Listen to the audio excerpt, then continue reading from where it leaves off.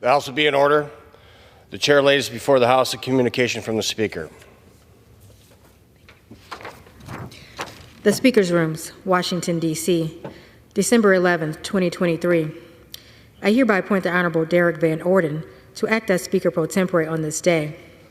Signed, Mike Johnson, Speaker of the House of Representatives. Pursuant to the order of the House of January 9th, 2023, the chair will now recognize members from the list submitted by the majority and minority leaders for morning hour debate. The chair will alternate recognition between the parties with the time equally allocated between the parties, and each member other than the majority and minority leaders and the House Minority Whip limited to 5 minutes, but in no event shall debate continue beyond 1:50 p.m. The chair recognizes the gentleman from Pennsylvania, Mr. Joyce, for 5 minutes. Thank you, Mr. Speaker. Mr. Speaker, in 2022, we saw the highest number of opioid overdose deaths in our nation's history. These deaths are the result of soft on-crime policies from the Biden administration that have failed to enforce strict penalties on the traffickers who continue to deal in fentanyl-laced drugs. 1 year ago, I received an email from Ray Cullen, a resident of Franklin County, Pennsylvania. Ray, along with his wife Deb, had raised their children in Pennsylvania's 13th Congressional District.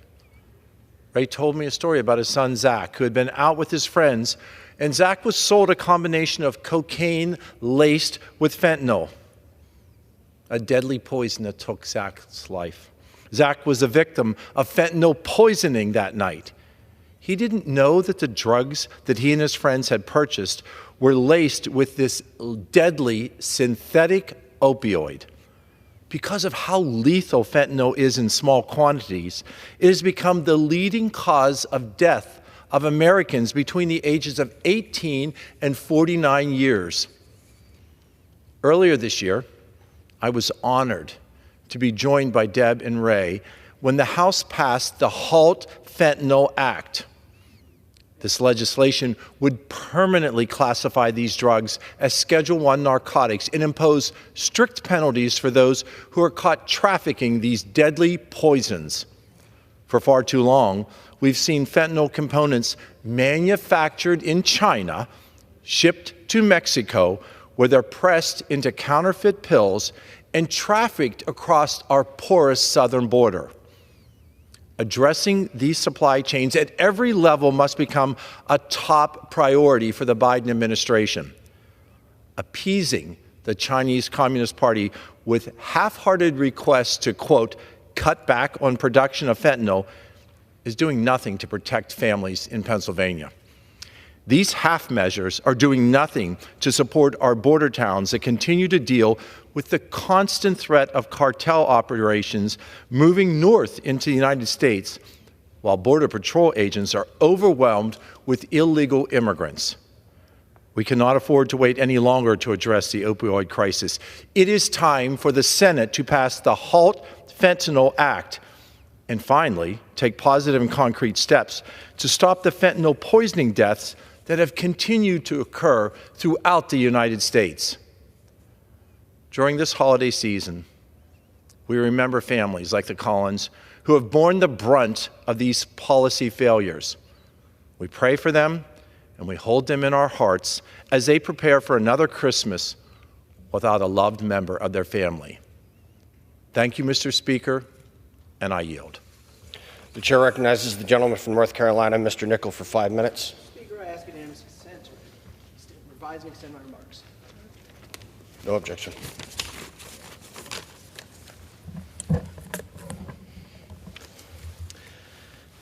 Mr. Speaker, Harry Truman famously labeled the 80th United States Congress the Do-Nothing Congress. Back then, Republicans controlled the House and Senate for the first time in a while Truman was in the White House. Congress opposed all of Truman's Fair Deal bills, but still saw some work on both the Truman Plan and the Marshall Plan.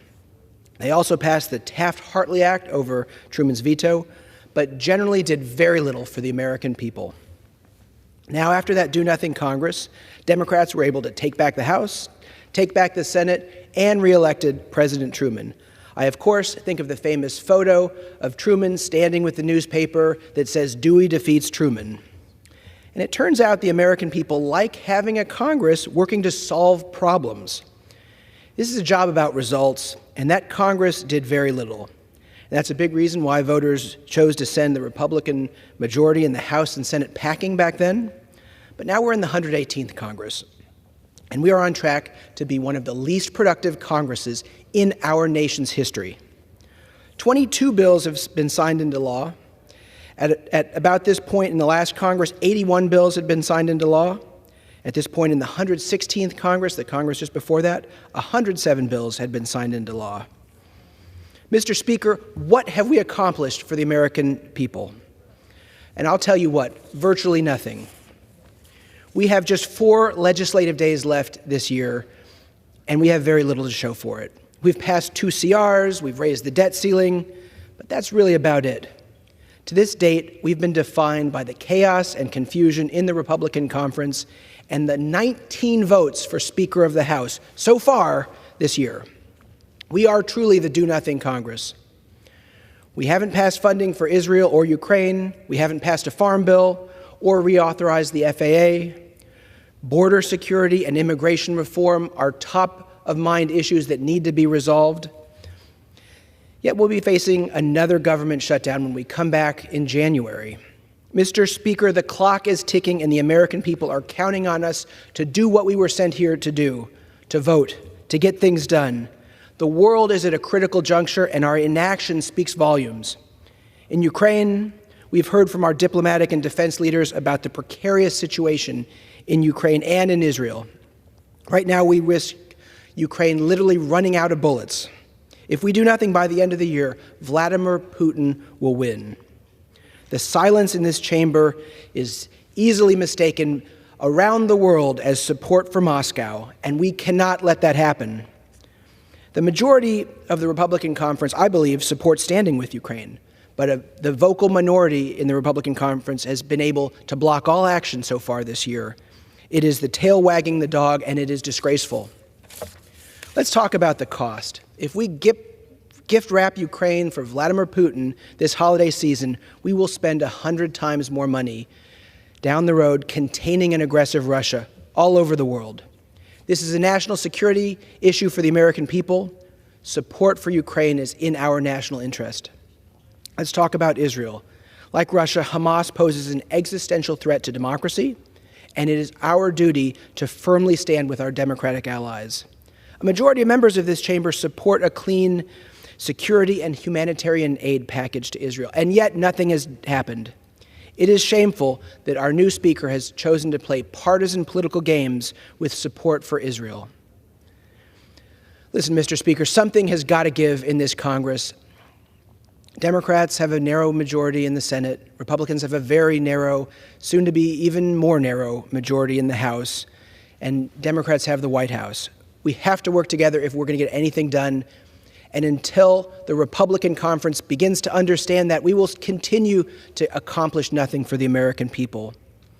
Listen, I believe we can work together. I believe we can pass a bill to support Israel and Ukraine and strengthen our southern border, pass immigration reform, but only if we do it together. That's the challenge we have, Mr. Speaker. There is still time to act. There is still time to vote. There is still time to come back next week to pass support for Israel and Ukraine. We need to do it. We need to get things done. We do not want to be defined as the do-nothing Congress. I'm here to get to work, and I encourage all of my colleagues to join me, reaching across the aisle, working together to get these things done. I yield back. The chair recognizes the gentleman from Tennessee, Mr. Costa, for 5 minutes. Thank you, Mr. Speaker.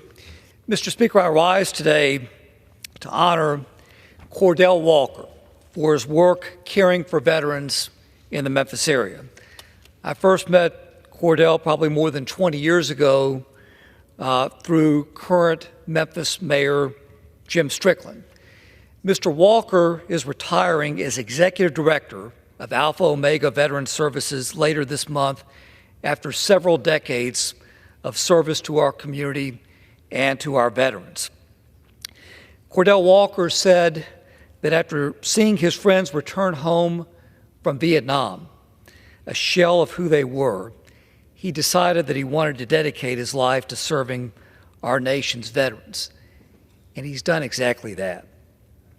This past Veterans Day, just a month or so ago, Cordell Walker was honored in a ceremony to open the new Cordell Walker Veterans Service Center in Memphis. I think we probably all believe that answering the call to service in the United States military is about the most admirable thing that a person can do. Cordell Walker recognized that our veterans sacrifice so much for all of our freedom and that they deserve the best care after they retire from our military. I want to thank Cordell Walker for his service caring for veterans in the Memphis area and throughout West Tennessee. I'm really proud to know Cordell, and I congratulate Cordell Walker on a job well done. Roberta and I wish you the best in your future endeavors. Mr. Speaker, I rise today to pay tribute to a good friend, Justin Hunter, who left us way too soon on September the 16th of this year, 2023. Originally from the Boot Heel of Missouri, just north of my district in West Tennessee, Justin Hunter had a big impact in West Tennessee. He served our community many years ago, working for former Congressman Ed Bryant. And it was in West Tennessee that Justin met his wife, Caroline. Together, they attended law school at the University of Memphis. Later, while working for Encompass Health, Justin put his experience to work helping improve access to rehabilitation hospital care. Justin Hunter was a really strong and passionate advocate for rehabilitation hospitals. Justin used his understanding of the laws governing Medicare program to help improve the quality of health care available to Americans across our nation. I know I just used the word passion, but Justin was very passionate about everything he did and believed in. If he was in 100% on everything. Justin Hunter will be remembered not only to his dedication to health care and to the law, but also as an avid hunter, as a barbecue master, and for his tremendous devotion for his family. For both Roberta and me, our thoughts are with Justin's wife, Caroline, and with their two daughters, Helena and Vivian.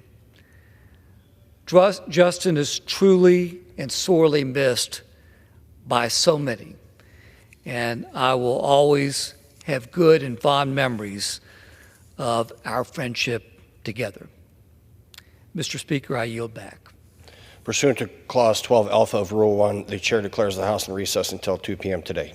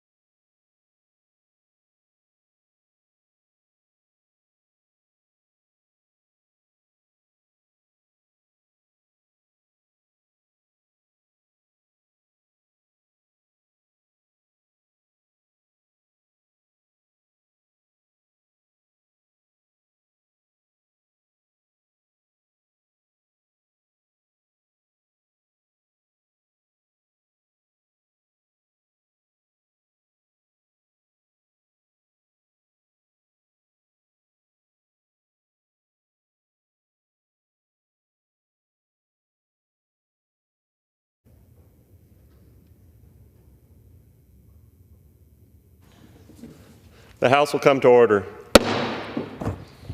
The prayer will be offered by the guest chaplain, Rear Admiral Gregory Todd, Chief of Chaplains, United States Navy, Washington, D.C. Lord be with you. Let us pray. Eternal Father, ruler of wind and wave, you establish the heavens and order all of creation. Behold, your humble people, seeking only to serve and not to be served. Grant all who labor in this house a heart of humble service. Lord, in your wisdom, you led the predecessor to this Congress, the Continental Congress of 1775, out of concern for the souls of sailors serving in the Continental Navy, to mandate that divine services be held on all Navy ships, thus giving rise 248 years ago to the Navy Chaplain Corps. Inspired by the insight of our forebears, we seek your divine hand to raise up more religious ministry professionals to serve as United States Navy chaplains. In our day, Lord, grant us an increase of Navy chaplains to care for the souls of sailors, Marines, Coast Guardsmen, and their families as they navigate the daily challenges of military service. Lord, empower our nation to send Navy chaplains to care for its greatest treasure, our sons and daughters. Into your divine hands, we commit our prayer, trusting in your divine mercy. Amen. The chair has examined the journal of the last day's proceedings and announces to the House the approval thereof. Pursuant to Clause 1 of Rule 1, the journal stands approved. The Pledge of Allegiance will be led by the gentleman from Texas, Mr. Moran. Fellow President of the House Chamber, please rise. Say the pledge.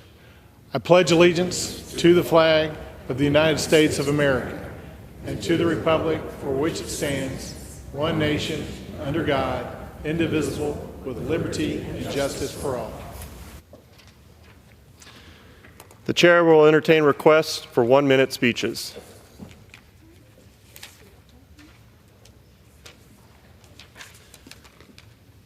Seeing none, pursuant to Clause 8 of Rule 20, the chair will postpone further proceedings today on motions to suspend the rules on which the yeas and nays are ordered.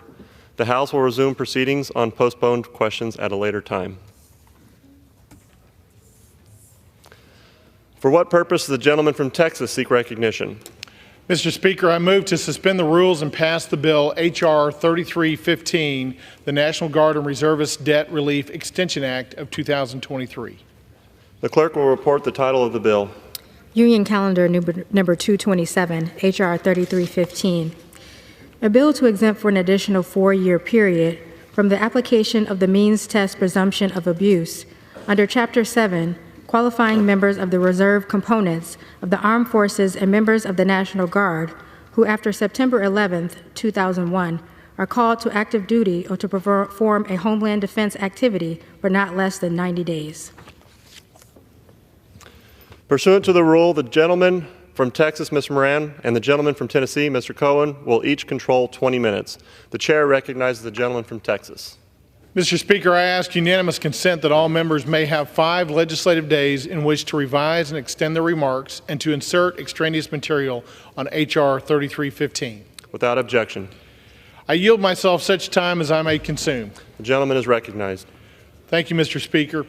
I rise in support of H.R. 3315, the National Guard and Reservist Debt Relief Extension Act of 2023. The bill before us today is an important piece of legislation.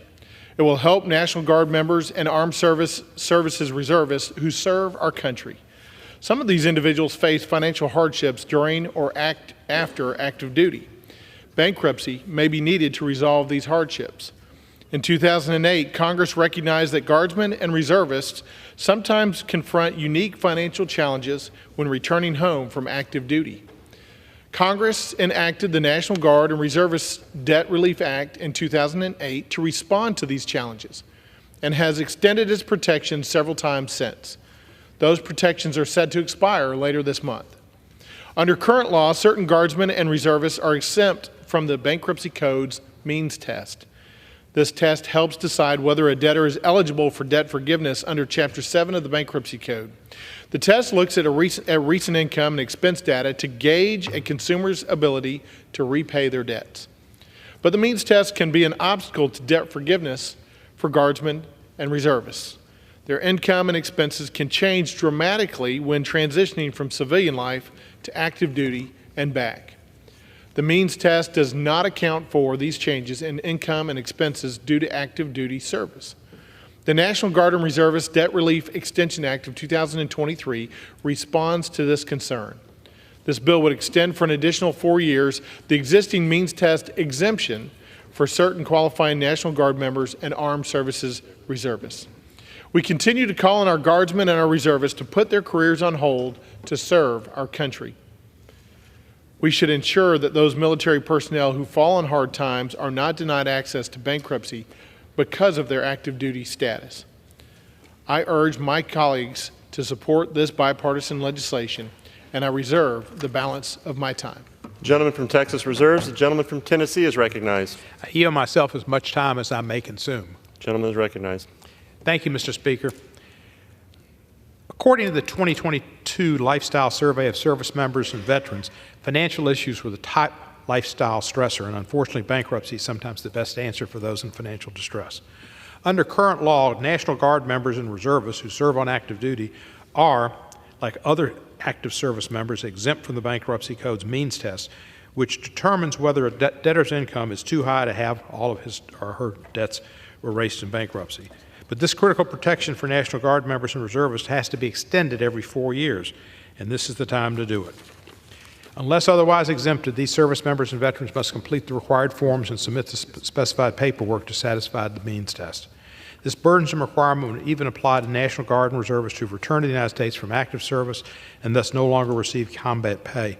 Under this means test, such service members must calculate his or her income based on the average monthly income that he or she received during the 6-month period preceding the filing date of the bankruptcy case, rather than the debtor's actual income, which may be less because of the debtor's non-combat status.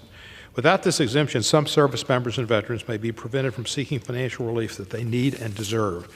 We should not deny the reservists and the National Guard these benefits. This extension is of immediate concern. The bill is extended every 4 years with temporary reauthorizations exempting certain qualifying reserve component members of the Armed Service and National Guards from this means test. I'm proud to have led this effort to exempt the National Guard and reservists from the means test in 2008 and extensions to this successful program in 2015 and 2019. If we do not act today, this critical protection for National Guard members and reservists will expire in a matter of weeks. I hope we can act on a bipartisan basis, which I know we are, and we've always done that, extend the authority. I'd like to thank my co-sponsors, Representative Ben Klein, Madeline Dean, and Tim Burchett, not Burchett, but Burchett, and leaders of the companion effort in the Senate, Senators Durbin and Graham. This is truly a bipartisan, bicameral effort. I'd like to thank the Chairman, Jordan, who moved this bill through the Judiciary Committee and advocated for its quick consideration on the floor. I encourage all my colleagues to support the bill. And this, sometimes people think we don't work together. For the military, we do work together. So I'm proud to have this, and I reserve the balance of my time. Gentleman reserves. Gentleman from Texas is recognized. I'd like to let the gentleman from Tennessee know that we have no further speakers, and I'm prepared to close. The gentleman reserves. I would close and look forward to your remarks. Thanks. The gentleman from Texas is recognized. And no voice, no vote. No vote. Just a voice vote. Mr. Speaker, again, as part of my closing, I just want to reemphasize what Mr. Cohen from Tennessee said. This is a bipartisan effort, a bicameral effort to protect our guardsmen and our reservists as they're returning back after having served in active duty.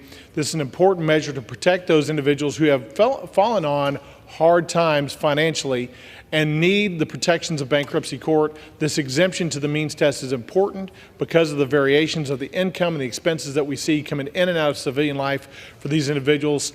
As a result of the efforts of both the the Democrats and the Republicans in the House and the Senate, I would urge my colleagues to support this resolution, and I yield back the balance of my time. The gentleman from Texas yields. The gentleman from Tennessee is recognized. I think I yielded already, but I'll yield gentleman again. has yielded. All right, the question is, will the House suspend the rules and pass the bill H.R. 3315? Those in favor say aye. Those opposed say no. In the opinion of the chair, 2/3 being in the affirmative, the rules are suspended and the bill is passed, and without objection, the motion to reconsider is laid upon the table.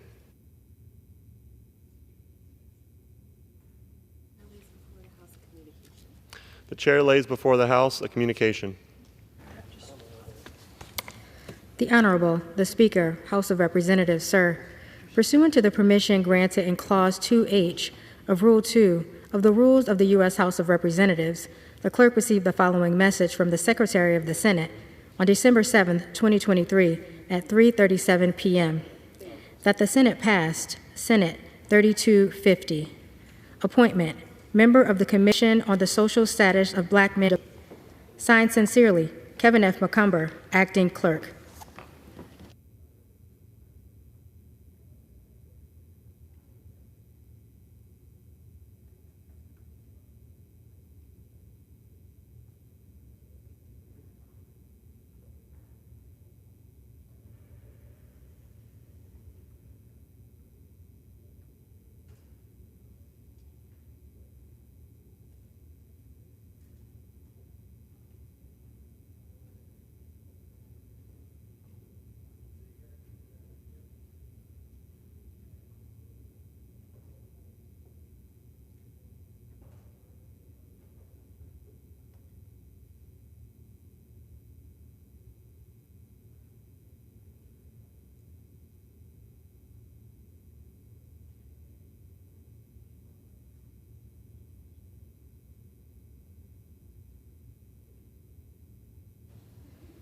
Do we know where he's at?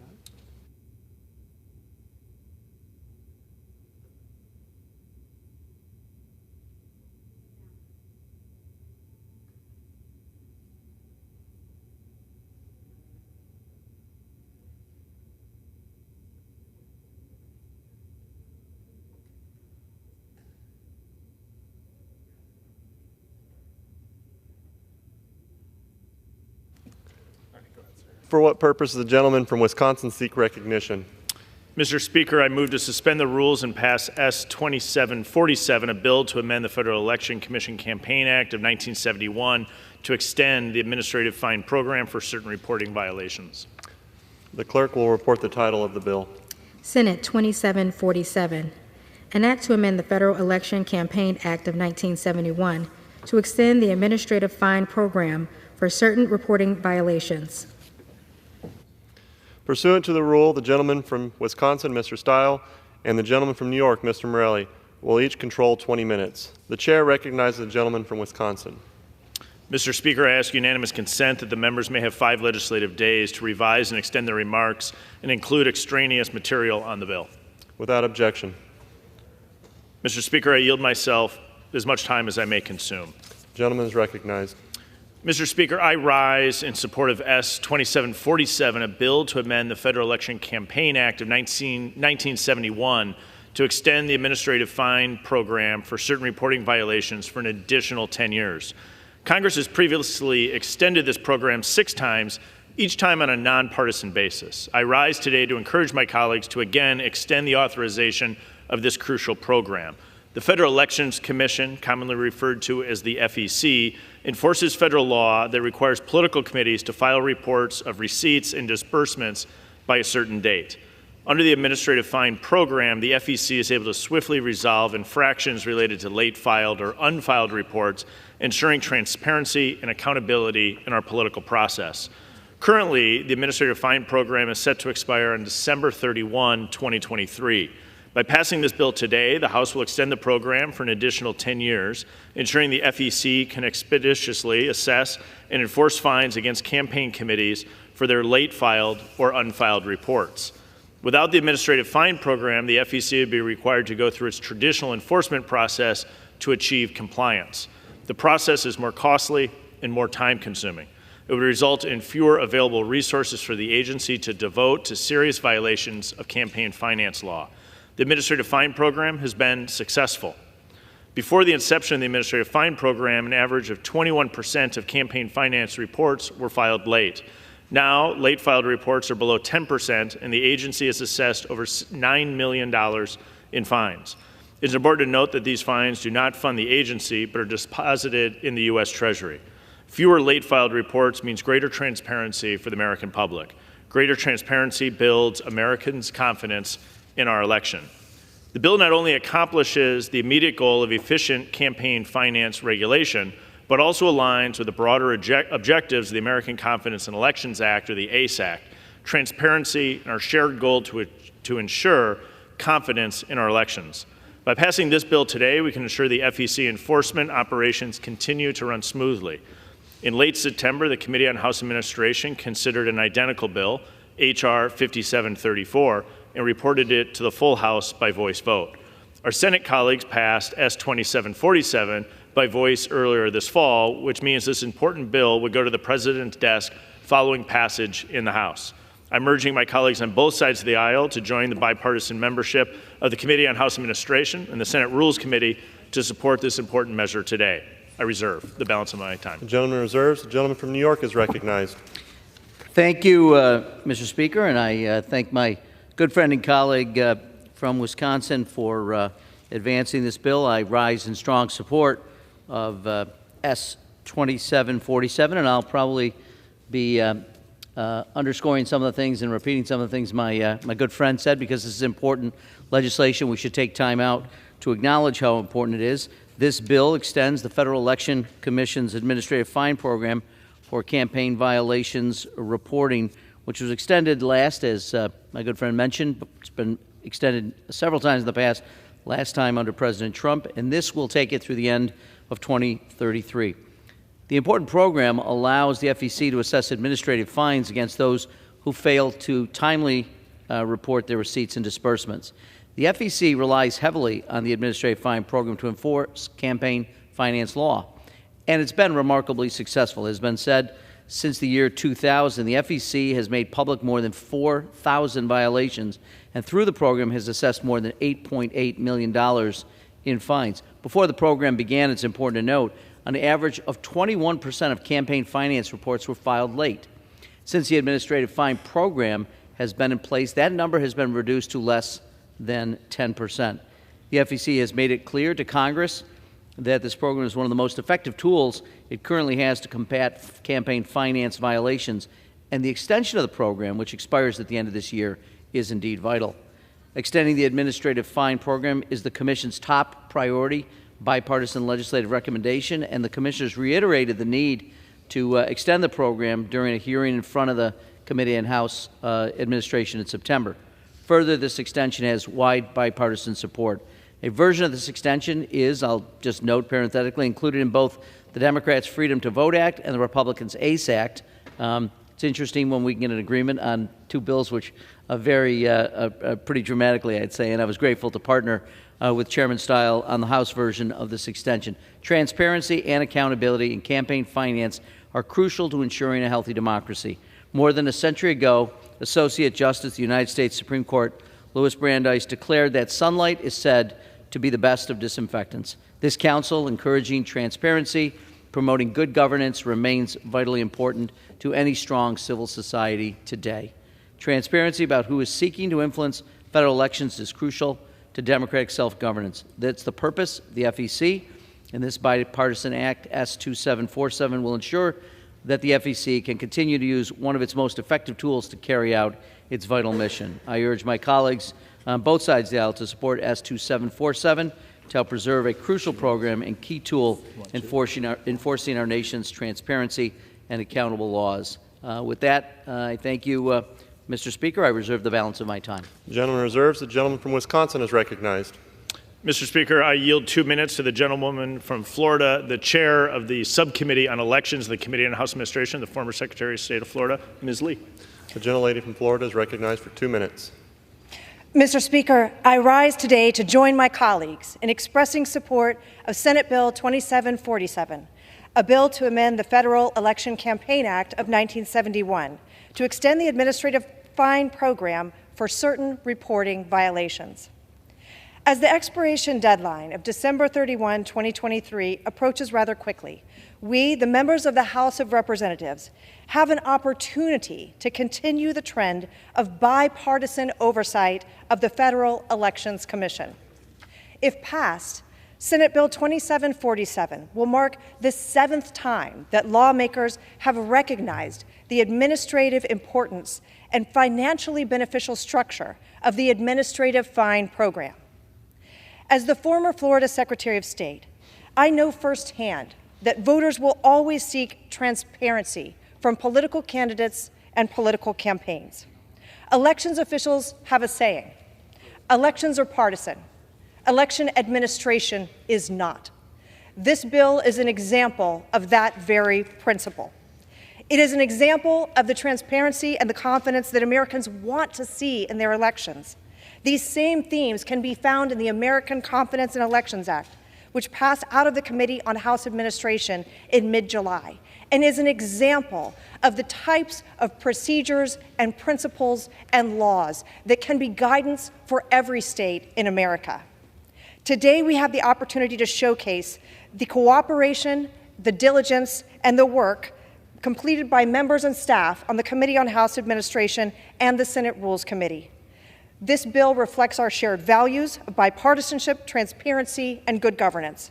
I urge my colleagues to support Senate Bill 2747 so the Federal Election Commission can continue to ensure confidence and transparency in our elections process. Thank you. I yield back. I reserve. The gentleman reserves. The gentleman from New York is recognized. I reserve, Mr. Speaker. The gentleman from New York reserves. The gentleman from Wisconsin is recognized. I yield myself 1 minute. I want to thank my colleague, the ranking member on the subcommittee. Apologize, Mr. Speaker. I'd like to thank my colleague, the ranking member, Mr. Morelli, on the Committee on House Administration for his work in this regard. It is noted by my colleague, sometimes we disagree on elections administration. We've had those debates in our committee. But this piece of legislation is a true nonpartisan opportunity for us to come together to provide more transparency for the American people, in particular, to make sure that this important program continues in place at the Federal Elections Commission. I reserve the balance of my time. The gentleman reserves. The gentleman from New York is recognized. I reserve, Mr. Speaker. The gentleman from New York reserves. The gentleman from Wisconsin is recognized. Is the gentleman prepared to close? Yes, sir. I'll reserve. Gentleman from Wisconsin reserves. Gentleman from New York Yes, is thank you, Mr. recognized. Speaker. I'm grateful for the opportunity to be here with my colleagues. And, you know, it's interesting to me as I went home over the weekend. It was a number of public events. And one of the things people are concerned about in Congress when they watch us is that we often seem to have the inability to agree on anything. Well, I remind people that's not always true. There are things that we do agree on. There are things that are important to this government and important to our democracy. I think this is a great example of people coming together on both sides to support an important tool that can be used to ensure our elections have confidence of the American people and make sure that candidates who seek office, that they provide the kind of information necessary for transparency and accountability, as my good friend from Wisconsin has said. So again, let me thank the chairman and the members of the committee. It's a privilege to be here, and again, encourage all colleagues to support this piece of legislation. With that, I yield back. The gentleman from New York yields. The gentleman from Wisconsin is recognized. Thank you, Mr. Chair. I'd again like to thank my colleagues for speaking in support of this important measure. By passing the bill today, we can ensure FEC enforcement operations continue to run smoothly. I'm urging my colleagues on both sides of the aisle to join in supporting this measure. Mr. Speaker, I yield back. Gentleman yields back. The question is, will the House suspend the rules and pass Senate 2747? Those in favor say aye. Aye. Those opposed, no. In the opinion of the chair, 2/3 being in the affirmative, the rules are suspended and the bill is passed. Without objection, the motion to reconsider is laid upon the table.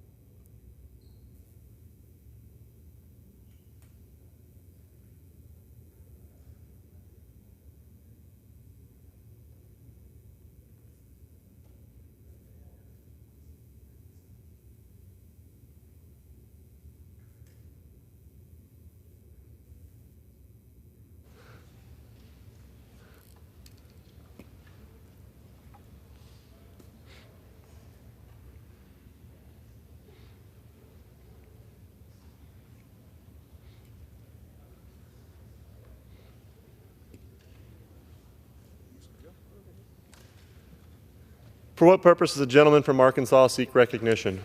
Mr. Speaker, I move to suspend the rules and pass the bill H.R. 2839. The clerk will report the title of the bill. Union Calendar Number 243, H.R. 2839.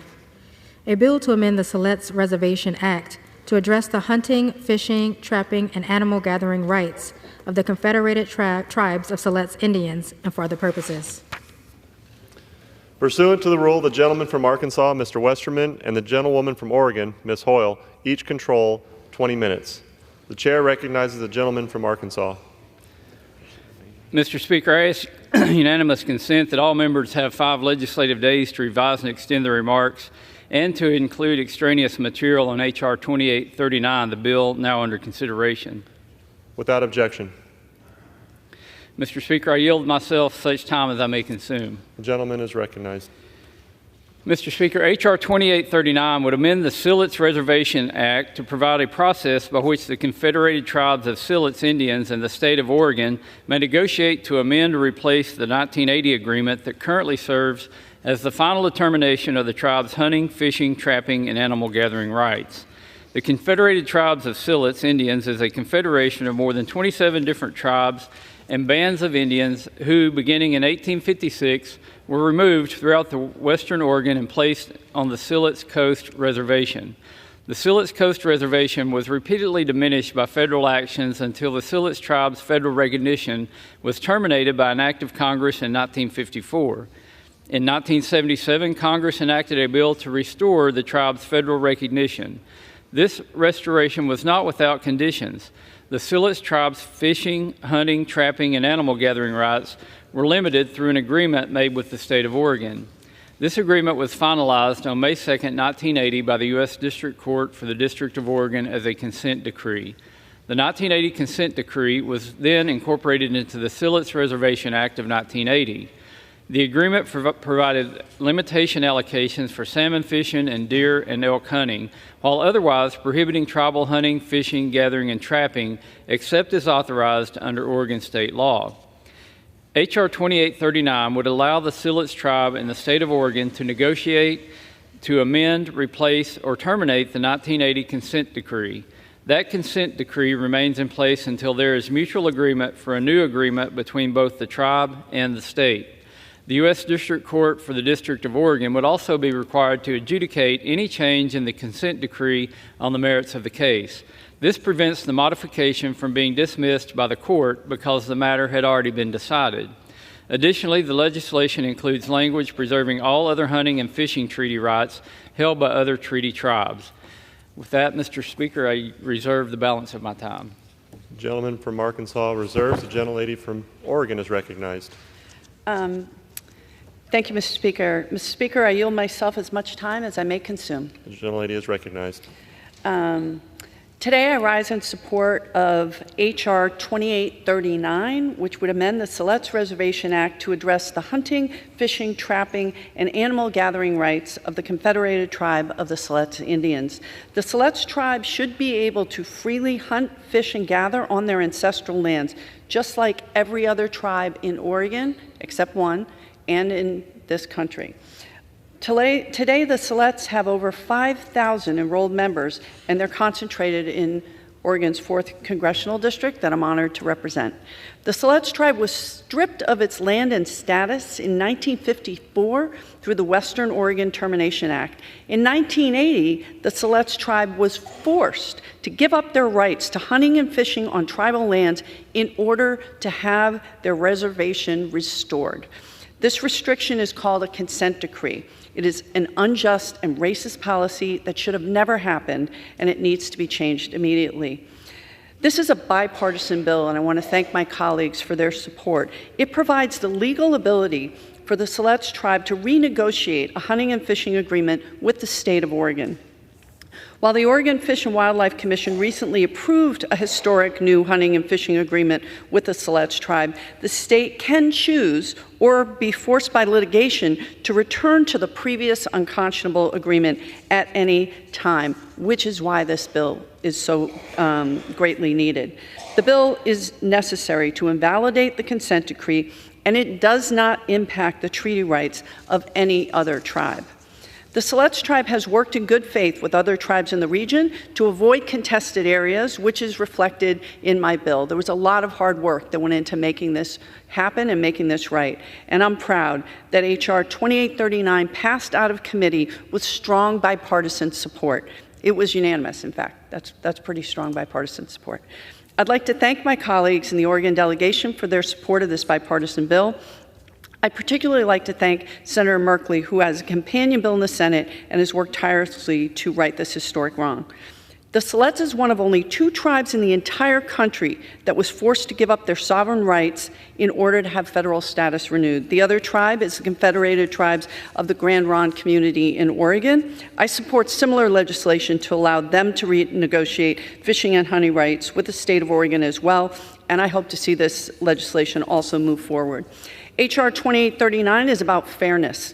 Siletz members should be able to hunt, fish, trap, and gather on their ancestral lands like they've traditionally done. They should be treated as other tribes are. I urge my colleagues to vote yes on this important legislation, and I reserve the balance of my time.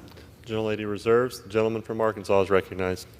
Mr. Speaker, I have no further requests for time, and I'm prepared to close, and I reserve. The gentleman reserves. The gentlelady is recognized. Urge support and for this bill, and I yield back.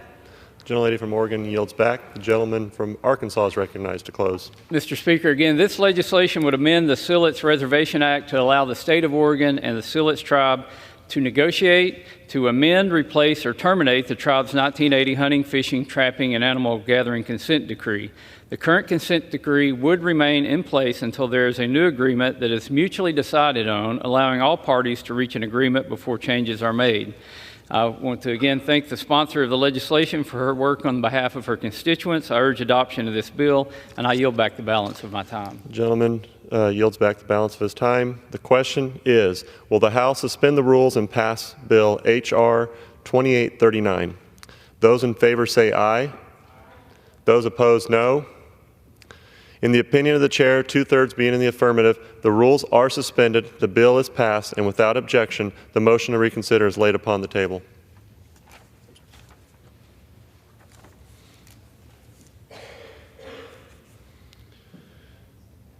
For what purposes does the gentleman from Arkansas seek recognition? Mr. Speaker, I move to suspend the rules and pass the bill S-788. The clerk will report the title of the bill. Senate 788, an act to amend the Permanent Electronic Duck Stamp Act of 2013 to allow states to issue fully electronic stamps under that act and for other purposes. Pursuant to the rule, the gentleman from Arkansas, Mr. Westerman, and the gentlewoman from Oregon, Ms. Hoyle, each control 20 minutes. The chair recognizes the gentleman from Arkansas. Mr. Speaker, I ask unanimous consent that all members have 5 legislative days to revise and extend their remarks and to include extraneous material on S-788, the bill now under consideration. Without objection. I yield myself such time as I may consume. The gentleman is recognized. Mr. Speaker, I rise in support of Senate Bill 788, sponsored by my friend and fellow Razorback, Senator John Boozman from Arkansas. This bill makes common sense improvements to wildlife regulations by modernizing how waterfowl hunters across the country can purchase a federal duck stamp. I'd also like to commend the gentleman from Louisiana, Mr. Graves, who had a companion bill in the House that went through our committee. The duck stamp was first created when President Franklin Delano Roosevelt signed the Migratory Bird Hunting Stamp Act into law in 1934. The law required waterfowl and other migratory bird hunters aged 16 and over to purchase and possess a valid duck stamp prior to taking migratory waterfowl. Current law requires hunters to physically possess a signed duck stamp while hunting for any migratory waterfowl. Even in states where electronic licensing is used, a signed physical duck stamp is required. And Mr. Speaker, on my mobile phone, I have the Arkansas Game and Fish Commission hunting app, and right here front and center I've got my federal duck stamp electronically, but technically I would be breaking the law if a game warden approached me when I was hunting, and this is all that I had. I still have to carry my my little duck stamps in my pocket that are signed both the state and federal duck stamp, and this bill would modernize that program so that these electronic duck stamps would suffice if you were approached by a game warden. Senate Bill 788 modernizes the program also by removing the 45-day requirement to have a physical duck stamp and allows states the option to sell electronic duck stamps for the entirety of the hunting season. Under this bill, purchasers would still receive the physical stamp at the end of their state waterfowl hunting season, therefore preserving the long legacy of the federal duck stamp for generations to come. This is a good governance approach that will continue the unmatched American tradition of wildlife conservation through sportsman participation. I again want to thank Congressman Garrett Graves of Louisiana for his tireless work on this issue. He sponsored the House companion to S88, and after today, this legislation is one step closer to becoming law. I urge my colleagues to support the legislation, and I reserve the balance of my time. The gentleman from Arkansas reserves. The gentlelady from Oregon is recognized. Mr. Speaker, I yield myself as much time as I may consume. The gentlelady is recognized. Thank you, Mr. Speaker. The duck stamp, or Federal Migratory Bird Hunting and Conservation Stamp, is the only federal conservation revenue stamp. This means 98% of the sale price is used to purchase conservation easements and to acquire wetland habitats for the National Wildlife Refuge System. The duck stamp also provides an opportunity to showcase wildlife art, with the Fish and Wildlife Service hosting an art competition each year and the winning piece selected for next year's design. Sportsmen and women, artists and conservationists purchase duck stamps as a collectible to cover entry fees to any National Wildlife Refuge System unit as a hunting license or as a donation to conservation.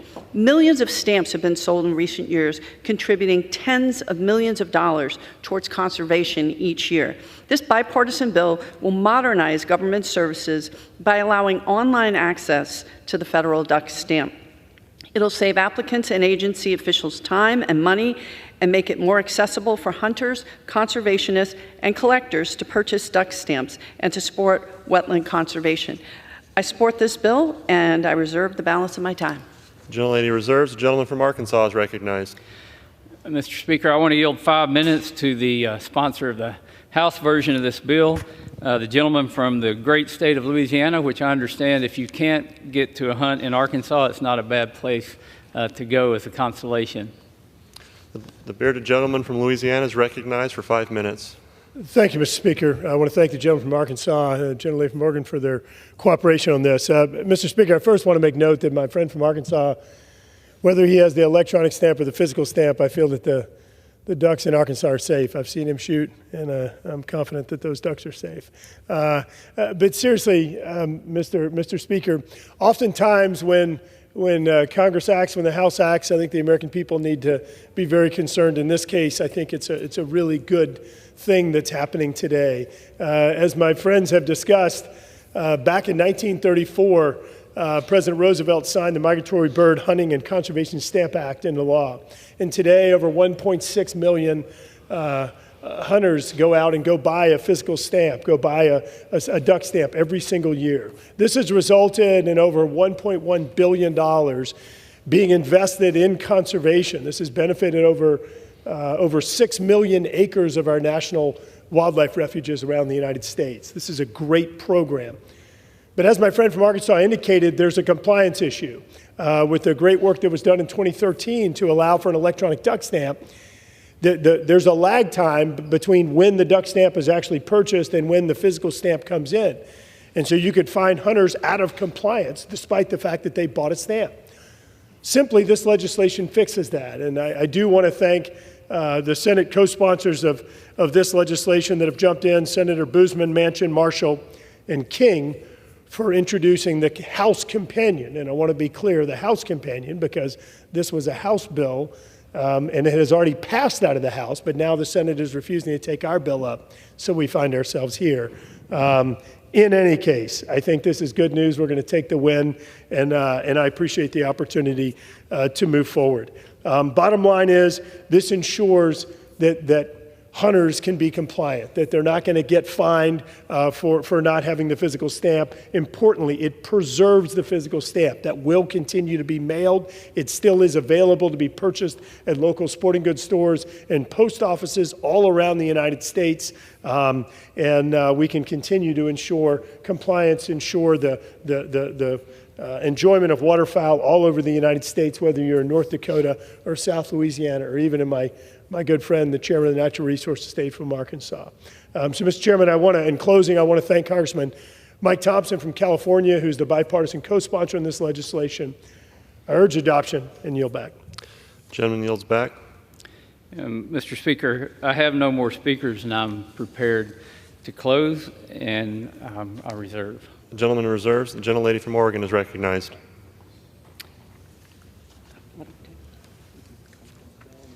Okay. I would like to thank my colleagues, the gentlemen from Arkansas and Louisiana, who represent great states to go hunting in if you can't make it all the way out to Oregon. And I welcome you all there. This is a good bill, should pass, and I urge my colleagues to support this legislation. I hope it can be unanimous, and I yield back the balance of my time. The gentlelady yields. The gentleman from Arkansas is recognized. Thank you, Mr. Speaker, and I want to make clear that the gentleman from Louisiana, although he looks like a duck commander, he is not actually a duck commander, but he does enjoy the outdoors. The North American model of wildlife conservation, which is based on a user-pay system through the purchase of items like the federal duck stamp, is the envy of the world. In total, fees paid by the sportsman's community contribute over $1 billion in revenue annually that goes toward wildlife conservation, which is truly a remarkable achievement. Senate Bill 788 is a common sense bipartisan bill that underpins the North American model by giving hunters certainty in modernizing the federal duck stamp process. I urge my colleagues to support this bill, and I yield back the balance of my time. The gentleman yields back. The question is, will the House suspend the rules and pass Senate Bill 788? Those in favor say aye. Aye. Those opposed, no. In the opinion of the chair, 2/3 being in the affirmative. For what purpose, gentlemen, seek recognition? Request the yeas and the nays. The yeas and nays are requested. All those in favor taking this vote by the yeas and nays will rise and remain standing until counted. A sufficient number having risen, the yeas and nays are ordered. Pursuant to Clause 8 of Rule 20, further proceedings on this question will be postponed.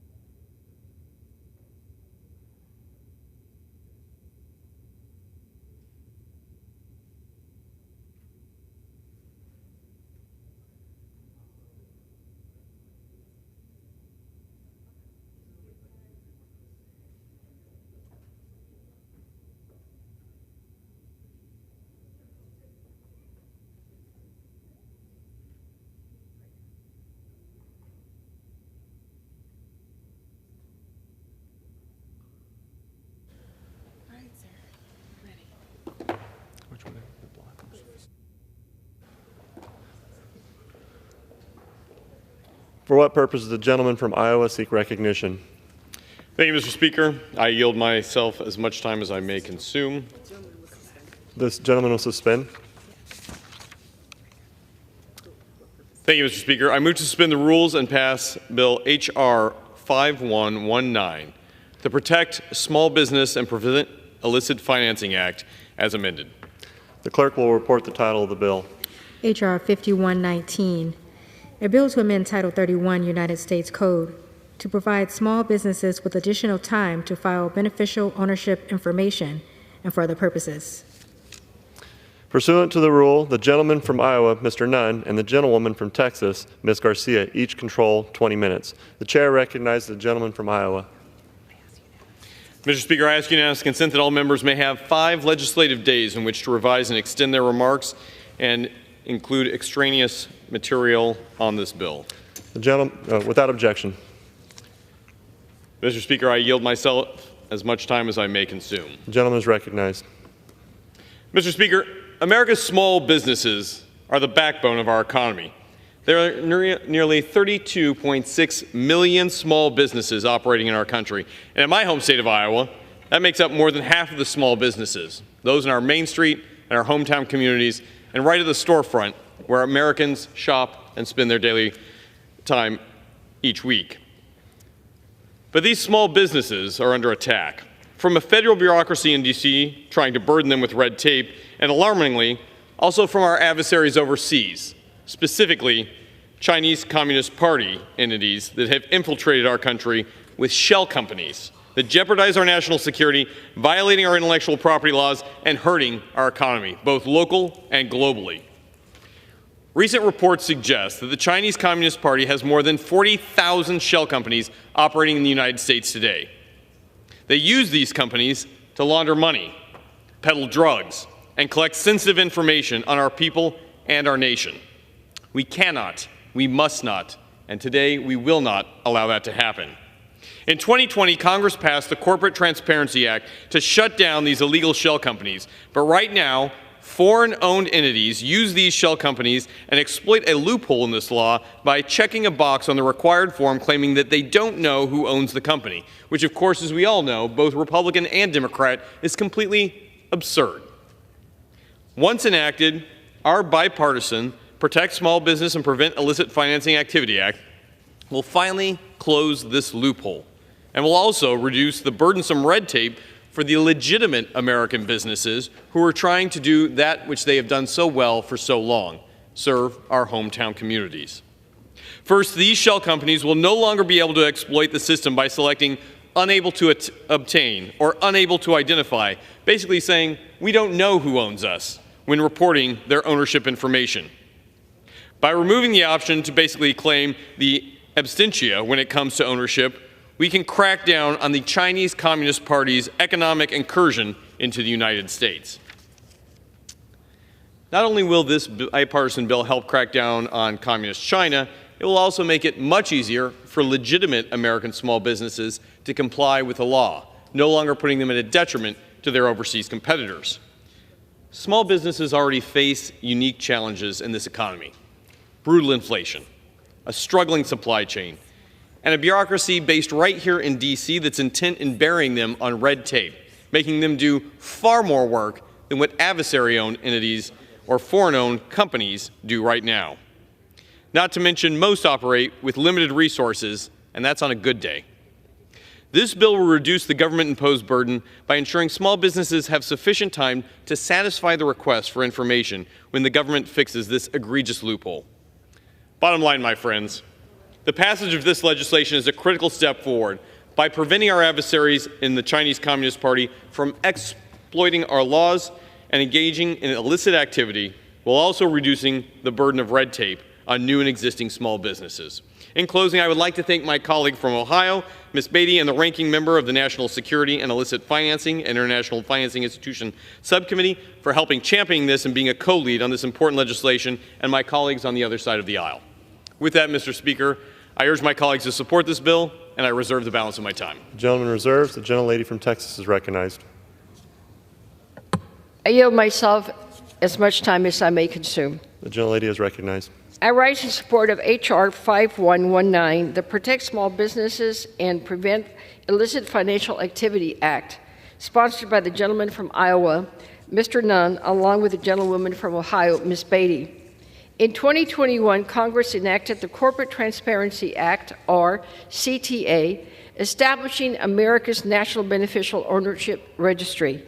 This registry will start collecting information from applicable businesses and their beneficial owners on January the 1st, 2024, and will crack down on the anonymous shell companies used by terrorists, drug cartels, and other financial criminals. The collection of information on beneficial owners of certain corporations, limited liability companies, and other entities registered in the United States will help protect our financial system from illicit use by making it even more difficult for bad actors to disguise their financial activities through entities with complex ownership structures. This bill will offer reporting businesses additional time to file their CTA information, pushing back a handful of deadlines in the September 2022 final rule on this issue. Additional time, especially for small, newly formed businesses, would improve the accuracy of the registry and streamline our law enforcement efforts. I am pleased to support this bill that will assist with the development of America's sorely needed beneficial ownership registry. Mr. Speaker, at least 30 countries already have some kind of central beneficial ownership registry to improve transparency. It is about time we start our own program, but we need to do it right and do it the right way and give small businesses ample time to file their information accurately. I urge my colleagues to support this bill, and I reserve the balance of my time. The gentlelady reserves. The gentleman from Iowa is recognized. Thank you, Mr. Speaker. I would just inquire if my friend, the gentlewoman from Texas, has any additional speakers or whether she is prepared to close. Yeah, we're prepared to close. No additional speakers. Mr. Speaker, I reserve. The gentleman reserves. The gentlelady from Texas is recognized. Mr. Speaker, I have no further speakers, and I'm prepared to close. The gentleman from Iowa has no further speakers, which he said he doesn't. So I will yield the balance of my time to myself. The bill will improve the implementation of a registry that will provide much-needed transparency into business ownership and ultimately help deter bad actors from abusing our financial system. Providing our nation's small businesses with sufficient time to comply with a CTA will help FinCEN to develop an effective and meaningful registry. I again thank Representative Nunn and Ms. Beatty for championing this important issue and urge my colleagues to support this bill. I yield back the balance of my time. The gentlelady yields. The gentleman from Iowa is recognized. Thank you, Mr. Speaker. I yield myself as much time as I may consume. The gentleman is recognized. First, I want to say thank you to members on both sides of the aisle. The House Financial Services Committee has led strongly in making sure that the backbone of our economy, our small businesses, everyday Americans, and the economy of this country can remain stronger. With the passage of this bill, we not only fight for the Main Street of America, but we also ask that those who would do business in the United States be held to the same standard. As was highlighted by the gentlewoman from Texas, whether you're a terrorist entity, whether you're a laundering agency from overseas, whether you're the Chinese Communist Party, no longer will you be part of this myriad of 40,000 entities trying to operate with impunity in the United States.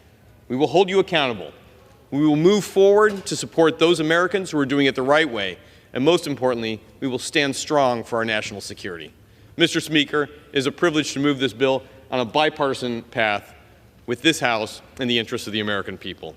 And so there, I would urge my colleagues to support this legislation, which I am proud to lead, and yield back the balance of my time. The gentleman yields back. The question is, will the House suspend the rules and pass Bill H.R. 5119 as amended? Those in favor say aye. Aye. Those opposed, no. In the opinion of the chair, 2/3 being in the affirmative, the rules are suspended. The bill is passed, and without objection, the motion to reconsider is laid on the table.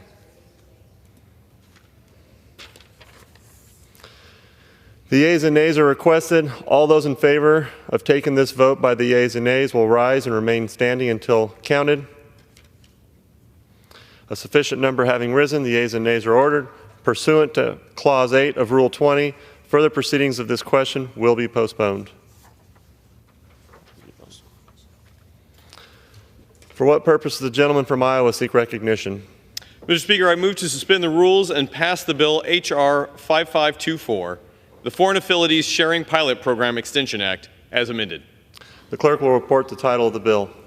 H.R. 5524, a bill to amend the start date of the pilot program on sharing with foreign branches, subsidiaries, and affiliates.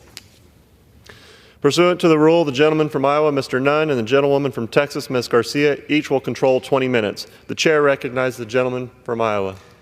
Thank you, Mr. Speaker. I ask unanimous consent that all members may have 5 legislative days in which to revise and extend their remarks and include extraneous materials on this bill. Without objection. Mr. Speaker, I yield myself as much time as I may consume. The gentleman is recognized. First established in the Anti-Money Laundering Act, the Foreign Affiliates Sharing Pilot Program allows financial institutions to share suspicious activity reports and related information with institutions' foreign branches, subsidiaries, and affiliates to help combat illicit financing risk. Sharing financial intelligence is the bedrock of thwarting terrorist financial activity and the movement of dangerous drugs like fentanyl across our southern border here in the United States.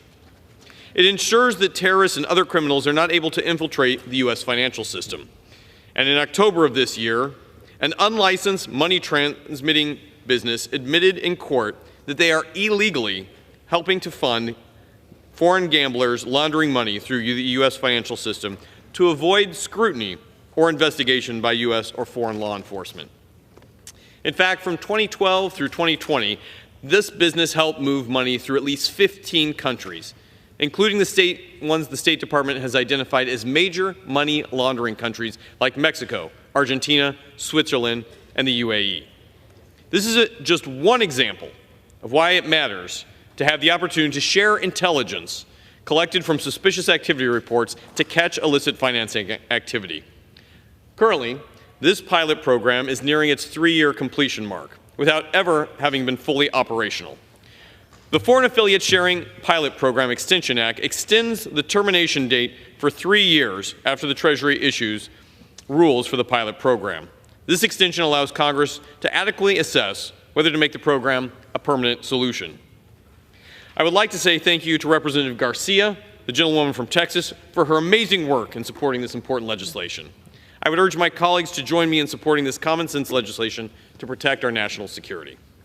Mr. Speaker, I would reserve the balance of my time. The gentleman reserves. The gentlelady from Texas is recognized.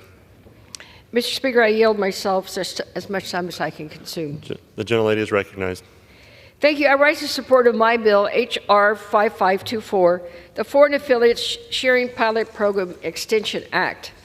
In January 2021, Congress successfully overrode Trump's veto to pass the National Defense Authorization Act, also known as NDAA, which is our nation's annual defense bill.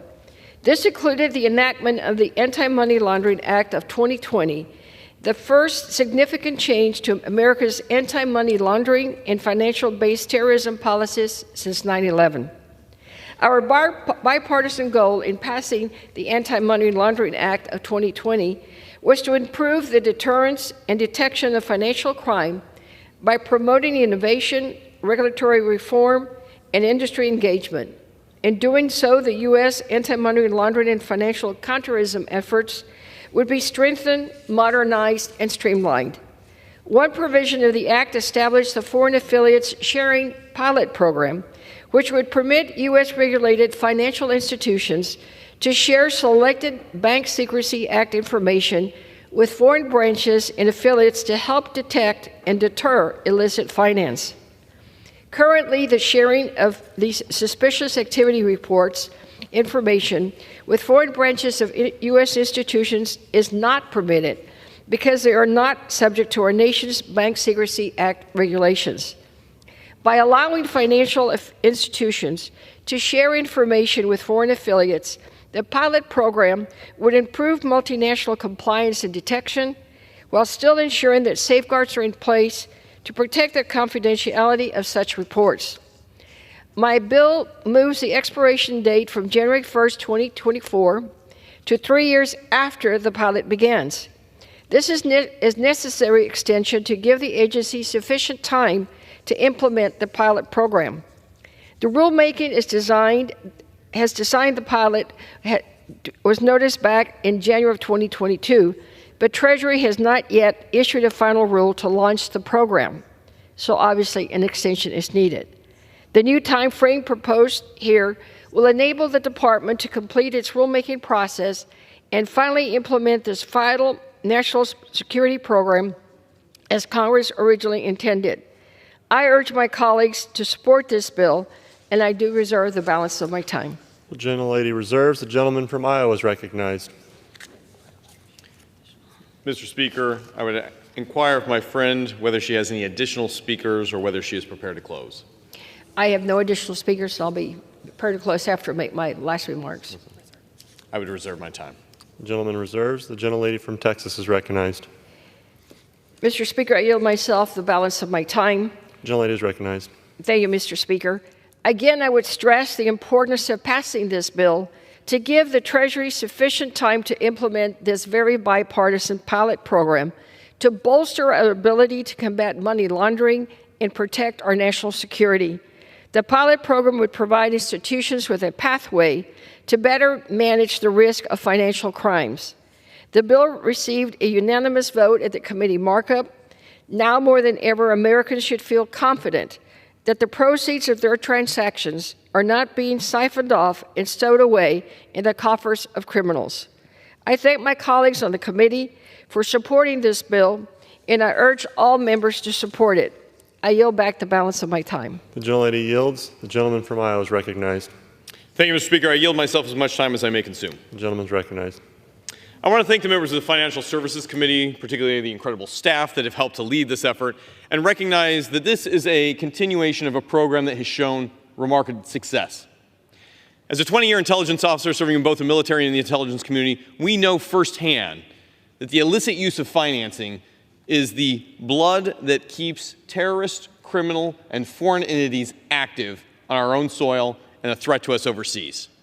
We must continue to march forward not only to hold them accountable, but to be able to work with our subsidiary and overseas partners to truly combat this threat on a global scale. The leadership shown on this committee, as well as within the subcommittee, are a direct measure to be able to empower our team, both in the administration, but particularly at our frontline levels, our banks and financial institutions, with the tools they need to be successful. And so with that, I would thank my colleague on the other side of the aisle and recognize that together, this is a bill that truly helps protect our national security. Mr. Speaker, I would urge my colleagues to support H.R. 5224 and yield back the remainder of my time. The gentleman yields back. The question is, will the House suspend the rules and pass Bill H.R. 5524 as amended? Those in favor say aye. Aye. Those opposed, no. In the opinion of the chair, 2/3 being in the affirmative, the rules are suspended, the bill is passed, and without objection, the motion to reconsider is laid on the table. Mr. Speaker, I ask for the ayes and nays. The yeas and nays are requested. All those in favor of taking this vote by the yeas and nays will rise and remain standing until counted. A sufficient number having risen, the yeas and nays are ordered. Pursuant to Clause 8 of Rule 20, further proceedings on this question will be postponed.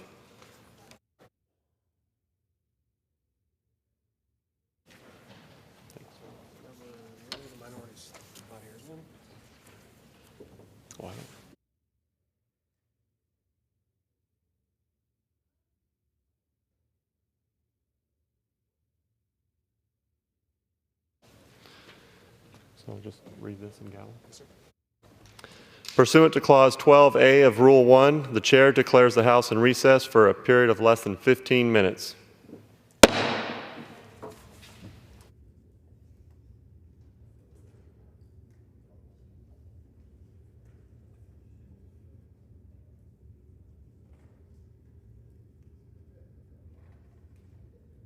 House will be in order.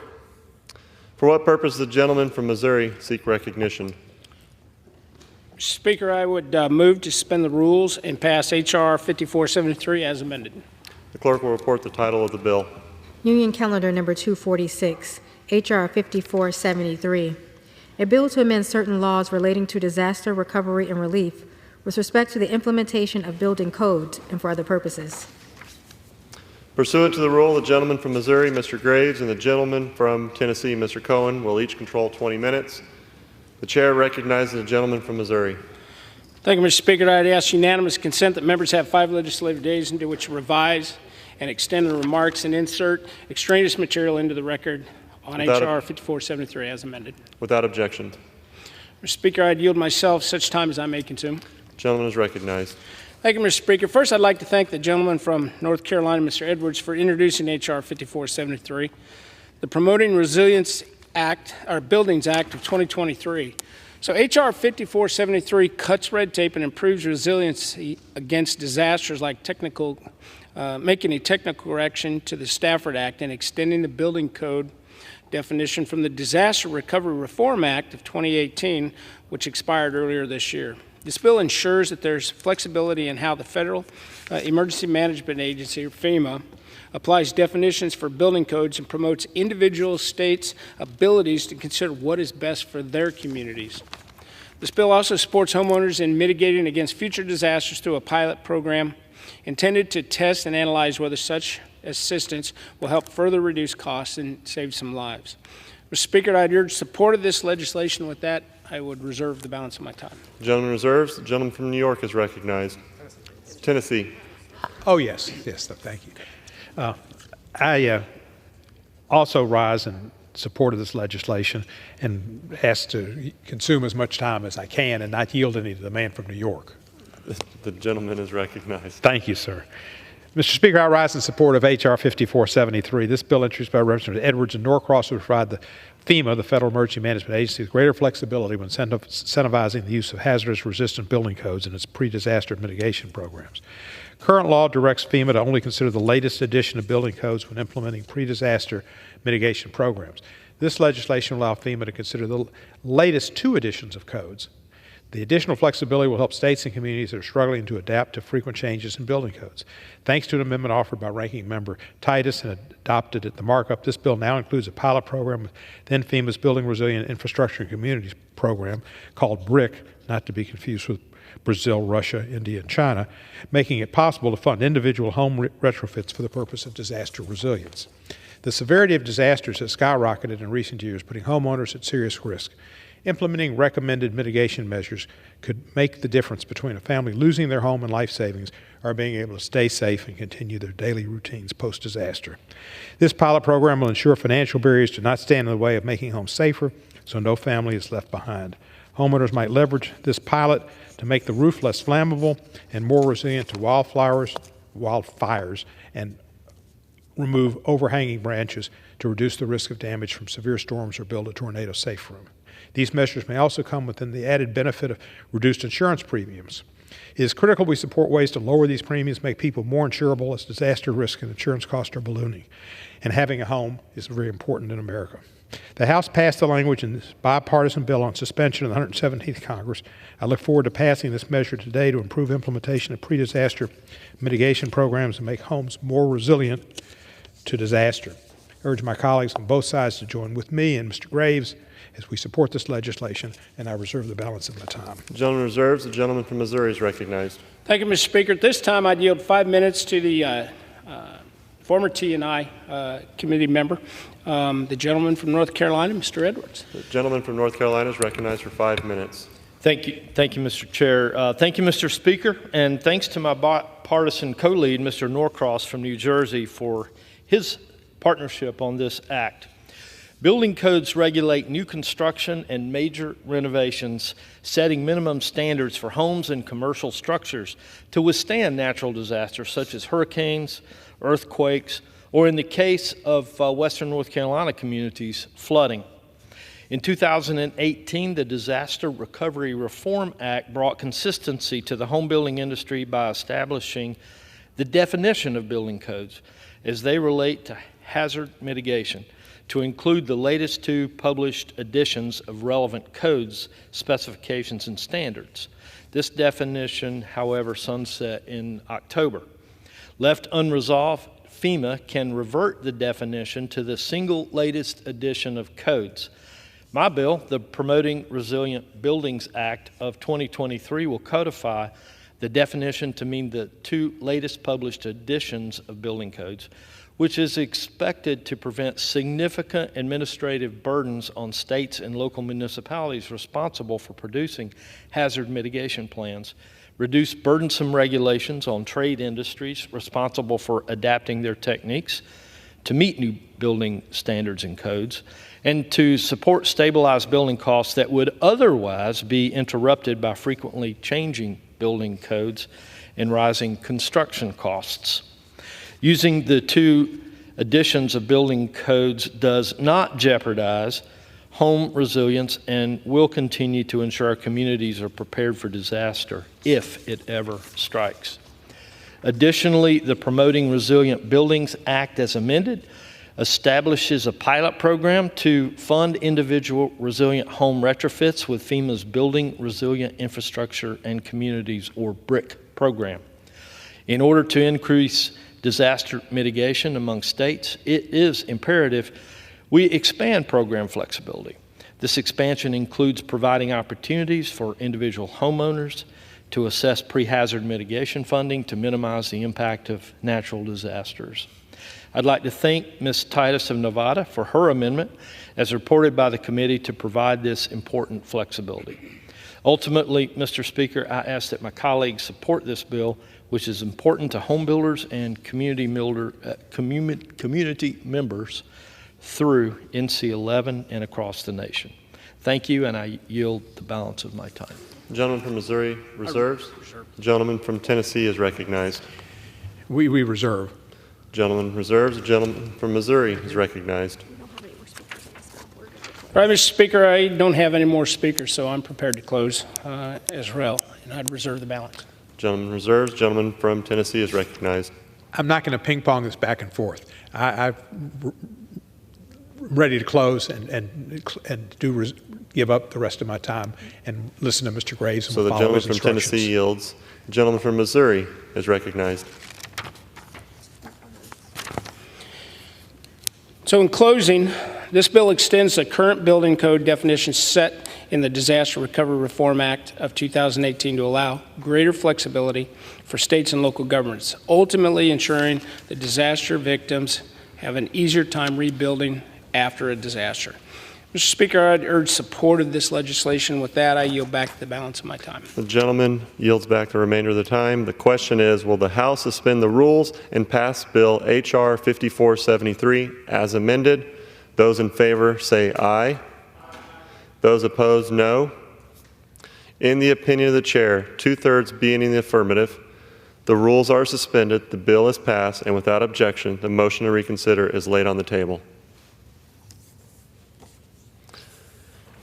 For what purpose does the gentleman from Missouri seek recognition? Mr. Speaker, I'd move to suspend the rules and pass H.R. 6503. The clerk will report the title of the bill. H.R. 6503, a bill to amend Title 49 United States Code to extend authorizations for the Airport Improvement Program, to amend the Internal Revenue Code of 1986, to extend the funding and expenditure authority of the Airport and Airway Trust Fund, and for other purposes. Pursuant to the rule, the gentleman from Missouri, Mr. Graves, and the gentleman from Tennessee, Mr. Cohen, each will control 20 minutes. The chair recognizes the gentleman from Missouri. Thank you, Mr. Speaker. At this time, I'd ask unanimous consent that all members have 5 legislative days in which to revise and extend their remarks and insert extraneous material into the record on H.R. 6503. Without objection. Thank you, Mr. Speaker. And with that, I yield myself such time as I may consume. The gentleman is recognized. H.R. 6503 extends the statutory authorities of the Federal Aviation Administration through March 8 of 2024. This bill also authorizes the continued collection of aviation excise taxes, which are user fees that are critical to ensuring the safe operation of our air traffic control system and for capital infrastructure projects at airports all over the country. The subsequent extension is necessary because the Senate has yet to finalize their FAA reauthorization bill. The House did its part to provide for a long-term reauthorization when we passed H.R. 3935 in an overwhelmingly bipartisan fashion on July 20th with more than 350 votes. And I commend my House colleagues for their commitment to reauthorizing the FAA on time and ahead of schedule. I remain committed to enacting a long-term comprehensive FAA bill that will as soon as possible, and I know that that goal is shared by our counterparts in the Senate. In the meantime, however, we have to keep the lights on at the FAA to ensure continued safe operation of the national airspace system. Failure to enact this legislation would result in the loss of revenue totaling $50 million per day from the Airport and Airway Trust Fund. In other words, not passing this bill would directly and immediately increase our national debt by more than $50 million a day and leave our aviation system less safe. I encourage all members to support this bill so that we can maintain safety in the national airspace system in the absence of a long-term reauthorization. I would urge support of this legislation, and with that, reserve the balance of my time. The gentleman reserves. The gentleman from Tennessee is recognized. Thank you, sir. I am standing in lieu of the ranking member, Mr. Larson, who can't be here. And he asked me to do this as I am the ranking member on the Aviation Subcommittee, of which this bill came out of. I was here earlier today on a veterans bill, and I mentioned that people sometimes don't think we work together. But military issues and veterans issues are the place House Democrats and Republicans come together. And we come together on transportation issues generally. And this time we most assuredly did. This was an overwhelmingly large majority passing this bill on the floor. And it was because of Chairman Graves' work and Ranking Member Larson and Mr. Graves of Louisiana. We've got a good bill. It protects the flying public. It takes care of consumers who have been left in the breach, either on the tarmac or left for hours with the plane not leaving or getting in late, giving them rights to get refunds and compensation and water and all those other things they'd like to have. It takes care of trying to see that our air traffic controllers have a larger group of people to choose from, opening it up to minorities that have been not really encouraged and or permitted so much into the air traffic control system, and we need more and more air traffic controllers. So this bill encourages more people to get involved in that. Because of the lack of air traffic controllers, we've got potential safety problems. We've had 9 or 10 or 11, I don't know exactly how many, near collisions because the air traffic controllers had too much work. Some of them were doing other things, and they just don't have enough folks. So for safety, we need to get this passed, as well as for consumers. And there's much else in the bill, but I'm not going to go ahead and go through these 8 wonderful pages that my staffers drawn up for me to read. I can just say it's a good bill. The Senate should get their work done and join with us in improving the public's safety in the air and their rights as consumers. And for people with disabilities, it gives them much opportunities too, and for airport construction. So I encourage everybody to vote aye and pass this bill. I reserve the remainder of my time. The gentleman reserves. The gentleman from Missouri is recognized. Thank you, Mr. Speaker. I appreciate the words from the gentleman from Tennessee.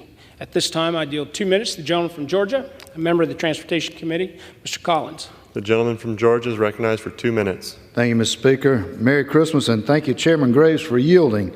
And thank you for your leadership this year as we've worked to address many challenging issues that are facing our aviation industry.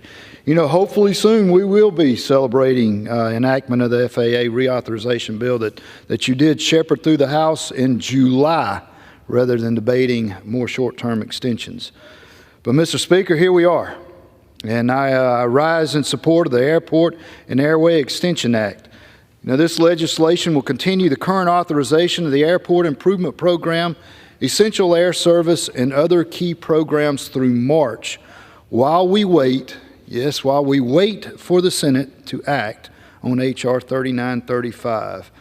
As we know, our nation's airports, including Hartsfield-Jackson, which serves my home state of Georgia, and which, by the way, is the busiest in the world, are constantly working to build new infrastructure in response to rising demand for passenger and cargo services.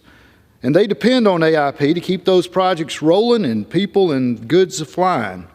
That's why I support the Airport and Airway Extension Act, but I also call on the Senate to act quickly on our long-term FAA reauthorization bill, which will modernize the FAA operations, grow the aviation workforce, strengthen the general aviation sector, improve the passenger experience, and so much more. That's why, Mr. Speaker, I urge my colleagues in the House to support the bill before us today and look forward to continuing our work to keep America's skies and the safest and most efficient in the world. And with that, Mr. Speaker, I yield back. The gentleman from Missouri reserves. The gentleman from Tennessee is recognized. I just want to recognize Mr. Collins, my friend from Georgia, who wished us all Merry Christmas, and I wish him Merry Christmas and Happy Hanukkah. Today is the Hanukkah party at the White House, and the Speaker has yet to limit votes so that the members who attend can attend and not miss votes. We had votes moved on Christmas, and they should be moved on on Hanukkah too. And I know the Speaker is very concerned about the Bible, and in the Bible, Moses said, "Let my people go." And I reserve my time. The gentleman reserves. The gentleman from Missouri is recognized. Thank you, Mr. Speaker. At this time, I yield 5 minutes to the chairman of the Aviation Subcommittee, the gentleman from Louisiana, Mr. Graves. The gentleman from Louisiana is recognized for 5 minutes. Thank you, Mr. Speaker. Mr. Speaker, before I get started, look, this body is often fighting over things. We're one of the most polarized points in our nation that I've ever experienced. But in this case, this is an instance where Republicans and Democrats are coming together. And I want to thank my good friend Steve Cohen, not just for this bill, but also for the 5-year authorization that we passed out of this chamber back in July. I want to thank Rick Larson, the ranking member of the full committee, and of course, a good friend and probably the best expert on aviation in the entire House of Representatives, Sam Graves, the full committee chairman, for work on aviation this year. Mr. Speaker, I often hear people quote John Dingell, who say the other party is the opposition, but the Senate is the enemy. And in this case, I think that's exactly what we're experiencing. Right now, we're in a situation where the House of Representatives, in this very polarized environment, passed a bipartisan FAA bill that we worked on for over 18 months. The aviation team did an amazing job going through and distilling over 2,000 requests from members of Congress and stakeholders, generating a bill, while not a metric of success, over 900 pages, and ultimately passing the House Transportation Committee unanimously, passing the House of Representatives via a vote of 351 to only 69 people that didn't understand the bill. Mr. Speaker, that shows huge momentum. And we were able to work through complicated issues, as you heard others say, things like improving the passenger experience, things like making regulatory decisions for the FAA to ensure that we continue to play the leadership role in aviation innovation, to ensure that we have regulatory certainty and we're not sending innovators, entrepreneurs to other countries to make investments because we don't have regulations or don't have stability or predictability in this aviation sector where new entrants are coming in at a remarkable rate. Ensuring that we move the ball forward and properly strike that balance, as I know the full committee chair is so concerned about, between general aviation and commercial aviation. Ensuring that commercial space travel is properly regulated and has certainty that they need. Mr. Speaker, we reorganize the FAA, we improve the training of air traffic controllers, we improve addressing the major cliff that we're going over on pilots and A&P mechanics and others involved in the aviation space that are so critical to this country. But we find ourselves today, rather than sending a bill to the President's desk to do a long-term reauthorization of the FAA for 5 years, which addresses most of the problems in the FAA, we find ourselves now doing a 3-month extension until March 8th because the Senate has been unable to get their job done. Just 2 weeks ago, we had a hearing in the Aviation Subcommittee where we went through and we explored these issues. We looked at this. The FAA now finally has an administrator, and I am fully supportive of the administrator of the FAA, Administrator Whitaker, for being in there. But we have got to have long-term certainty. And while I'm voting for this bill, I'm going to support it. This does not address the problems in the aviation space, and it will not be addressed until the Senate takes up the bill and ultimately goes to conference with the House, to where we're working on a conference report and sending a long-term authorization to the President. So once again, Mr. Speaker, I want to thank the Big Four, Mr. Cohen, Mr. Larson, Sam Graves. I want to thank everybody for working on this. I want to thank the aviation team on both sides. I support this legislation. I urge its adoption, but we cannot take the pressure off the United States Senate to ultimately do their job and pass the long-term FAA reauthorization. Yield back. Gentleman. I don't have any speakers, so I'm prepared to close. Reserve the balance. From Missouri reserves. The gentleman from Tennessee is recognized. I'm going to yield back my time and not ask Mr. Graves who won the Heisman Trophy, because he knows well. And that LSU quarterback.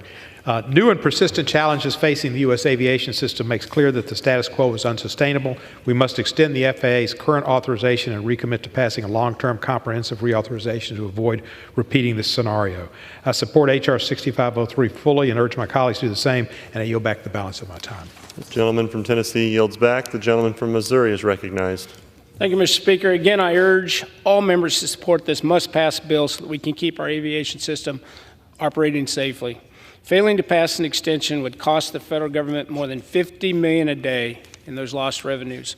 And what's more, the FAA would be prohibited from making new obligations from the Aviation Trust Fund to fund FAA's important safety, their operational and research functions. To be clear, and I want to be clear to my colleagues, this bill provides a clean extension of FAA authorities. This bill does not include any policy riders at all.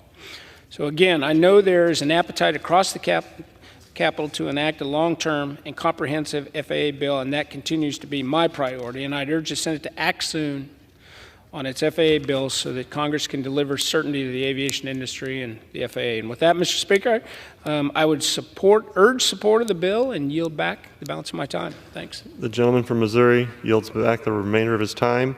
And the question is, will the House suspend the rule and pass Bill H.R. 6503? Those in favor say aye. Aye. Those opposed, no. Request recorded vote. In the chair, 2/3 being in the. For what purpose does the gentleman from Missouri seek recognition? I request a recorded vote. The gentleman requests the yeas and nays. Yes. The yeas and nays are requested. All those in favor of taking this vote by the yeas and nays will rise and remain standing until counted.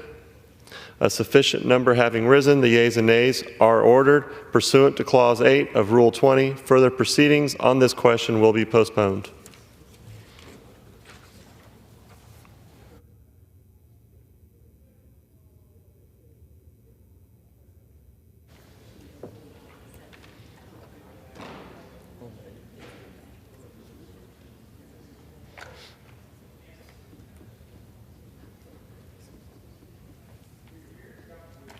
That's Mr. Ivey walking up.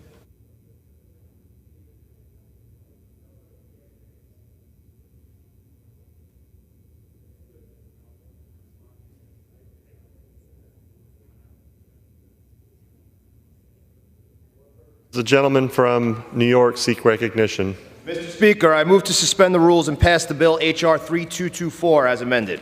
The clerk will report the title of the bill. H.R. 3224, a bill to amend the Homeland Security Act of 2002 to extend the authorization of the Countering Weapons of Mass Destruction Office of the Department of Homeland Security and for other purposes. Pursuant to the rule, the gentleman from New York, Mr. D'Esposito, and the gentleman from Maryland, Mr. Ivey, each will control 20 minutes. The chair recognizes the gentleman from New York.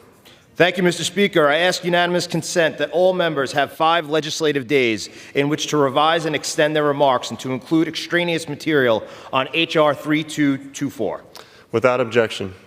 Thank you, Mr. Speaker. I yield myself such time as I may consume. The gentleman is recognized. Mr. Speaker, I rise today in strong support of my bill H.R. 3224, the Countering Weapons of Mass Destruction Extension Act of 2023. Authorized in 2018, the mission of the Department of Homeland Security's Countering Weapons of Mass Destruction Office is to enable its operational partners at the federal, state, and local level to prevent the use of WMDs against the United States of America and to promote readiness for chemical, biological, radiological, and nuclear threats. At the federal level, CWMD works with the United States Customs and Border Protection to acquire radiation portal monitors that scan cargo at U.S. ports of entry, as well as with the U.S. Coast Guard to procure personal radiation detectors. At the local level, the CWMD office achieves its mission of supporting state, local, tribal, and territorial partners through funding, equipment, and expertise. In my home state of New York and in many other states across this great country, the CWMD office operates the Securing the Cities program, which helps build regional capabilities to detect, analyze, and report nuclear and other radioactive materials. My bill, the Countering Weapons of Mass Destruction Extension Act of 2023, will extend the sunset clause to ensure that the vital work of CWMD office continues. Additionally, my legislation takes meaningful steps to address some long-standing challenges the office has faced, such as dwindling employee morale, and requires the Assistant Secretary for the CWMD office to submit a report to Congress on how the office will continuously improve morale and employee engagement within the office.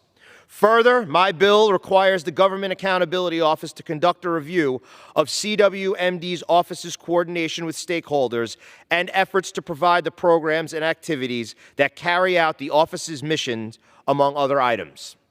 From aviation and border security to emergency response and cybersecurity, the Department of Homeland Security has one common mission, Mr. Speaker, and that is to keep America safe. The Countering Weapons of Mass Destruction Office facilitates its mission by ensuring that operational partners have the tools and support needed to safeguard the United States of America against chemical, biological, radiological, and nuclear threats. Although we hope that we never, ever see the day when one of our adversaries deploys a weapon of mass destruction against this great nation, we cannot neglect the ever-present threat of terrorism that continues to exist today. I urge my colleagues to join me in supporting this common-sense bill, H.R. 3224, and with that, Mr. Speaker, I reserve the balance of my time. The gentleman reserves. The gentleman from Maryland is recognized. Thank you, Mr. Speaker. I yield myself such time as I may consume. The gentleman is recognized. I'm pleased that we're here today to consider H.R. 3224, the Countering Weapons of Mass Destruction Extension Act of 2023. I commend my Republican colleague from New York for introducing this legislation. The CWMD office within the Department of Homeland Security plays a pivotal role in safeguarding our nation's security by addressing the threat of weapons capable of causing harm to our communities and infrastructure. CWMD improves our nation's capability to plan for, detect, and guard against chemical, biological, radiological, nuclear, and health security threats, otherwise known as CBRN. CWMD further enables CBRN detection programs, trainings, and other capabilities for state, local, tribal, and territorial partners, and provides ground support for national special security events such as presidential inaugurations and major sporting events. Without the support of dedicated DHS components like CWMD, terrorists could exploit the absence of comprehensive measures and could leave the nation vulnerable to catastrophic attacks, with the potential for widespread harm, loss of life, and severe disruption to national security and public safety. CWMD operates important programs such as Securing the Cities, which provides 14 local governments across the country with detection equipment, training, exercise support, operational and technical subject matter expertise, and programmatic support. When CWMD was authorized in 2018, Congress included a sunset for December 21, 2023, with the idea that we could closely monitor the progress of the office. The last continuing resolution extended CWMD through February 2, 2024, but the office needs a longer extension to ensure that its programs and staff have continuity. With the sunset quickly approaching, the Committee on Homeland Security has worked in a bipartisan fashion to extend CWMD by 2 years with H.R. 3224. This bipartisan bill will also provide a report to Congress regarding a CWMD employee engagement action plan and strategy to improve morale within the office, which is important given that there have been significant workforce and morale issues. CWMD is consistently ranked low in morale according to a survey done by the Best Places to Work in the federal government. The bill further requires the Government Accountability Office to brief Congress regarding CWMD and how it's carrying out its mission.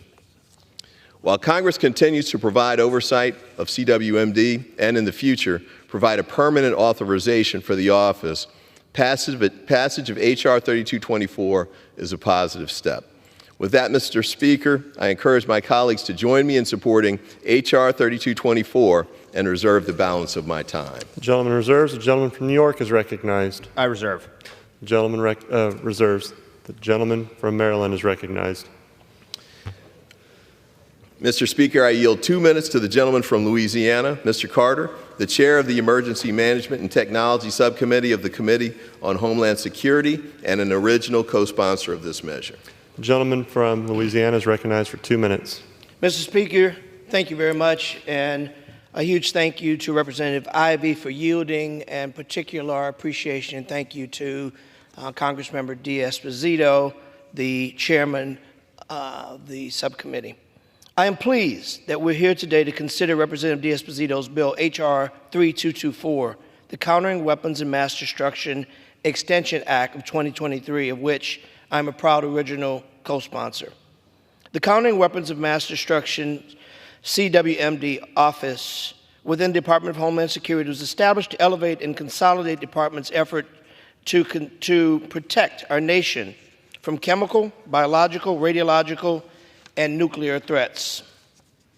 CWMD supports federal, state, and local law enforcement and first responders to defend against CBRN attacks, and accomplishes this through programs such as the Securing Cities Program, STC, which holds significant importance for the residents of my home of New Orleans, particularly during major events like Mardi Gras, Sugar Bowl, Super Bowl, and so many other events that are home to the state of Louisiana. Another critical program deployed by CWMD is the National Biosurveillance Interagency Center, NBEC. NBEC plays a pivotal role in early detection, rapid response, and coordinated efforts to identify the tracking biological events and distributing its products to federal, state, and local, congressional and private sector partners. NBEC coordination helps ensure a more effective and unified response to mitigate the impacts of biological threats. CWMD expertise is instrumental in formulating and implementing strategies, coordinating intelligence efforts, and providing essential resources to fortify the nation's CBRN capabilities. Recognizing the pivotal role of this office, I am pleased that we could unite on a bipartisan basis to bring H.R. 3224, the Countering Weapons of Mass Destruction Extension Act of 2023, to the floor today. The bipartisan legislation extends CWMD's authorization for 2 years and mandates congressional. I yield him an additional 30 seconds. The gentleman an additional is recognized report for of the office's additional plan 30 seconds. to enhance morale, ongoing concerns. The bill also requires the Government's Accountability Office to brief Congress regarding the CWMD and how it's carrying out its mission. CWMD is a critical asset ensuring a safer and more secure nation for present and future generations. Continued support of this office is paramount. Therefore, Mr. Speaker, I urge my colleagues to join me in supporting H.R. 3224, and I yield back the balance of my time. The gentleman from Maryland reserves. The gentleman from New York is recognized. I reserve. Gentleman from New York reserves. Gentleman from Maryland is recognized. Mr. Speaker, I yield myself the balance of my time. The gentleman is recognized. Mr. Speaker, H.R. 3224 is crucial for sustaining our nation's capabilities to counter chemical, biological, radiological, and nuclear threats. The expertise provided by CWMD is essential in the fight against weapons of mass destruction. Passage of this legislation is vital to maintaining our preparedness and ensuring the security of the nation against the evolving challenges posed by bad actors. With that, I urge my House colleagues to support H.R. 3224, and I yield back the balance of my time. The gentleman from Maryland yields the remainder of his time. The gentleman from New York is recognized. Mr. Speaker, I have no more speakers. I'm prepared to close. The gentleman is recognized. Well, thank you, Mr. Speaker. I think that it is very clear that this bill, H.R. 3224, is not a partisan issue. It is one that the American people will benefit from in order to keep this great homeland safe. I again urge my colleagues to support H.R. 3224 and yield back the balance of my time. New York yields the remainder of his time. The question is, will the House suspend the rules and pass the bill H.R. 3224 as amended? Those in favor say aye. Those opposed, no. In the opinion of the chair, 2/3 being in the affirmative. Mr. Speaker, I request the yeas and nays. The yeas and nays are requested. All those in favor of taking this vote by the yeas and nays will rise and remain standing until counted. A sufficient number having risen, the yeas and nays are ordered. Pursuant to Clause 8 of Rule 20, further proceedings on this question will be postponed.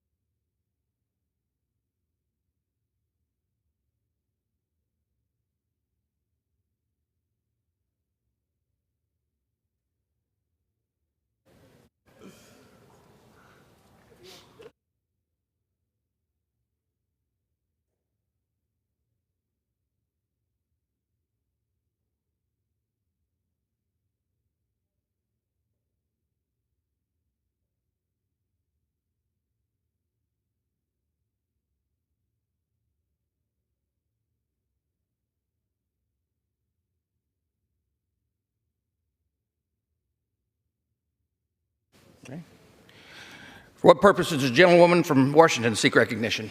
Mr. Speaker, I move that the House suspend the rules and pass H.R. 1042 as amended. The clerk will report the title of the bill. H.R. 1042, a bill to prohibit the importation into the United States of unirradiated, low-enriched uranium that is produced in the Russian Federation and for other purposes. Pursuant to the rule, the gentlewoman from Washington, Ms. Rogers, and the gentleman from New Jersey, Mr. Plone, will each control 20 minutes. The chair recognizes the gentlewoman from Washington. I ask unanimous consent that all members may have 5 legislative days in which to revise and extend their remarks and insert extraneous materials into the record of the bill. Without objection. Mr. Speaker, I yield myself such time as I may consent. The gentlewoman is recognized. Thank you, Mr. Speaker.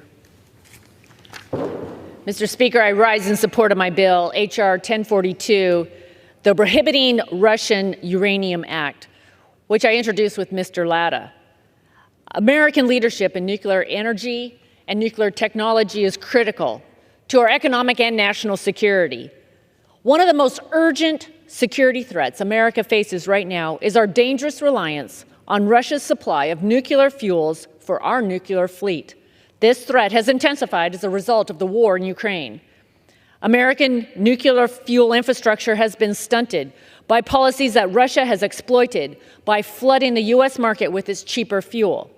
Today, that accounts for more than 20% of our nuclear fuels for American reactors. Last year alone, our industry paid over $800 million to Russia's state-owned nuclear energy corporation, Rosatom, and its fuel subsidiaries. That number could be even higher this year, and these resources are no doubt going towards funding Putin's war efforts in Ukraine. Further, we've seen how Putin has weaponized Europe's reliance on Russian natural gas. There's no reason to believe Russia wouldn't do the same with our nuclear fuel supply if Putin saw an opportunity.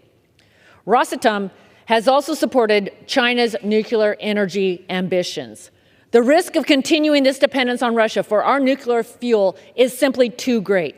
It's weakening America's nuclear fuel infrastructure, which has significantly declined because of the reliance on these cheap fuels. That's why I'm leading H.R. 1042. Our bill bans fuel imports from Russia and sends a strong signal to the market that will help ensure America's nuclear leadership and fuel infrastructure. Our legislation also provides waivers to cover any supply gaps leading up to 2028, at which point no more Russian fuel will be allowed to be imported into the U.S. This both protects any short-term needs of the industry and provides the long-term certainty necessary to build out American capacity, as well as European capacity that serves our markets. H.R. 1042 has bipartisan support from the Energy and Commerce Committee. It also has the support from the nuclear industry, the nuclear fuels industry, and policy advocates. Additionally, the Biden administration has also said that a ban on Russian fuels is necessary to advance our domestic fuel build-out, including the fuels for advanced reactors. Across Europe, utility providers are starting to transition away from Russian fuels, announce new capacity, and invest in plant projects. We're seeing important fuel processing returning online in the United States. For example, the uranium conversion facility in Metropolis, Illinois, has restarted operations for the first time in years. That facility alone could meet the domestic uranium conversion needs within 2 years, but only if they have assurances that cheap Russian fuel won't undercut their business. The reality is no facility owner is going to be able to invest to expand production capacity without the certainty of long-term contracts for their products. And those long-term contracts from fuel customers, the utility companies, will not be written if there remains uncertainty about Russian fuel continuing to flow into the United States, and the risk that Russia will once again be able to flood the market with cheaper products. H.R. 1042 provides those assurances to industry. American leadership in nuclear energy and nuclear technology is critical to our economic, energy, and national security, and a strong domestic nuclear fuel system, from mining to enrichment, is vital to our leadership. In the U.S. alone, nuclear energy provides nearly 20% of our electricity generation, all of which is emissions-free. Nuclear plants operate 24 hours a day, 7 days a week, 365 days a year, making them one of the most reliable, zero-carbon, baseload energy resources. H.R. 1042 will protect the short-term needs of the nuclear industry and provides the long-term certainty necessary to encourage investment and secure a durable domestic supply of fuel. I urge my colleagues to support the Prohibiting Russian Uranium Act to restore our industry and take down Russia's nuclear fuel empire. And I reserve. Gentlewoman from Washington reserves. The gentleman from New Jersey is recognized. Thank you, Mr. Speaker. I rise in support of H.R. 1042, the Prohibiting Russian Uranium Imports Act. Our imports of Russian nuclear fuel date back to the megatons for megawatts disarmament program at the end of the Cold War. And that program has been over for a decade now, and we have deployed, or we've developed, I should say, a dependence on Russian uranium. So our nation's nuclear reactors currently depend on Russia for nearly 15% of their enriched uranium. And this is troubling because over the last 2 years, we have seen how Russia tries to wield its energy resources as a weapon. It's simply unsustainable. And so I support ending our dangerous reliance on Russia for enriched uranium, but if we're serious about energy security, we cannot simply switch our foreign dependence for another. And that's why we must invest in our own uranium fuel cycle here at home. Right now, we have limited fuel facilities to provide the nuclear fuel our existing fleet needs, much less the advanced fuels that future reactors will need. And any move that we make to end our reliance on Russian uranium must be partnered with a build-out of our domestic uranium supply chain. Otherwise, any action would just increase cost to consumers and impact reliability. So that's why in committee, Democrats attempted to partner this bill with authorizations for the Department of Energy to invest in U.S. domestic enrichment and conversion capacity. But unfortunately, those efforts were initially rejected by our Republican majority, and therefore I opposed this bill at that time. But fortunately, the committee has now advanced legislation that authorizes those investments in our domestic fuel cycle, and that language will be included in the final defense authorization bill. With that legislation set to become law, I'm now much more comfortable moving this bill. And after passage of the Defense Authorization Bill, we must ensure these important programs are funded at the levels authorized so we can finally end our dangerous reliance on Russian uranium. The combination of banning imports of Russian uranium and investing in domestic capacity will provide private industry with both the certainty and the incentives it needs to invest in the nuclear fuel supply chain. And this will help us become a world leader again, not just in fuel production for our current reactors, but in fuel production for the next generation of reactors as well. And so I urge support for this bill, Mr. Speaker, and I reserve the balance of my time. Jersey reserves. The gentlewoman from Washington is recognized.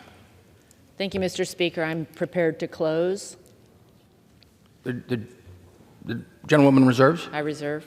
The gentleman from New Jersey is recognized. Thank you.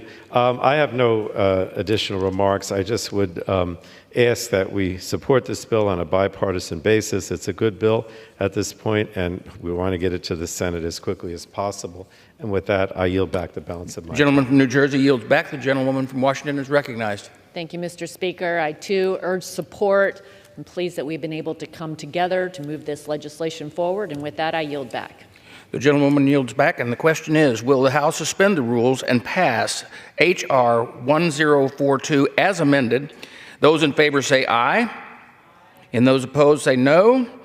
In the opinion of the chair, 2/3 being in the affirmative, the rules is suspended and the bill is passed without objection. The motion to reconsider is laid on the table.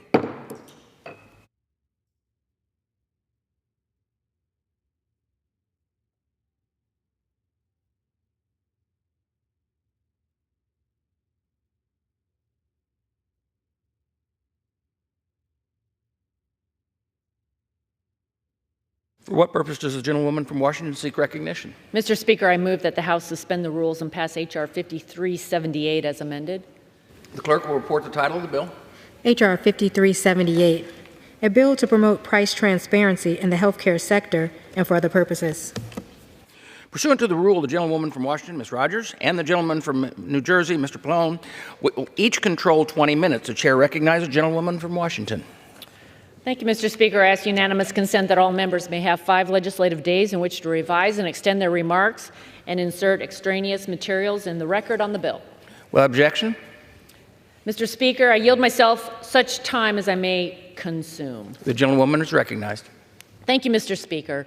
I rise in support of the Lower Cost, More Transparency Act. We all know that health care is too expensive, and the system is far too complicated. In the Energy and Commerce Committee, we've heard countless stories about real patients who were victims of an opaque system and were on the hook for staggering amounts of money for seeing a doctor, going to a hospital, or getting medicine. We heard about a patient who tried to shop for her care and was billed thousands of dollars more than what she was quoted.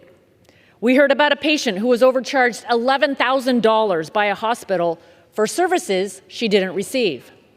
And we heard moving testimony from cancer patient advocates about policies we can enact right now to lower their drug cost. The Lower Cost, More Transparency Act includes these and other policies that would directly help all these patients. At lower cost for Americans through increased health care price transparency. It ensures that senior citizens on Medicare never pay more for a drug because of where it is administered. And it makes drug prices transparent to help patients and employers get the best deals possible on medicines. Over 90% of Americans support increased price transparency in healthcare. And by passing this bill, we will be delivering results people are counting on. Further, CBO confirms that the bill would save taxpayers more than $700 million over the next decade. I want to thank Chairman Jason Smith, Chairwoman Virginia Foxx, and Ranking Member Frank Pallone for their leadership, and Majority Leader Steve Scalise for working with us to bring this bill to the floor today. Also, a special thank you to Ranking Member Pallone's team, notably Tiffany Garaccio, Waverly Gordon, Yuna Lee, and Sasha Kuterzai, for working with us to find bipartisan agreement. And finally, I want to thank my own staff, especially Grace Graham, Corey Insling, and Kristen Fluke for their tireless efforts that will make a meaningful difference for patients all across this nation. In sum, this bill is a legislative opportunity, bipartisan, regular order, fully paid for. It advances foundational health care reforms for patients, lowers health care costs, and reduces the deficit. I urge all my colleagues to support the Lower Cost, More Transparency Act, and I reserve the balance of my time. Gentlewoman from Washington reserves. The gentleman from New Jersey is recognized. Thank you, Mr. Speaker. I yield myself such time as I may consume. The gentleman is recognized. Mr. Speaker, I rise in strong support of H.R. 5378, the Lower Cost, More Transparency Act. This bipartisan bill does exactly what it says it does. It delivers lower health care costs for the American people and brings much-needed transparency to our nation's health care system. Access to affordable health care remains a major challenge for many American families. More than 40% of adults say that they have either delayed or foregone medical care because of high costs. And prices for health care services also vary widely. Consumers often have difficulty obtaining price information to begin with. Another problem is that the information can be misleading or inaccurate, making it difficult for consumers to compare prices across healthcare providers before receiving care. And too many patients are forced to wait until after they receive care and receive their medical bill to see what they actually owe. So H.R. 5378 brings much-needed transparency to the healthcare system by codifying and strengthening important price transparency protections. It's a victory for everyone who has ever struggled to navigate and understand the cost of a healthcare procedure or a prescription drug at the pharmacy counter. These measures will empower consumers and employers with data on the prices hospitals charge and the rates insurers pay so that they can compare prices and save money. It also increases transparency of how pharmacy benefit managers, or PBMs, affect drug prices at the pharmacy counter. And this will also help increase competition and lower healthcare costs for Americans. We've added new language in the bill to enhance the privacy protections for consumers' health information and to ensure that the full protection of the HIPAA privacy rule is applicable. Now, I want to also mention, Mr. Speaker, the bill reduces costs for patients by ensuring Medicare beneficiaries are not paying more for the exact same drug because it was administered in a hospital outpatient department instead of a physician's office. It will also build on Democrats' work to rein in the soaring cost of prescription drugs by requiring the FDA to provide more information to generic drug manufacturers during the development process. And this will help speed up the path to market and increase competition sooner to lower drug prices faster. All of these provisions in this bill will help make healthcare and prescription drugs more affordable for the American people. I also want to mention, Mr. Speaker, that H.R. 5378 will also make healthcare more accessible to American families thanks to critical investments in our nation's public health programs that serve low-income and uninsured patients. The bill includes increased funding for community health centers at $4.5 billion per year, an unprecedented 10% increase over current funding levels. Community health centers are a critical source of primary health care for more than 30 million patients, 1 in every 11 Americans. These centers deliver high-quality, affordable health care to some of our most vulnerable communities, and this increased funding will allow these centers to continue providing this critical care. The bill increases funding for the National Health Service Corps, which places doctors in high-need communities. It also includes an unprecedented 7 years of funding, more than double the funding under current law, for the Teaching Health Center Graduate Medical Education Program to support the training of primary care physicians in community-based settings. This program helps address doctor shortages in underserved areas as graduates of the program are likely to practice close to their training sites and to care for underserved patients. And this long-term funding will help bring more certainty to the program to ensure that teaching health centers can plan and recruit for their residency programs. Finally, the bill also reauthorizes and increases funding for both the Special Diabetes Program and the Special Diabetes Program for Indians. These programs provide critical investments in diabetes research and care. I also want to mention that H.R. 5378 eliminates looming cuts to Medicaid disproportionate share hospitals to support these high-need hospitals that provide care for large numbers of Medicaid and uninsured patients. The increased funding for each of these public health and workforce programs is essential to ensure access to care for our constituents across the country. All of this funding is fully offset with policies that will further strengthen our healthcare system and help reduce costs for American families. So, Mr. Speaker, when a version of this bill came before the Energy and Commerce Committee, it passed with unanimous bipartisan support. Chair Rogers and I have been working on this bill all year, and I commend her for her ongoing commitment to get it across the finish line. It's an important bill that delivers meaningful results. Let me also take an opportunity to thank some of the staff who worked on this. From my committee staff, I'd like to thank Tiffany Garaccio, Waverly Gordon, Una Lee, Saha Katrizai, Rick Van Buren, Stephen Holland, and Lydia Abma. And from the Republican staff, I thank Nate Hodson, Sarah Burke, Grace Graham, and Corey Enslin. Floor action today simply would not have been possible without months of long-term commitments by the staff on both sides of the aisle to get this done. I think you can tell that I really think this is probably one of the most important bills that will come out of the Energy and Commerce Committee this session, and it is truly bipartisan, which is another thing I think is very important right now. So I strongly urge my colleagues to join me in supporting the bill to lower health care costs for the American people and to make health care more accessible. And with that, I reserve the balance of my time. The gentleman from New Jersey reserves. The gentlewoman from Washington is recognized. Thank you, Mr. Speaker. I'd like to engage in a colloquy with Ranking Member Mr. Pallone. The gentlewoman is recognized.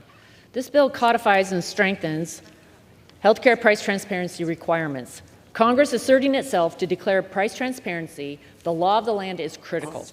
But Congress can't account for every specificity and eventuality that is needed to ensure price transparency policies established by the Trump and Biden administrations are set in stone. We have to allow implementing agencies discretion to update regulations that reflect changes in terminology and technology over time. For example, with respect to health insurance price transparency, it is the intent of this House that this law shall be implemented to ensure that health plans report the prices that they have negotiated with the hospitals, other providers, and drug manufacturers to allow patients and employers purchasing coverage to use these data to drive down healthcare prices through open competition. Under existing regulations, health plans and insurers must disclose very specific price information for all healthcare items and services. This bill codifies the authority holding up those regulations to ensure that such robust data continues to be disclosed. These data include all billing codes and modifiers using industry standard, government-recognized, commonly used code sets used by all medical providers to define specific healthcare items and services. We ensure the data are accurate by requiring providers' ID codes, place of service codes, and health plan identifiers assigned to the group, health plan, and insurer.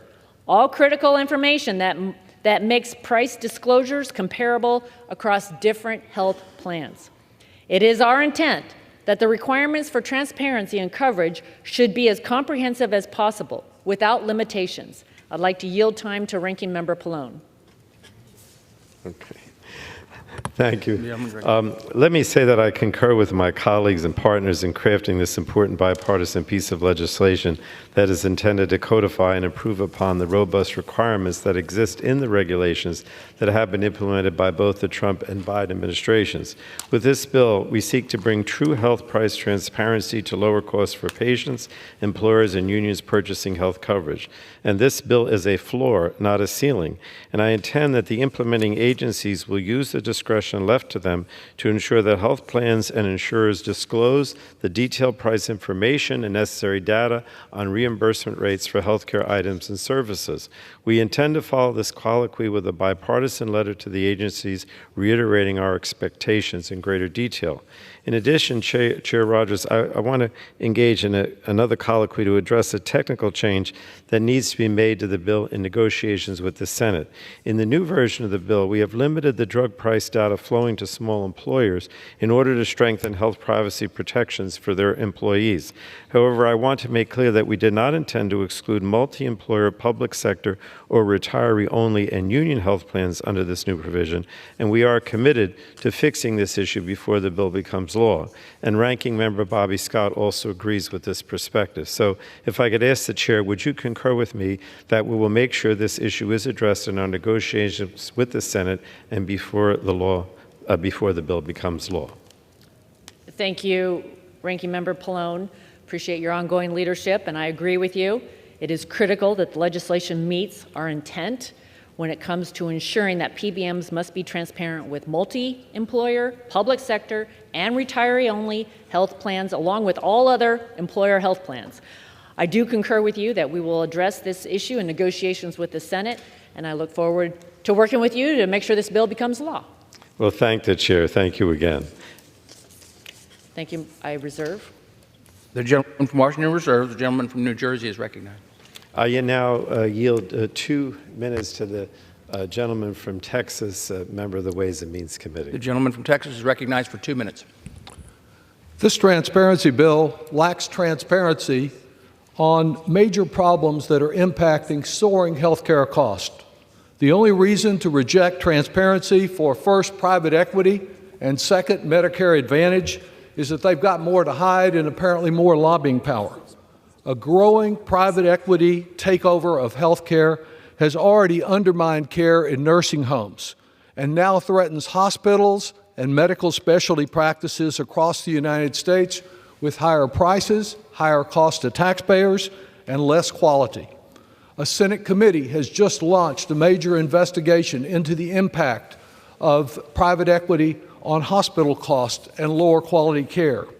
Having failed to save taxpayers a dime that was promised, of the many millions that was promised, Medicare Advantage cost $1,500 per person each year over the cost of traditional Medicare. That's billions in wasted taxpayer dollars. The best way to fund much-needed services at community health centers and to expand and improve and strengthen Medicare with services such as dental, hearing, and vision is to take it right out of Medicare Advantage. This bill, I believe, should be rejected until these issues are addressed by permitting the very amendments that we offered in the House Ways and Means Committee that rejected them as usual to address private equity and Medicare Advantage. With all respect to the bipartisan efforts and hard work in the Energy and Commerce Committee, I believe there is a better way to finance needs and a very important need to address the issues of transparency on Medicare Advantage and private equity. Therefore, I oppose the bill. I yield back. The gentleman yields back. The gentleman from New Jersey. I reserve the balance of my time. The gentleman from New Jersey reserves. The gentlewoman from Washington is recognized. Thank you, Mr. Speaker. I'm pleased to yield 2 minutes to the chairwoman of the House Education and Workforce Committee. Appreciate her partnership on this legislation. The gentlewoman is recognized for 2 minutes. Thank you, and I thank my colleague for yielding. The American healthcare system is a complex, expensive maze fueled by heavy-handed regulation, consolidation, and lack of transparency. Growth in health spending is rising at unsustainable rates, forcing insurance premiums and out-of-pocket costs higher and remaining too expensive for working families. The bill before us is a bipartisan solution to help lower costs by pulling the curtain back on health care and revealing anti-competitive industry practices that are stifling the free market. Included in this bill is the Hidden Fee Disclosure Act, authored by Representatives Joe Courtney and Aaron Houchin, which requires pharmacy benefit managers, PBMs, and third-party administrators to disclose hidden compensation to plan sponsors. The Health Data Act, authored by Representative Lori Chavez DeRemer, is also included in this legislation. It prohibits gag clauses between health plans and third-party entities, which restricts a plan sponsor's access to its own data. Additionally, the bill includes the Transparency in Coverage Act, authored by Representative Bob Good. It builds on the general principles of transparency and accountability enshrined in the No Surprises Act by requiring health plans to disclose their prices publicly. Patients have been left in the dark. Because of opaque rules and industry practices, patients are often left paying higher costs. That's why we're taking action and shining a light on these issues. Increasing transparency has been proven to root out waste successfully and save healthcare dollars. Bottom line, we want to provide workers and their families with more options at lower prices. The Lower Cost, More Transparency Act does just that, while also reducing the deficit by $800 million. I encourage my colleagues to support its passage, and I yield back, Mr. Speaker. Gentlewoman yields back. The gentlewoman from Washington reserves. And the gentleman from New Jersey is recognized. Thank you, Mr. Speaker. I yield myself such time as I may consume. The gentleman is recognized. Thank you.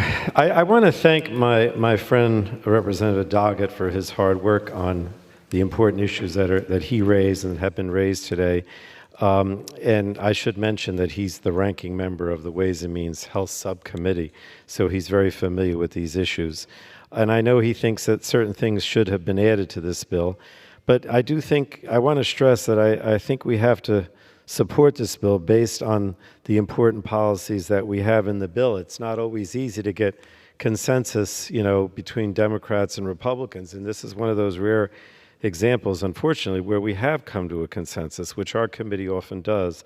And so that's why I do think that I want to stress the important policies that are in it. I think the legislation is a victory for the American people. It addresses a lot of obvious failings in our health system. The bill brings some much-needed price transparency to the healthcare system and will help lower healthcare costs for patients.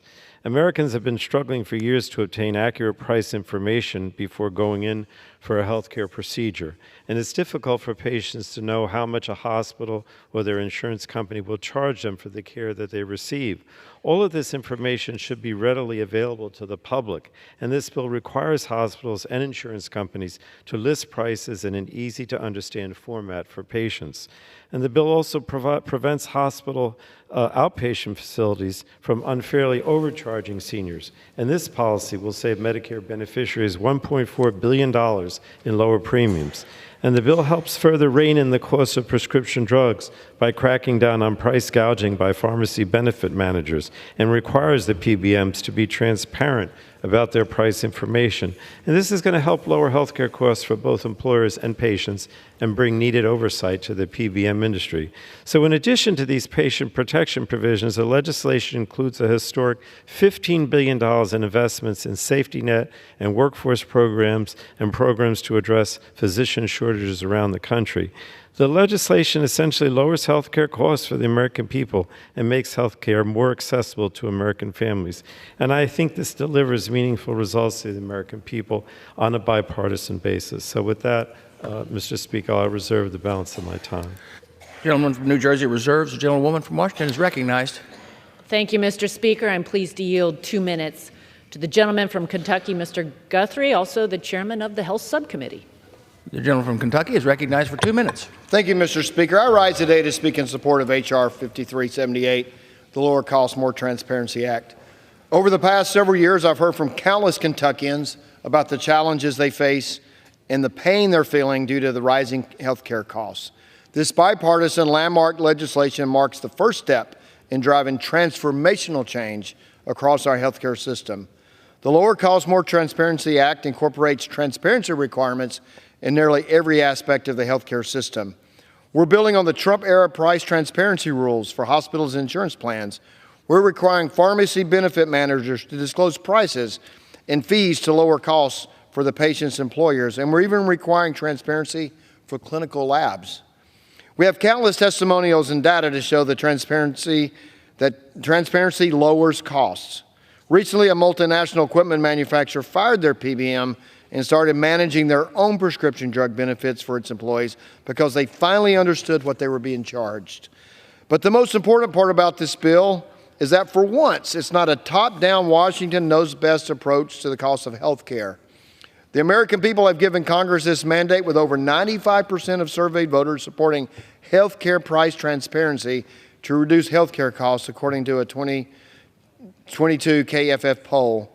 The Lower Cost, More Transparency Act also directly lowers costs seniors are paying out of pocket for certain drugs like cancer drugs and other medicines administered in doctors' offices that are owned by hospitals. Seniors receiving Medicare should not be paying more for a drug based solely off the location of where they received the drug. We are fixing this. I also note that we're able to get major policy changes in this legislation while making sure the bill saves the American people money, an estimated over $700 million, an objective that Congress very rarely prioritizes. I want to thank Chair Rogers for her vision and steadfast leadership on this bill. I will proudly be casting a yes vote on H.R. 5378 and urge my House colleagues to do the same, and I yield back. Gentleman yields back. I reserve. The gentlewoman from Washington reserves. The gentleman from New Jersey is recognized.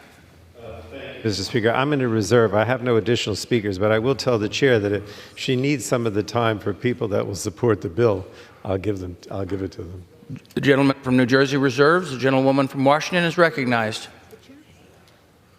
Thank you, Mr. Speaker. I'm pleased to yield 2 minutes to the chairman of the House Ways and Means Committee, gentleman from Missouri, Mr. Smith. The gentleman from Missouri is recognized for 2 minutes. Thank you, Mr. Speaker.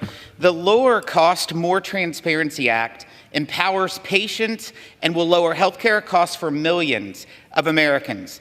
This bipartisan bill has been a collaborative effort, and I thank my colleagues on the Energy and Commerce Committee and the Education and the Workforce Committees for their partnership.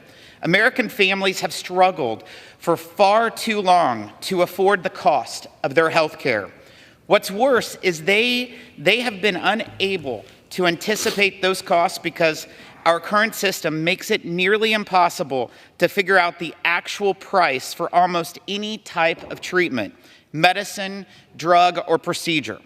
The legislation before us ensures timely, accurate details about the cost of care. Treatments and services are available and accessible before a patient goes into the doctor's office or hospital. Hospitals, insurance companies, labs, imaging providers, and others will now be required to publicly disclose their prices, creating incentives to lower prices across the board. This bill will increase access to care by combating healthcare consolidation that reduces options and drives up cost. It also takes an important step to address the soaring cost of prescription drugs by requiring health insurers and PBM middlemen to disclose negotiated drug rebates and discounts. It eases the financial burden on our seniors, widens access to more affordable generic drugs, and arms employers with vital drug price information.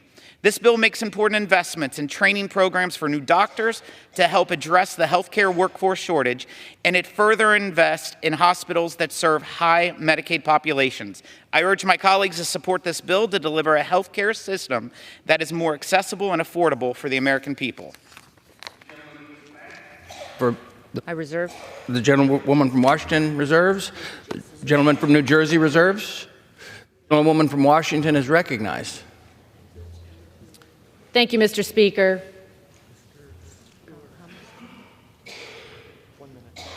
Pleased to yield 1 minute to the gentleman from Florida, Subcommittee Chair, Mr. Bilirakis. Thank you. The gentleman is recognized for 1 minute.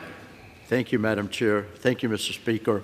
I rise in strong support of H.R. 5378, the Lower Costs, More Transparency Act.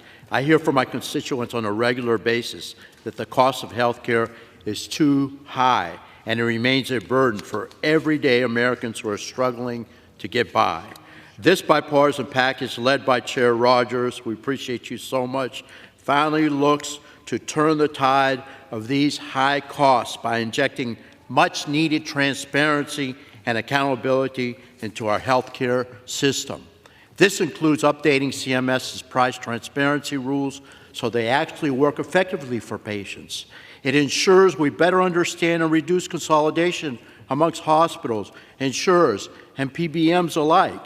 It also includes my bill with Representative DeGette to reauthorize the Special Diabetes Program for 2 years with increased funding, all while reducing the deficit by $715 million. I urge my colleagues to support this transformative package, and I yield back the balance of my time. Thank you. The gentleman yields back. Gentlewoman from Washington reserves. The gentleman from New Jersey is recognized. Continue to reserve. The gentleman from New Jersey reserves. The gentlewoman from Washington is recognized. Thank you, Mr. Speaker. I'm pleased to yield 2 minutes to the Vice Chair of the Health Subcommittee, Dr. Bouchon from Indiana. The gentleman from Indiana is recognized for 2 minutes. I appreciate the Chair yielding. I rise today in strong support of H.R. 5378, the Lower Costs and More Transparency Act. This bill, which was a product of thorough bipartisan work across 3 committees, honestly is one of the strongest health care bills I can remember voting on since coming to Congress in 2011. It really is. I want to say that again. It's one of the strongest health care bills I can remember voting on since coming to Congress. I want to thank Chair Rogers, Ranking Member Pallone, and the members of the other 2 committees for their hard work on this, getting this bill to the floor. At nearly $13,000 per person, or around 18% of the GDP, U.S. national health expenditures far exceeds other high-income countries, and they continue to rise at unsustainable rates. Congress must enact serious reforms that spur competition and show taxpayers where all of these health care dollars are going. Certainly not always going to them. The problem isn't limited to one part of our health care system, and so the solution must also reach across the entire system. This legislation seeks to increase transparency and lower costs related to hospital care, outpatient services, and prescription drugs, among other things. It also reauthorizes community health centers and supports disproportionate share hospitals. Finally, we cannot get control of our national debt and deficit unless we first have transparency in our healthcare system, one of the largest expenditures that the federal government has. This bill is a tremendous step in that direction. I am proud to support this legislation, and I urge all my colleagues to support it. I yield back my time. The gentleman yields back. The gentlewoman from Washington reserves. I reserve. The gentleman from New Jersey continues to reserve. Continues to reserve. The gentlewoman from Washington is recognized. Thank you, Mr. Chairman. Mr. Speaker, I'm pleased to yield 1 minute to the gentleman from Georgia, Mr. Carter. The gentleman from Georgia is recognized for 1 minute. I thank the gentlelady for yielding. Mr. Speaker, I rise today in strong support of H.R. 5378, the Lower Cost, More Transparency Act. As a pharmacist for over 4 decades, I've seen firsthand how our healthcare system treats patients with unaffordable prices and inaccessible care. Under the leadership of Chairwoman Rogers and Health Subcommittee Chairman Guthrie, we can do something about it by reining in the PBMs and putting patients before profits. Including in this bill is my Drug Price Transparency and Medicaid Act, which puts an end to the PBM games by prohibiting spread pricing in Medicaid and increasing transparency and fairness to community pharmacies by allowing them to be reimbursed at an appropriate rate for dispensing medications to Medicaid patients. I'm also pleased to see my PBM Accountability Act is also included in this act. The Lower Cost, More Transparency Act is such an important first step towards bringing down prescription drug prices by addressing the root cause, the middlemen that prey on patients for profits. I urge my colleagues to support the Lower Cost, More Transparency Act, and I yield back. The gentleman yields back. The gentlewoman from Washington reserves. The gentleman from New Jersey is recognized. Continues to reserve. The gentleman from New Jersey reserves. The gentlewoman from Washington is recognized. Thank you, Mr. Speaker. I'm pleased to yield 1 minute to the gentleman from Pennsylvania, Dr. Joyce. The gentleman from Pennsylvania is recognized for 1 minute. I thank the gentlelady for yielding. The Lower Costs, More Transparency Act is part of our commitment to supporting our patients, creating access to affordable medications, and making the healthcare process easier to access for literally all Americans. Included in this legislation is my bill, the Strengthening Community Care Act, which would reauthorize support for community health centers. These centers are a vital source of care for over 30 million Americans and nearly 240,000 individuals in Pennsylvania's 13th congressional district. By reducing barriers like cost, lack of insurance, or distance, community health centers are able to provide high-quality treatment to the patients who need it the most, for the patients who are underinsured or not insured at all. I urge all of my colleagues to support the Lower Cost, More Transparency Act, and I will be voting yes for this important piece of legislation. Thank you, and I yield the balance of my time. The gentleman yields back. The gentlewoman from Washington I reserve. reserves. The gentleman from New Jersey is recognized. I also reserve. Okay. Gentleman continues to reserve. Woman from Washington is recognized. Thank you, Mr. Speaker. I'm prepared to close. The gentlewoman from Washington reserves. The gentleman from New Jersey is recognized. I yield myself such time as I may consume. The gentleman is recognized. Mr. Speaker, I cannot emphasize the importance of this bill. I think that in terms of the overall effort to increase affordability, to increase access to health care, to make sure that there's competition, if you will, within the hospital industry, within the insurance industry.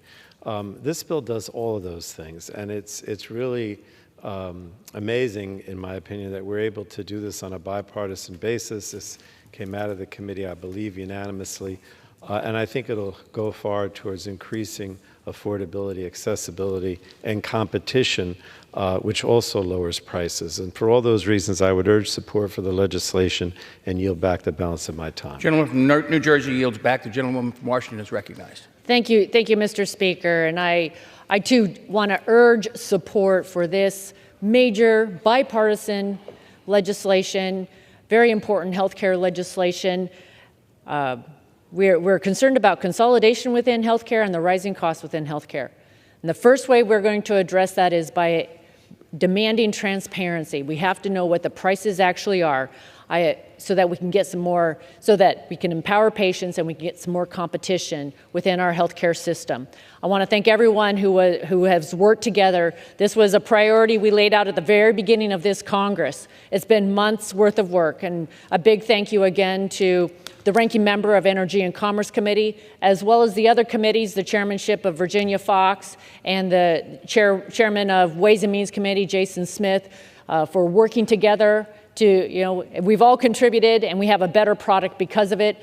I definitely urge support by my colleagues, both Republicans and Democrats. This is one that we need to get on the president's desk with a big vote today, and I yield back. The gentlewoman from Washington yields back. The question is, will the House suspend the rules and pass the bill H.R. 5378 as amended? Those in favor say aye. Aye. Those opposed say no. In the opinion of the chair, 2/3 being in the affirmative, the rules are suspended. Mr. Speaker? Yep.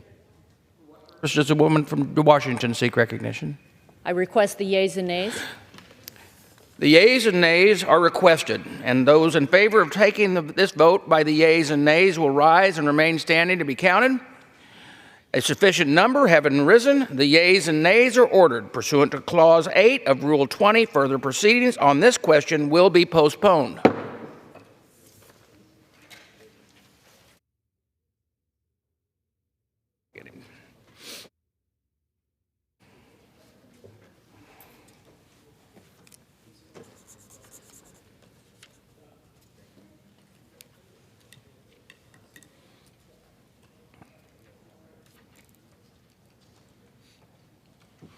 For what purpose does the gentleman from Kentucky seek recognition? Mr. Speaker, I move the House suspend the rules and pass the bill H.R. 4531 as amended. The clerk will report the title of the bill. H.R. 4531, a bill to reauthorize certain programs that provide for opioid use disorder prevention, recovery, and treatment, and for other purposes. Pursuant to the rule, the gentleman from Kentucky, Mr. Guthrie, and the gentleman from New Jersey, Mr. Pallone, will each control 20 minutes. The chair recognizes the gentleman from Kentucky. Thank you, Mr. Speaker. I ask unanimous consent that all members have 5 legislative days in which to revise and extend their remarks and insert extraneous materials in the record on the bill. Without objection. Mr. Speaker, I yield myself as much time as I may consume. The gentleman is recognized. Thank you, Mr. Speaker. I rise today to speak in strong support of my bill, H.R. 4531, the Support for Patients and Communities Reauthorization Act. Over the past 2 years, we have lost over 200,000 Americans to drug overdoses and poisonings. This is a step in the wrong direction, as the United States saw decreases in year-over-year drug overdoses between 2018 and 2019. Tragically, our best efforts to drive down these overdose rates were disrupted by the COVID-19 pandemic, which left millions of Americans isolated and shuttered from support systems that helped those struggling with substance use disorder stay on track. These statistics show the policies and programs we enacted in 2018 were working prior to the pandemic. But since 2018, we've seen the horrors that illicit fentanyl and other illicit substances like xylazine have caused our local communities. In the past 3 years, over 70% of all drug overdoses in my home Commonwealth of Kentucky has been the direct result of poisoning from fentanyl or fentanyl-related substances. Earlier this year, I convened the Energy and Commerce Health Subcommittee field hearing in Gettysburg, Pennsylvania, where we heard firsthand accounts from law enforcement and treatment providers about the harsh realities of this crisis. We heard heart-wrenching testimony from Michael Straley, who lost his daughter Leah a few years ago to fentanyl poisoning, underscoring the daily stresses of families who with loved ones battling substance use disorder. That work has helped inform the bill before us today. We are reauthorizing important programs such as state-level prescription drug monitoring programs, residential treatment for pregnant and postpartum women, and other prevention, treatment, and recovery services. We're also placing xylazine into Schedule 3 of the Controlled Substances Act while maintaining access for veterinarians and ranchers to use in animals. Xylazine is an emergency lethal street drug that has a unique threat as it is not an opioid, so it does not respond to FDA-approved opioid reversal medications. That said, H.R. 4531 provides even greater access for treatment providers to use federal funds to purchase over-the-counter opioid overdose reversal medications, which we know have helped reduce the opioid overdose rates in communities across the country. We're also building on important steps we took in 2018 to help those that rely on the Medicaid program access care. We are permanently requiring Medicaid programs to provide life-saving medication-assisted treatment. We're permanently codifying the flexibility for states to waive outdated policies that prevent vulnerable individuals from seeking comprehensive wraparound and substance use disorder care. We're also assisting foster care youth by ensuring they do not lose their Medicaid services if they are receiving the behavioral care they need at qualified residential treatment programs. Finally, the legislation before us today promotes access to long-term recovery and support services, like workforce training for individuals in recovery. In closing, I want to thank my Democrat co-lead, Representative Annie Kuster, for her help on this important legislation and her historical leadership on addressing the opioid crisis. I also want to thank my colleagues for working with us to ensure the policies of H.R. 4531 are fully offset, which is essential to ensuring this legislation can get to this point. Again, I want to thank my colleague from New Hampshire. I mentioned my colleague from Florida, but my colleague from New Hampshire for working with me on this bill. And I urge my colleagues to vote yes on H.R. 4531, and I reserve my time. The gentleman from Kentucky reserves. The gentleman from New Jersey is recognized. Thank you, Mr. Speaker. I yield myself such time as I may consume. The gentleman is recognized. Mr. Speaker, I rise to speak in support of H.R. 4531, the Support for Patients and Communities Reauthorization Act. And this bill addresses the ongoing public health emergency posed by the opioid and overdose crisis. The opioid epidemic is still a tragic reality for millions of Americans and their families every day. Last year, nearly 110,000 Americans died from a drug overdose. 5 years ago, Congress worked to enact a Support Act, bipartisan legislation to address the opioid epidemic, and that legislation expanded access to treatment, invested in public health, and strengthened prevention efforts. Today, the nature of the opioid epidemic has changed. Where it was once illicit prescription drugs, now it is illicit fentanyl, its analogs, and xylazine that are claiming the lives of too many people every single day. H.R. 4531 builds on the success of the existing law. It extends the programs that have worked, makes common sense changes to the programs that need to be updated, and includes new policies designed to combat the new reality of the opioid epidemic.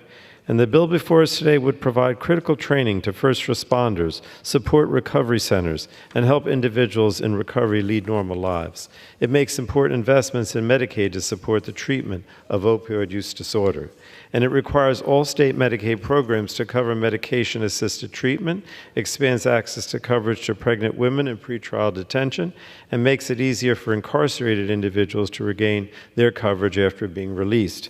Now, I must say I'm disappointed that we were not able to include several bipartisan policies that would ensure greater access to Medicaid for justice-involved populations, and I'll continue to work to find a path forward on those provisions.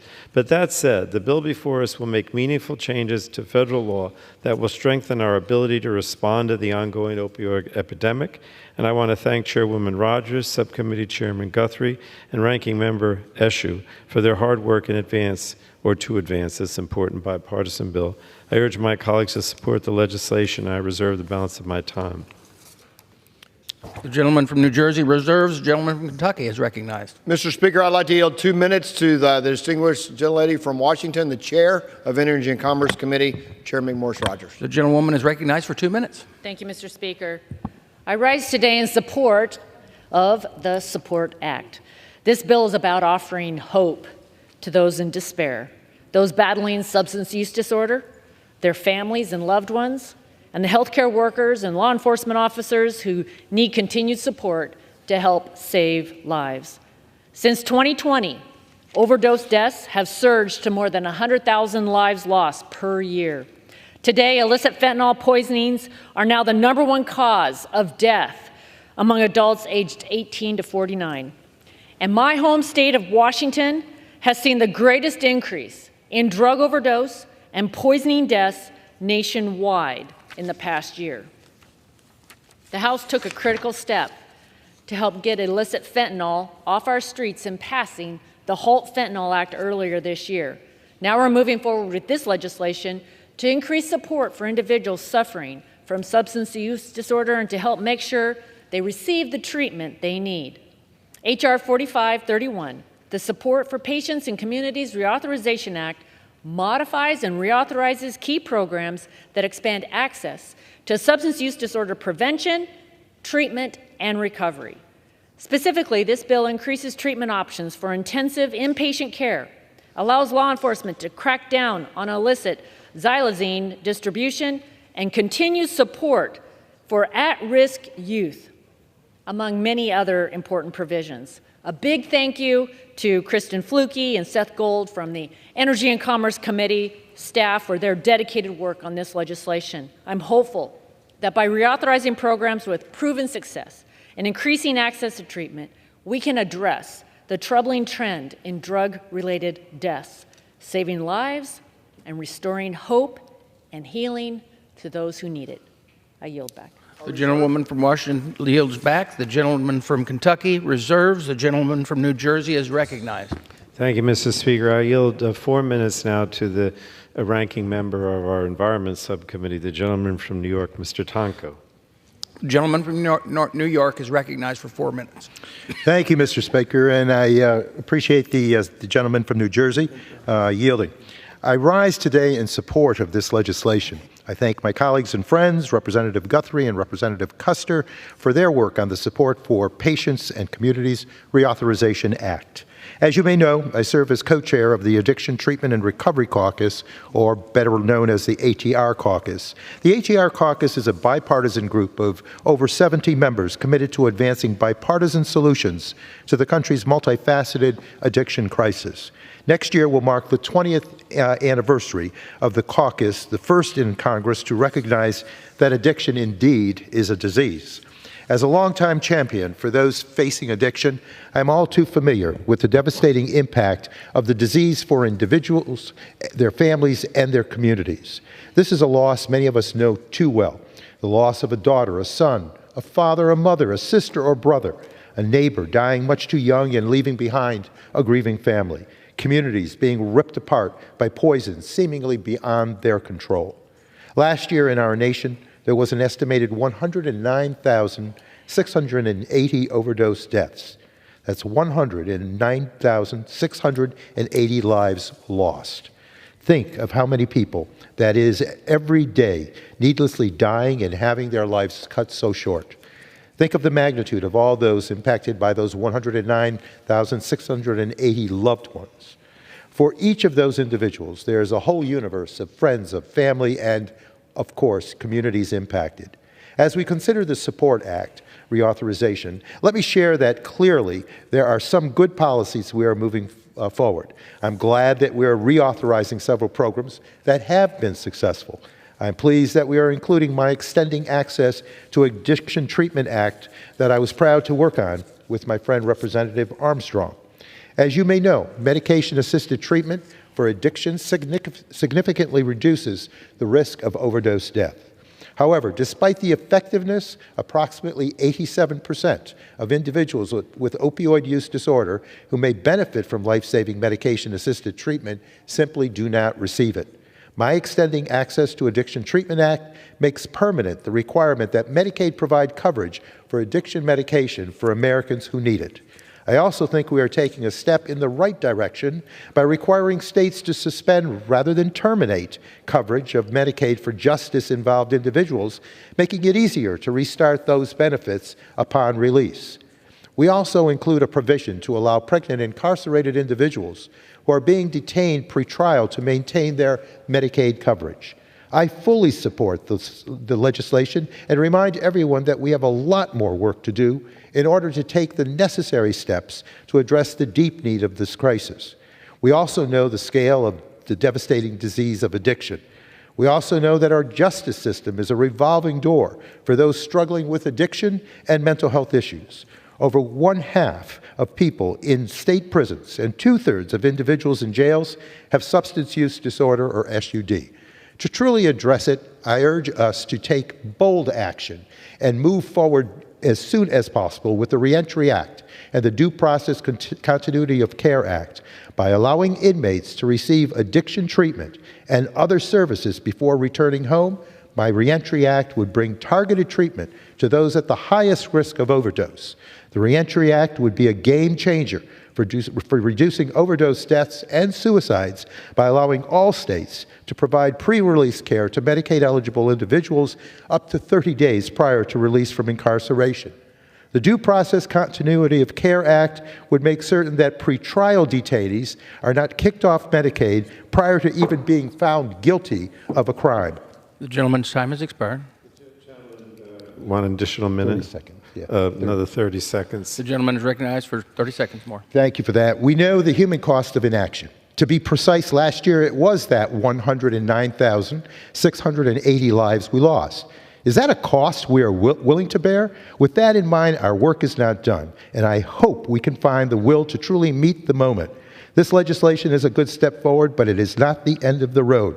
Again, this disease of despair requires hope, and we can provide that hope, true hope, full hope, to the individuals who look to us to be the agents of that hope. Again, I would urge my colleagues to support this bill, and I yield back the balance of my time. Gentleman from New York yields back. The gentleman from New Jersey reserves. The gentleman from Kentucky is recognized. Thank you, Mr. Speaker. I'd like to yield 2 minutes to my good friend from Florida, Mr. Bilirakis. The gentleman from Florida is recognized for 2 minutes. Thank you, Mr. Speaker. I want to thank the chairman for his extraordinary work and the chairperson for her extraordinary work on this particular bill. I rise today in favor of H.R. 4531, the Support for Patients and Communities Reauthorization Act. This bipartisan package reflects dozens of bills to reauthorize and strengthen critical opioid and substance abuse treatment and prevention policies, including 4 bills I lead with my bipartisan colleagues, such as the Combating Illicit Xylazine Act that I co-lead, again with Representative Pfluger and others. Our bill will provide permanent Schedule III penalties for human use of the animal tranquilizer drug xylazine, which is sadly being laced into fentanyl, leading to horrific side effects that is killing our constituents. This is a public health crisis that our bill urgently addresses, all while preserving legitimate veterinary use for our farming community. This package also contains my bill, the Swift Detection Act, which updates our methods to track fentanyl, identify public health trends, and better target relief using privacy-preserving wastewater surveillance. Finally, the bill will also remove Medicaid's IMD exclusion to permanently provide coverage of treatment services for substance use disorder, as well as language for my bipartisan bill with Representative Castor of Florida, H.R. 4056, the Ensuring Medicaid Continuity for Children in Foster Care Act, which provides coverage for services for foster youth children staying in qualified residential treatment programs struggling with serious mental and behavioral health needs. These are just a few of the many policies that address and provide relief for opioid abuse in our communities around the country. I thank the chairman, Chairman Guthrie, and of course Chairman Rogers and Representative Pallone, the ranking member, for their tireless efforts on this bill, and I urge my colleagues to support H.R. 4531. I yield back the balance of my time. Gentleman yields back. The gentleman from Kentucky reserves, and the gentleman from New Jersey is recognized. Thank you, Mr. Speaker. I yield 2 minutes now to the gentlewoman from New Hampshire as a member of the Energy and Commerce Committee. The gentlewoman from New Hampshire is recognized for 2 minutes. Thank you, Ranking Member Pallone. Mr. Speaker, I rise today to urge my colleagues to vote in favor of the SUPPORT Act, comprehensive bipartisan legislation to address the overdose crisis across this country. In 2022, nearly 110,000 Americans died because of substance use disorder or overdose. No community in this country is immune to this crisis. As we head into the holidays, thousands of families will have an empty seat at their table. We can and must do more to help save lives, expand access to treatment, and address the substance use disorder crisis. That's why passing the SUPPORT Act is so critical. While I wish this legislation had been passed earlier this year, before these programs expired, I'm pleased that the House is now taking up this legislation to reauthorize the SUPPORT Act and to ensure that local communities nationwide have the tools to address substance use disorder at the local level. Tackling the overdose crisis requires an all-of-the-above approach. I hope this legislation can serve as a building block to strengthen our national approach to this crisis and help save lives. Thank you, Chairman Guthrie and your team for our partnership to get this over the finish line. I urge my colleagues on both sides of the aisle to support this important legislation and to work with us to address this crisis. Thank you, and I yield back. Gentlewoman yields back. The gentleman from New Jersey reserves, and the gentleman from Kentucky is recognized. Thank you, Mr. Speaker. I'll yield 2 minutes to my good friend from Indiana, Mr. Bouchon. The gentleman from Indiana is recognized for 2 minutes. Thank you, Mr. Chair, and thanks, Chairman Guthrie, for yielding. I rise today in favor of H.R. 4531, the Support for Patients and Communities Reauthorization Act. I was exceedingly proud to work on the SUPPORT Act when it was first passed in 2018 in response to the opioid crisis. The legislation brought about many positive changes, but substance abuse and addiction continue to threaten individuals and communities in every congressional district across the country and across all socioeconomic classes. With over 100,000 drug overdose deaths in the U.S. last year alone, we must continue working to increase access to and availability of life-saving treatments and recovery services. I'm particularly happy to be reauthorizing the CORC, or Comprehensive Opioid Recovery Centers program, which will directly affect my home state of Indiana. Regrettably, per capita rates of drug overdose deaths in the Hoosier State are higher than the national average. The CORC program helps coordinate the targeted resources available for those who need help overcoming opioid use disorder. I urge all of my colleagues to vote yes on this critical piece of legislation, and I yield back my time. Gentleman yields back. Reserve. The gentleman from Kentucky reserves. The gentleman from New Jersey is recognized. Thank you, Mr. Speaker. I yield 2 minutes now to the gentlewoman from Texas, Ms. Crockett. The gentlewoman from Texas is recognized for 2 minutes. Thank you so much, Mr. Speaker. Every member here likely knows at least one family in their district whose life has been impacted by someone struggling with addiction. This comes at a time where companies are also now trying to use the courts to avoid liability and escape having to compensate families for its role in targeting communities and peddling pills, all in the name of increasing profits. Addiction is painful and it's dangerous. It's a dangerous struggle that too many Americans suffer from. And today, this illness is exacerbated by the prevalence of fentanyl. Fentanyl is 50% stronger than heroin, 100 times stronger than morphine, and because people can't see, taste, or smell it, those struggling with addiction don't even know what they're putting their lives at risk, when they're putting their lives at risk. To be clear, fentanyl is one of the leading causes of overdose-related deaths today. So now more than ever, we need to attack this problem from a holistic approach. And this is coming from, again, the gentle lady from the state of Texas. So we know that there's not just a one-trick pony on this. We've got to make sure that we address this side of it as well as our struggles at the border. So not only do we need more technology at our points of entry to interdict fentanyl, but we also need to give our constituents the necessary tools to know whether or not they are about to subject themselves to fentanyl. And one way to do this is to arm them with fentanyl testing strips. I'm grateful to Representative Gooden, my Republican co-lead, for supporting my bill, the Test Strip Access Act, to Senators Hassan and Cornyn for introducing it in the Senate, and to the Energy and Commerce Committee for incorporating it into the support reauthorization.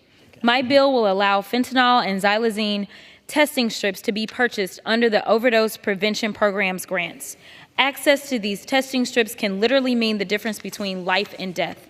Accordingly, I urge my colleagues to vote in favor of the Support Act so we can give our constituents the tools to be safe and ultimately get them the help they desperately need to treat their illness. And with that, I will yield back.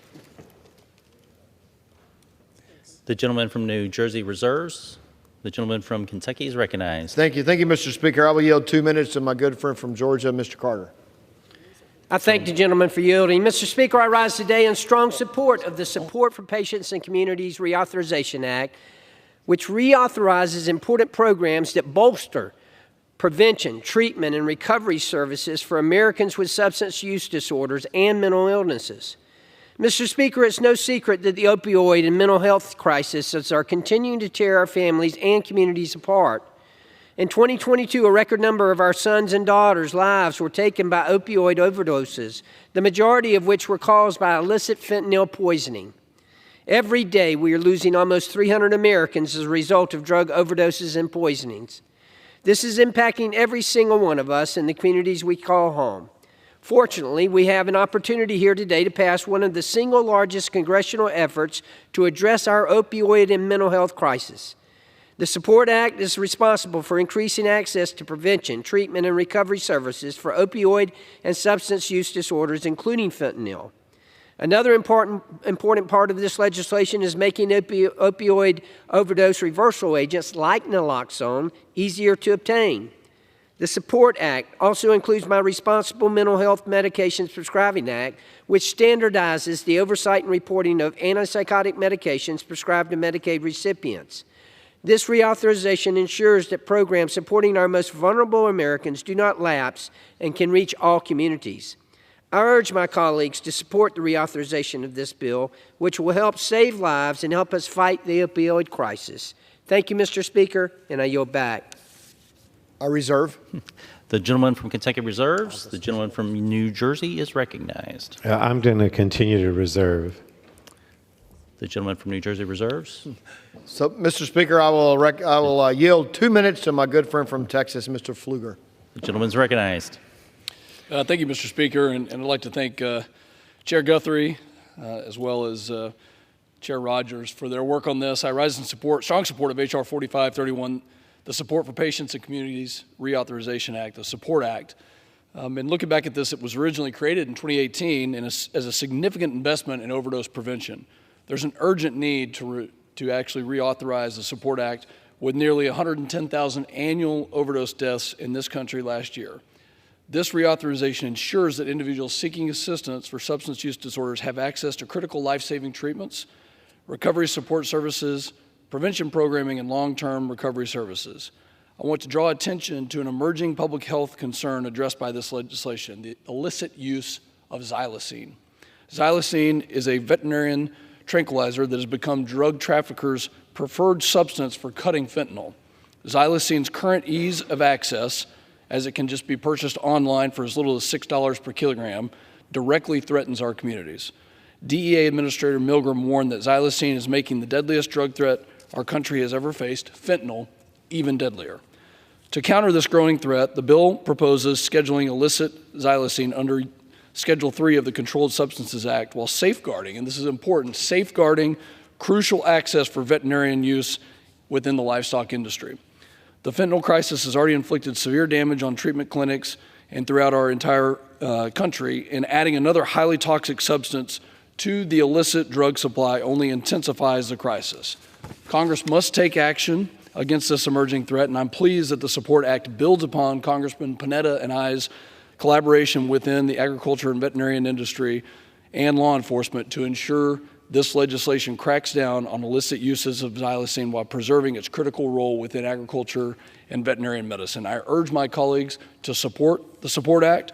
This is not just legislation, it's a response to help save lives within our communities, and I yield back. The gentleman from Kentucky reserves. The gentleman from New Jersey is recognized. I'm going to continue to reserve. I might have one more speaker, but One more.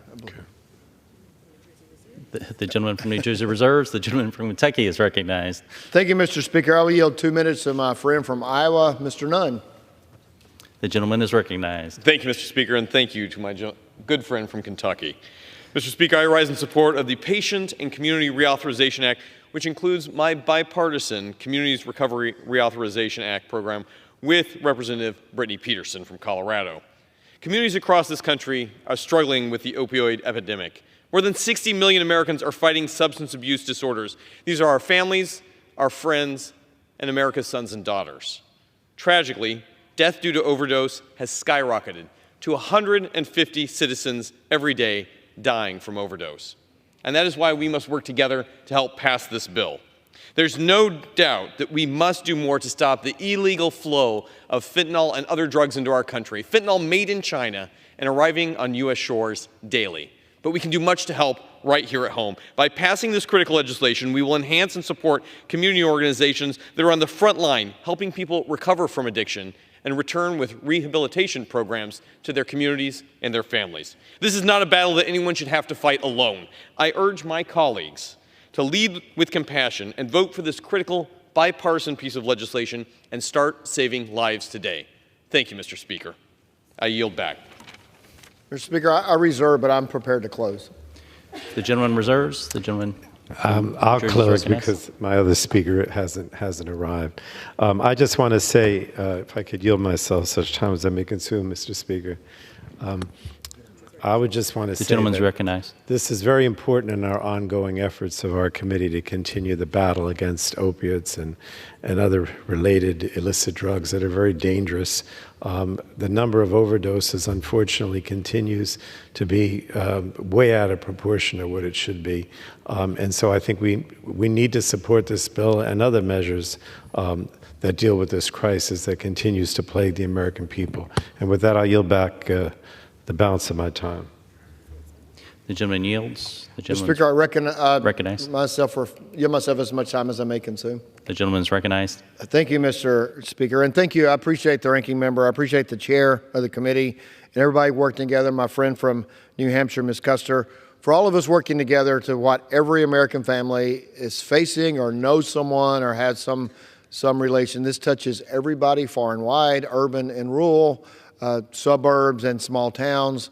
And particularly in my home state in the Commonwealth, we really have had a big, just families devastated by this. And so we have to close the border. We have to get a handle on what's coming across the border. We have to make sure that we have things in place to prevent people from bringing these to our young people and adults. But what we're here today is make sure those who have this substance use disorder have access to proper care, the opportunity to not just recover, but to have full and productive lives. And we believe that on both sides of the aisle, and we've worked together for this. And I urge my colleagues to vote yes, and I'll yield back the balance of my time. The question is, will the House suspend the rules and pass the bill H.R. 4531 as amended? Those in favor say aye. Aye. Those opposed, no. In the opinion of the chair, 2/3 being in the affirmative. Mr. Speaker. For what purpose does the gentleman from Kentucky I would rise? request that we record the yeas and nays. Thanks. The yeas and nays have been requested. All those in favor of taking a vote by the yeas and nays will rise and remain standing until counted.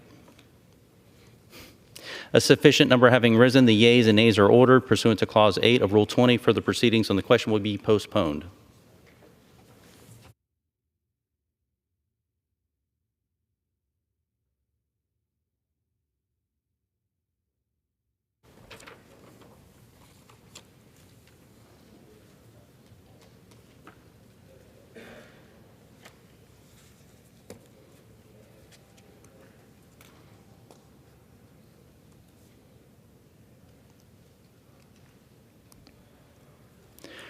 For what purpose does the gentleman from Ohio seek recognition? Mr. Speaker, I move that the House suspend the rules and pass the bill S-2787. The clerk will report the title of the bill. Senate 2787, an act to authorize the Federal Communications Commission to process applications for spectrum licenses for applicants who were successful bidders in an auction before the authority of the Commission to conduct auctions expired on March 9th, 2023. Pursuant to the rule, the gentleman from Ohio, Mr. Latta, the gentleman from New Jersey, Mr. Pallone, each will control 20 minutes. The chair recognizes the gentleman from Ohio. Ask unanimous consent that all members may have 5 legislative days in which to revise and extend their remarks and insert extraneous materials in the record on the bill. Without objection. Thank you, Mr. Speaker. I yield myself such time as I may consume. The gentleman is recognized. Thank you, Mr. Speaker. I rise in support of S-2787, the 5G SAO Act, which will help restore trust in our nation's wireless technology ecosystem and enable faster mobile broadband service for millions of Americans nearly overnight. The 5G SAO Act will deliver on our promise to provide access to our airwaves for those who successfully won a license at auction before March the 9th, 2023.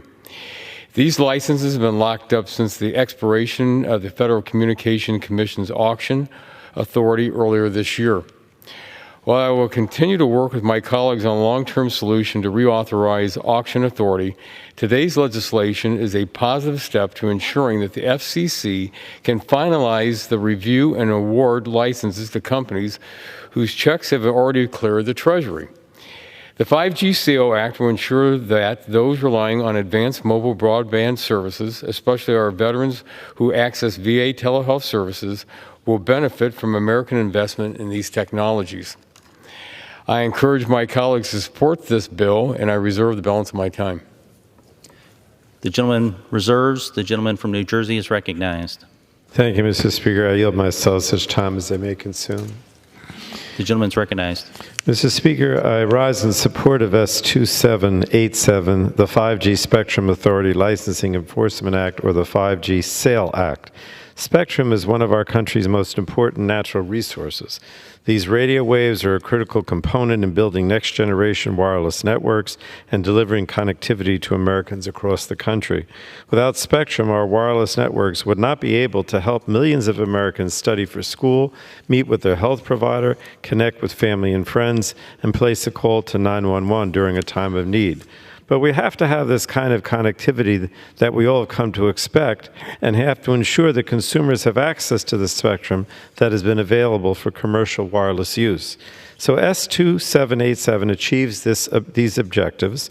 This legislation gives the FCC the authority for 90 days to process spectrum license applications that are currently pending at the agency from its auction last year of the 2.2 gigahertz band. And while I hope Congress would have extended the FCC spectrum auction authority by now, this legislation is an important step forward in allowing commercial spectrum to be used by consumers, especially those in unserved areas areas and rural communities.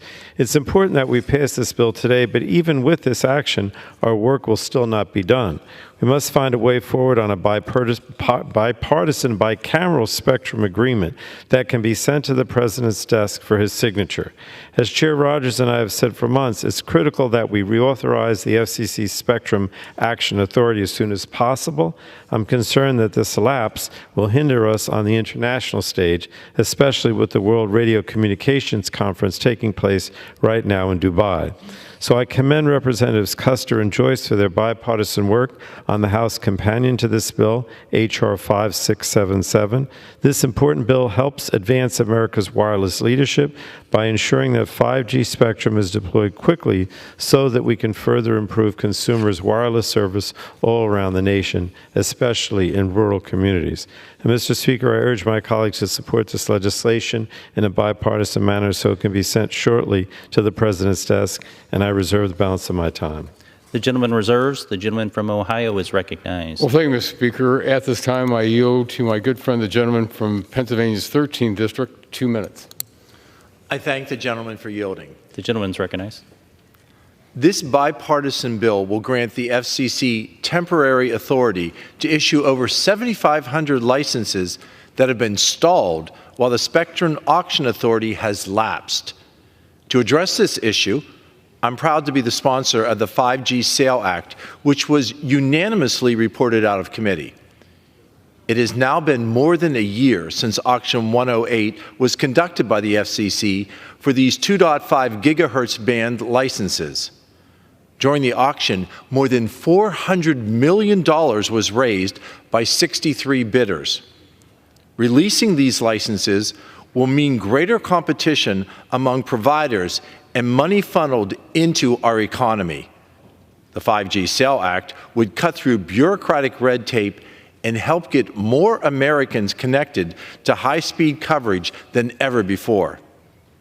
Especially in rural areas where I represent, in Pennsylvania's south central and southwestern area, coverage can be scarce. Congress must work to ensure that students, patients, workers, and farmers all have access to 5G internet. In places where seeing a medical specialist can mean a 2-hour drive, access to reliable 5G connection can be life-changing for a patient. These connections are invaluable also for our farmers as they use precision farming to plant crops and harvest. And access to the internet is vital for our students as they work to do their homework at home, not in a parking lot outside of a convenience store. Recently, the Communications and Technology Subcommittee heard from Chair Rosenworcel that the FCC would devote the necessary resources and time to ensure that these licenses would be issued as quickly as possible once this legislation is enacted. I'm grateful to all of the work that went into advancing this common sense legislation to help connect more Americans than ever before. I urge all of my colleagues to vote in favor of this bill, and I yield the balance of my time. Mr. Speaker, that is our last speaker, and if the ranking member is prepared to close, we are too. I'm prepared to close. The gentleman from New Jersey is recognized. Thank you. Again, this is important legislation. We obviously would like to see the Spectrum Authority in general reauthorized, but this is important of its own. And so with that, I would ask support for the bill on a bipartisan basis and yield back, Mr. Speaker. The gentleman yields. The gentleman from Ohio is recognized. Thank you, Mr. Speaker. I'm prepared to close. The Speaker, has already been stated, we need more spectrum, not less. And we have to win the race for 5G. And we've seen over time, as I've spoken with people across the country, you know, for years back, it was like the United States was way ahead in 5G. But as time went by, then all of a sudden it was like, well, maybe we're just a little bit ahead or maybe we're even. But we've got to, if we're going to win this race, we have to have 5G out there. And so it's absolutely essential. And also during COVID, it's always been mentioned that some of the things that's happened, telehealth services, you look at on the business side, you look at on education, and then also just for families to stay connected, it's absolutely essential that we have more broadband out there, not less. And so we need to keep our promise to those that won these auctions, that these airways will be available to them. And so, Mr. Speaker, I encourage a yes vote and yield back the balance of my time. The question is, will the House suspend the rules and pass Senate 2787? Those in favor say aye. Aye. Those opposed, no. In the opinion of the chair, 2/3 being in the affirmative, the rules are suspended and the bill is passed. Without objection, the motion to reconsider is laid on the table.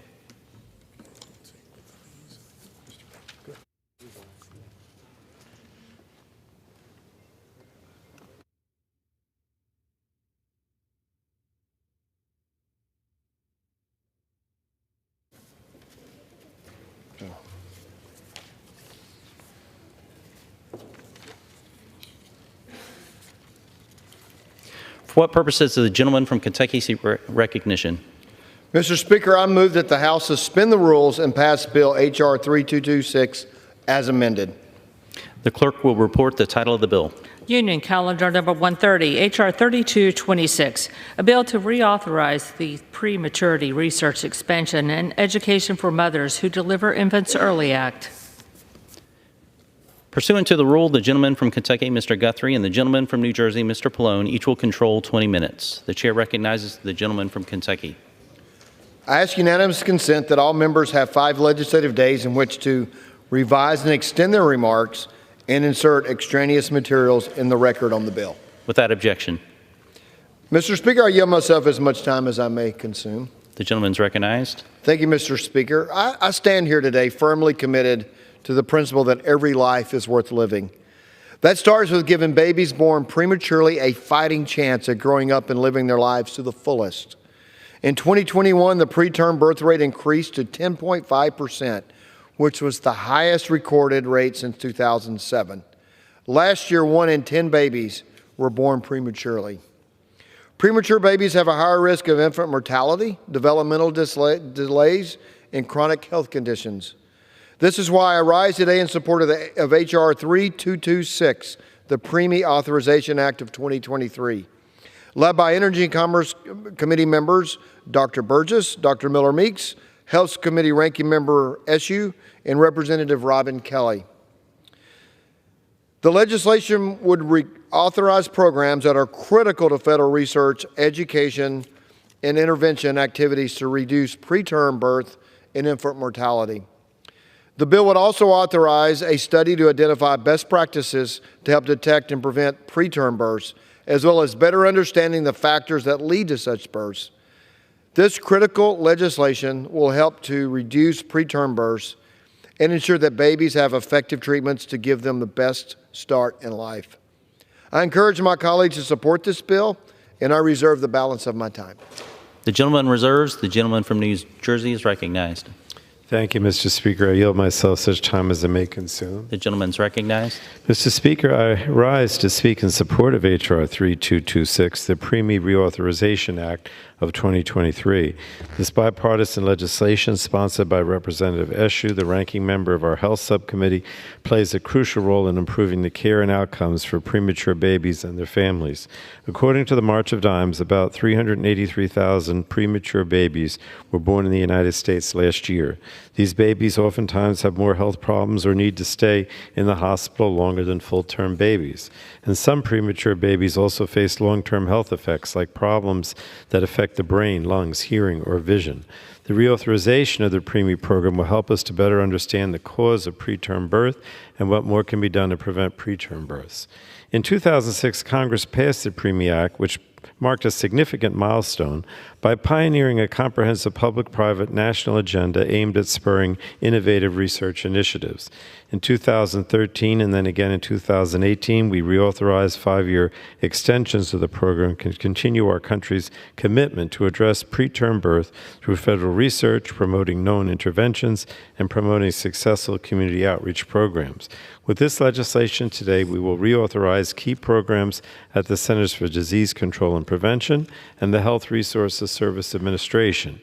And these programs support research and programs on preterm birth, improve tracking of national data, and support activities aimed at promoting healthy pregnancies and preventing preterm birth. So H.R. 3226 also provides for a study on the costs, impact of social factors, and gaps in public health programs that lead to prematurity, providing us more vital information. It also calls for the Department of Health and Human Services to make recommendations to Congress to prevent preterm birth. Importantly, the legislation establishes an interagency working group at HHS to coordinate all federal activities and programs related to preterm birth, infant mortality, and other adverse birth outcomes. So again, I want to thank Representative Eshoo for her leadership on this legislation.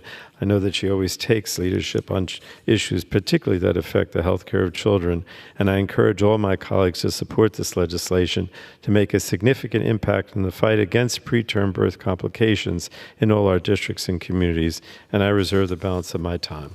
The gentleman reserves. The gentleman from Kentucky is recognized. Thank you, Mr. Speaker. I will yield 3 minutes to my good friend from Georgia, Mr. Carter. The gentleman is recognized. I thank the gentleman for yielding. Mr. Speaker, I rise today in strong support of the Preemie Reauthorization Act of 2023, which will reauthorize critical programs to expand research and education into premature birth prevention. Every year, 10% of babies are born prematurely, putting them and their mothers at an increased risk of complicated health problems.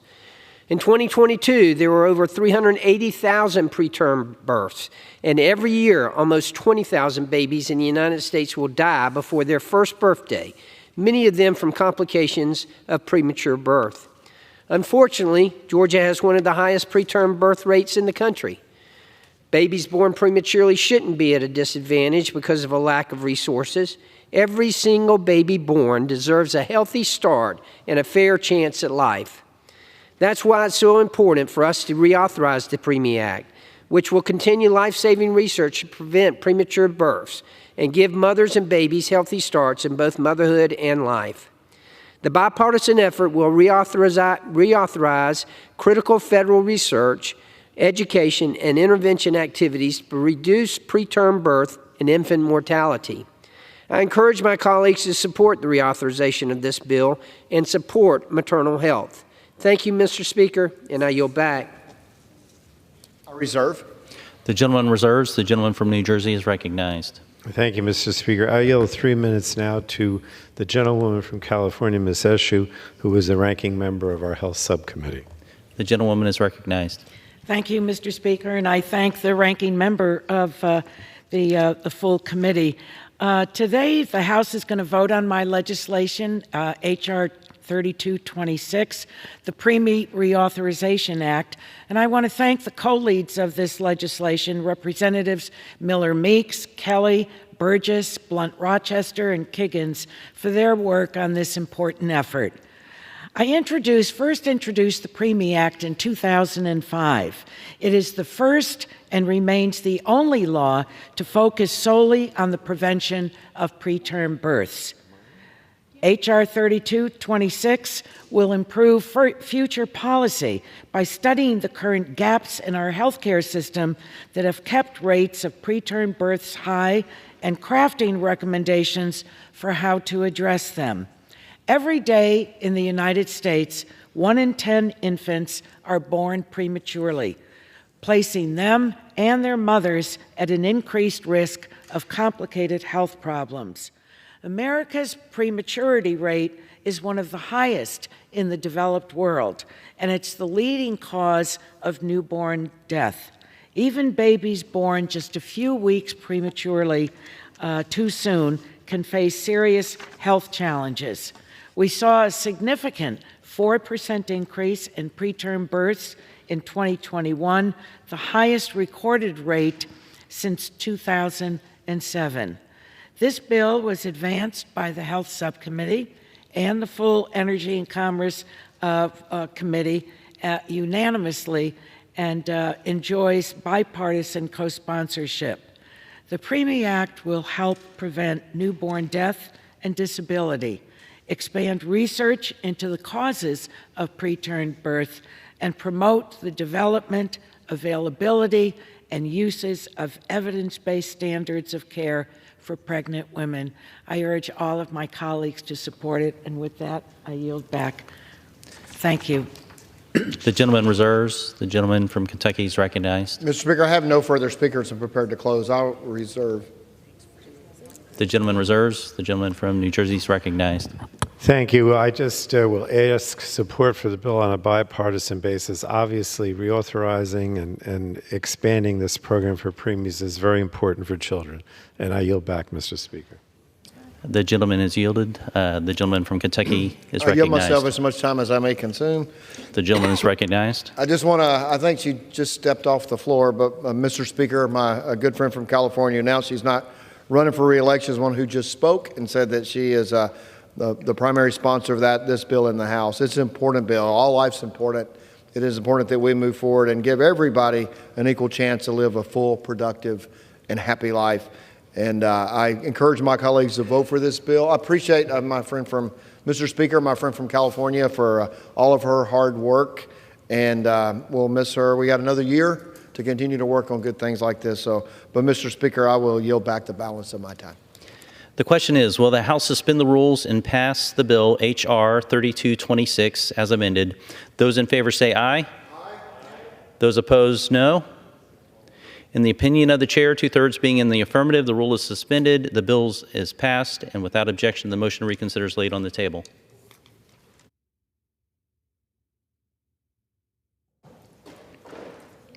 Pursuant to Clause 12A of Rule 1, the chair declares the House in recess until approximately 6:30 today.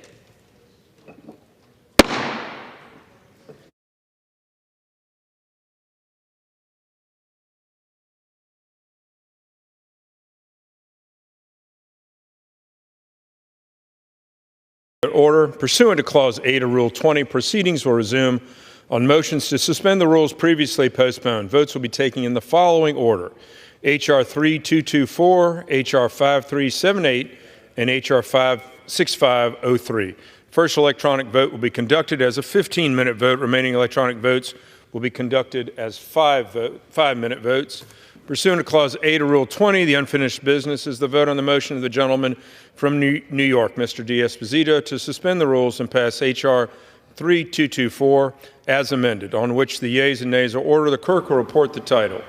H.R. 3224, a bill to amend the Homeland Security Act of 2002 to extend the authorization of the Countering Weapons of Mass Destruction Office of the Department of Homeland Security and for other purposes. The question is, will the House suspend the rules and pass the bill as amended? Members will record their votes by electronic device. This is a 15-minute vote.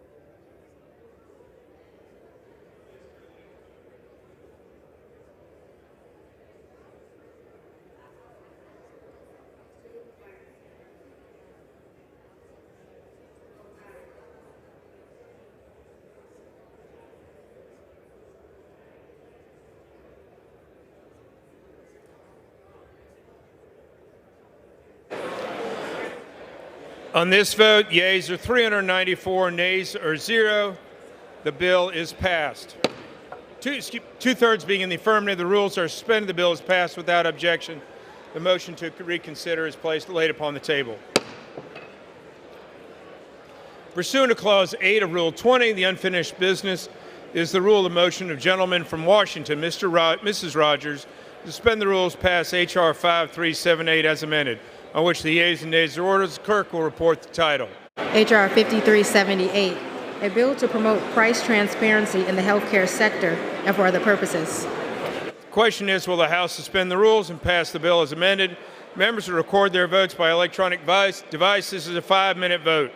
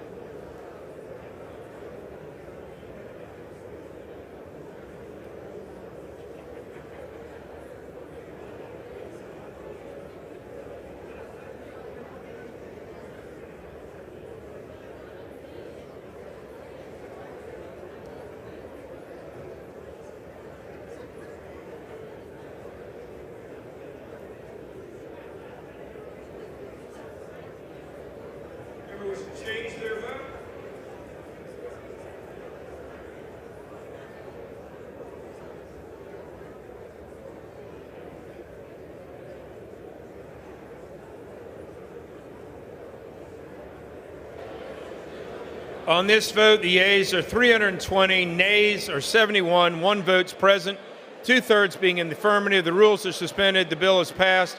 Without objection, the motion to reconsider is laid on the table. Pursuant to Clause 8 of Rule 20, the unfinished business is the vote on the motion of the gentleman from Missouri, Mr. Graves, to suspend the rules and pass H.R. 6503, on which the yeas and nays are recorded. The clerk will report the title. H.R. 6503, a bill to amend Title 49 United States Code to extend authorizations for the Airport Improvement Program, to amend the Internal Revenue Code of 1986, to extend the funding and expenditure authority of the Airport and Airway Trust Fund, and for other purposes. The question is, will the House suspend the rules and pass the bill? Members will record their vote by electronic device. This is a 5-minute vote.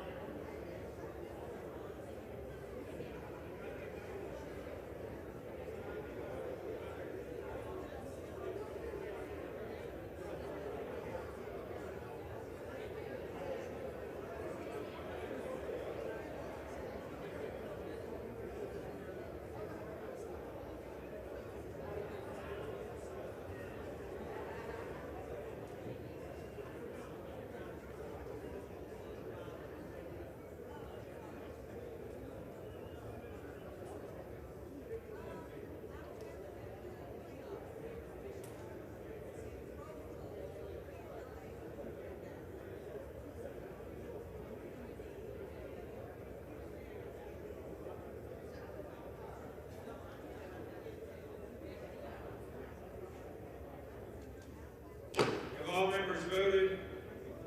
Every member wish to change their vote?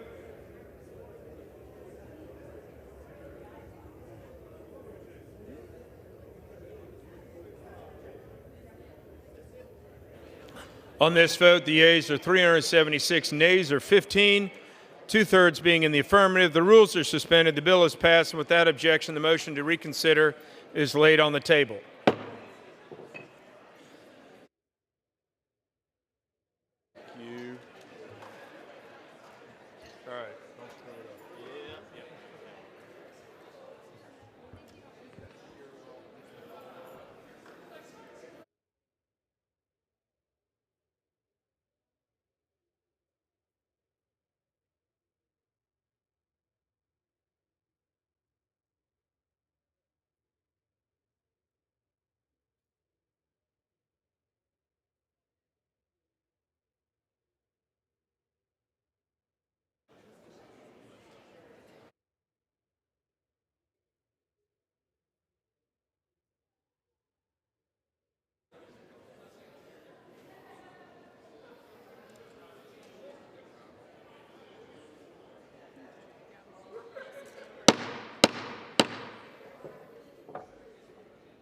For what purpose does the gentlewoman from Nevada seek recognition?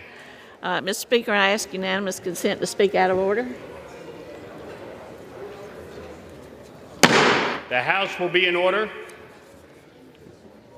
Without objection, the gentlewoman from Nevada is recognized. Thank you, Mr. Speaker. I invite all of my colleagues to join me and the members of the Nevada delegation in honoring the 3 precious lives that were lost to a heinous act of gun violence on December 6, 2023 at the University of Nevada, Las Vegas, where I taught in the political science department for 35 years. Patricia Navarro Velez, an assistant professor of accounting at the university and a mother of 4, devoted her career to educating the next generation of business professionals, particularly among underserved populations and minorities. She is remembered by her infectious smile and her larger-than-life personality. Che Jiang, known as Cherry Chang, a professor of management information systems and devoted UNLV colleague for more than 20 years, was known for his even-keeled, positive, and unwavering presence. He is survived by his wife and 2 children. Naoko Takemaru was an associate professor of Japanese studies and a noted author, academic, and award-winning educator. In her 20th year at UNLV, Ms. Takamura's colleagues remembered her as lion-hearted in kindness. Today, I stand here in solidarity with my colleagues from Nevada with a heavy heart for the victims, their families, and all of the UNLV students, faculty, and staff who experienced this horrific event. Mr. Speaker, in a moment, I'll ask for a time of silence to honor the lives we lost and uplift the UNLV community during this trying time. I ask that we not only use this time to commemorate the important and selfless contributions of each of these individuals who were part of the UNLV community, and also to remember the heroic actions of our law enforcement, but also to reflect on the pressing need to enact common sense legislation to protect our communities from the epidemic of gun violence. I ask all of my colleagues to consider signing on to a resolution to this effect, which I'll be introducing tonight. And I now ask the House to please observe a moment of silence, and I yield back.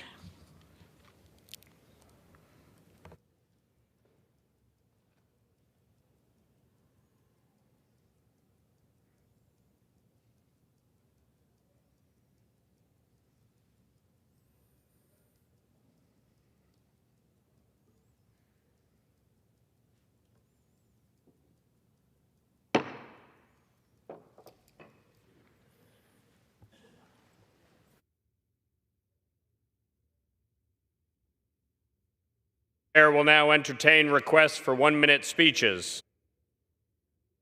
For what purpose does the gentleman from Georgia seek recognition? To address the House for 1 minute to revise and extend my remarks. Without objection, the gentleman is recognized for 1 minute. Mr. Speaker, I rise today to celebrate the life of Brandon Stephen Pence. Brandon passed away this past October after courageously fighting multiple medical conditions for his entire life. Braden's life was cut tragically short, but the impact that he left on others, his friends, his family, and members of our community will be felt forever. He was known for his kindness and the joy that he confidently displayed to others. You could often find Braden outside enjoying the sunshine or in a walk with his nurse Bonnie, waving at everyone he passed. Braden should be an example to all of us on how we should live our lives. Even in the face of adversity and challenges, it's important to always stay positive and to be kind to others. I want to express my deepest sympathies to Braden's family. Thank you, Mr. Speaker, and I yield back. For what purpose does the gentleman from North Carolina seek recognition? Mr. Speaker, I ask for unanimous consent to address the House for 1 minute to rise and extend. Without objection, the gentleman is recognized for 1 minute. Mr. Speaker, I rise to pay special tribute to the remarkable life and legacy of Ms. Sarah Keys Evans. Her courage left an unforgettable mark on our nation's history. On August 1st, 1952, 3 years before Rosa Parks, Ms. Keys, who was a private in the Women's Army Corps, refused to give up her seat on a bus in Roanoke Rapids, North Carolina, leading to the landmark case of Sarah Keys versus Carolina Coach Company. Her stand against discrimination helped ignite the civil rights movement. This past November, at the age of 94, Ms. Sarah Keys Evans passed, leaving us reflecting on her enduring impact on humanity. Let us honor Ms. Sarah Keys Evans by continuously striving for a nation where opportunity for all flourishes. Mr. Speaker, I yield back. For what purpose does the gentleman from Pennsylvania seek recognition? Mr. Speaker, request unanimous consent to address the House for 1 minute, revise and extend my remarks. Without objection, the gentleman is recognized for 1 minute.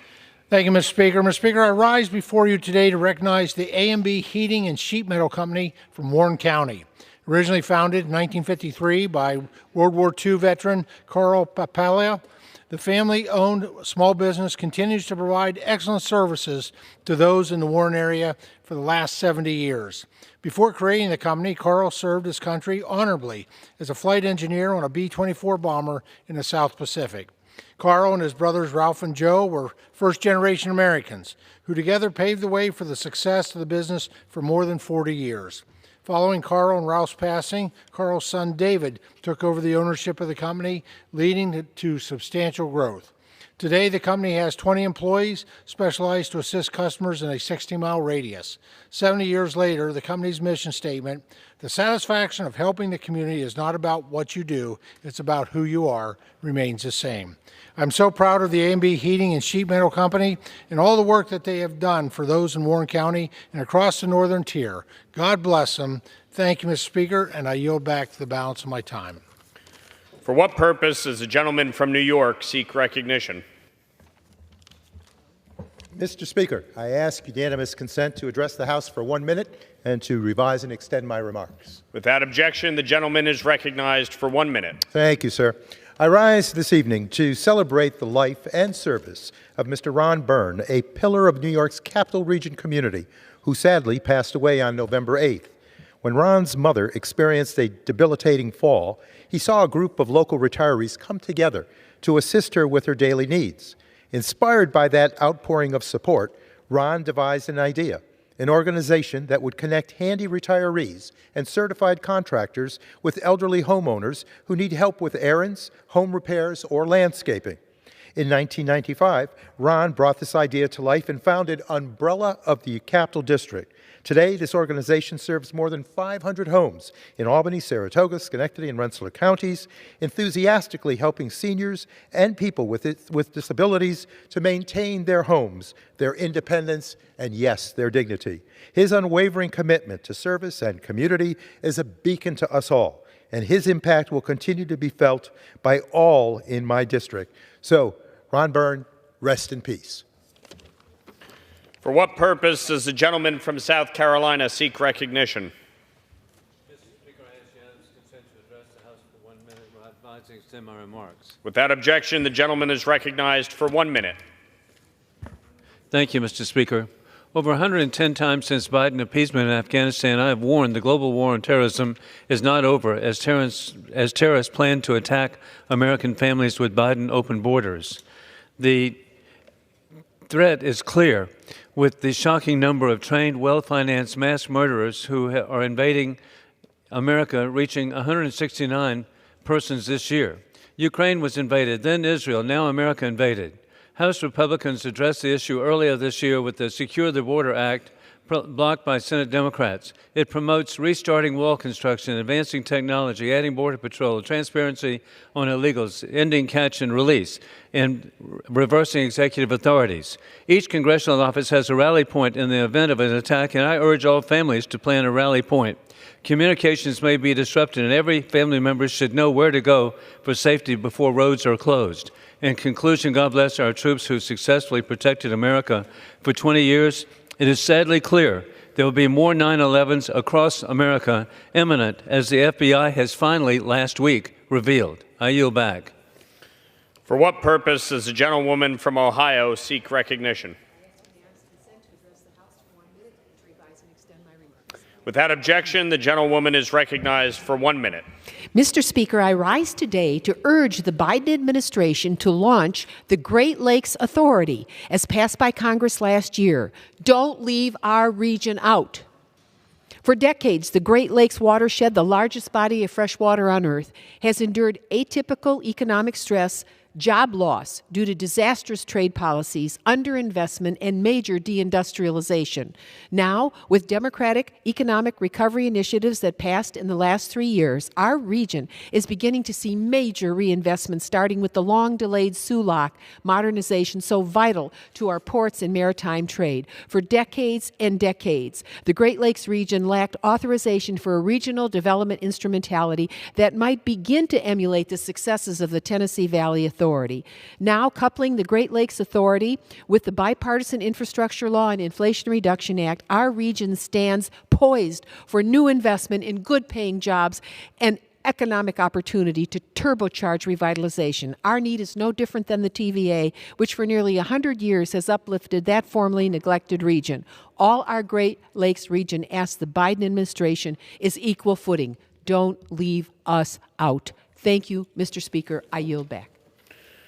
For what purpose does the gentleman from California seek recognition? Unanimous consent to address the House for 1 minute, revise and extend my remarks. Without objection, the gentleman is recognized for 1 minute. Thank you, Mr. Speaker. The United States debt has grown by $2.5 trillion over the last year. Over the last 20 months, thanks to Biden-led policies, $4.8 trillion. This is a massive driver of inflation and lack of credit on the market out there for regular people. And so we add to all this with, on top of the omnibus bill done a year ago and many other big spending ideas that were gotten through in the previous Congress. Lately, the president wants to add $6 billion more for high-speed rail in California.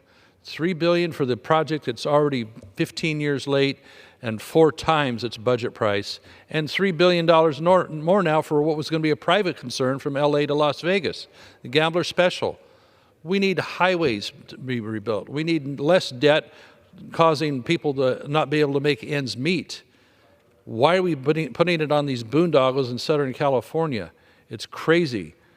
Put it towards highways that people can use or something else. I yield back. For what purpose does the gentleman from Wisconsin seek recognition? I'd like to speak for a minute. Without objection, the gentleman is recognized for 1 minute. I want to remind the American public and my colleagues one more time, which the biggest threat we face today, and that is the huge volume of people crossing our southern border. Again, in the most recent month available, we made an all-time record in the number of people coming here. About 11 times the number of people crossing the border as were crossing the border just 3 years ago. So don't let anybody tell you we've got to work on some solution. The solution was there. Just a little bit of will and you could cut it by 91%.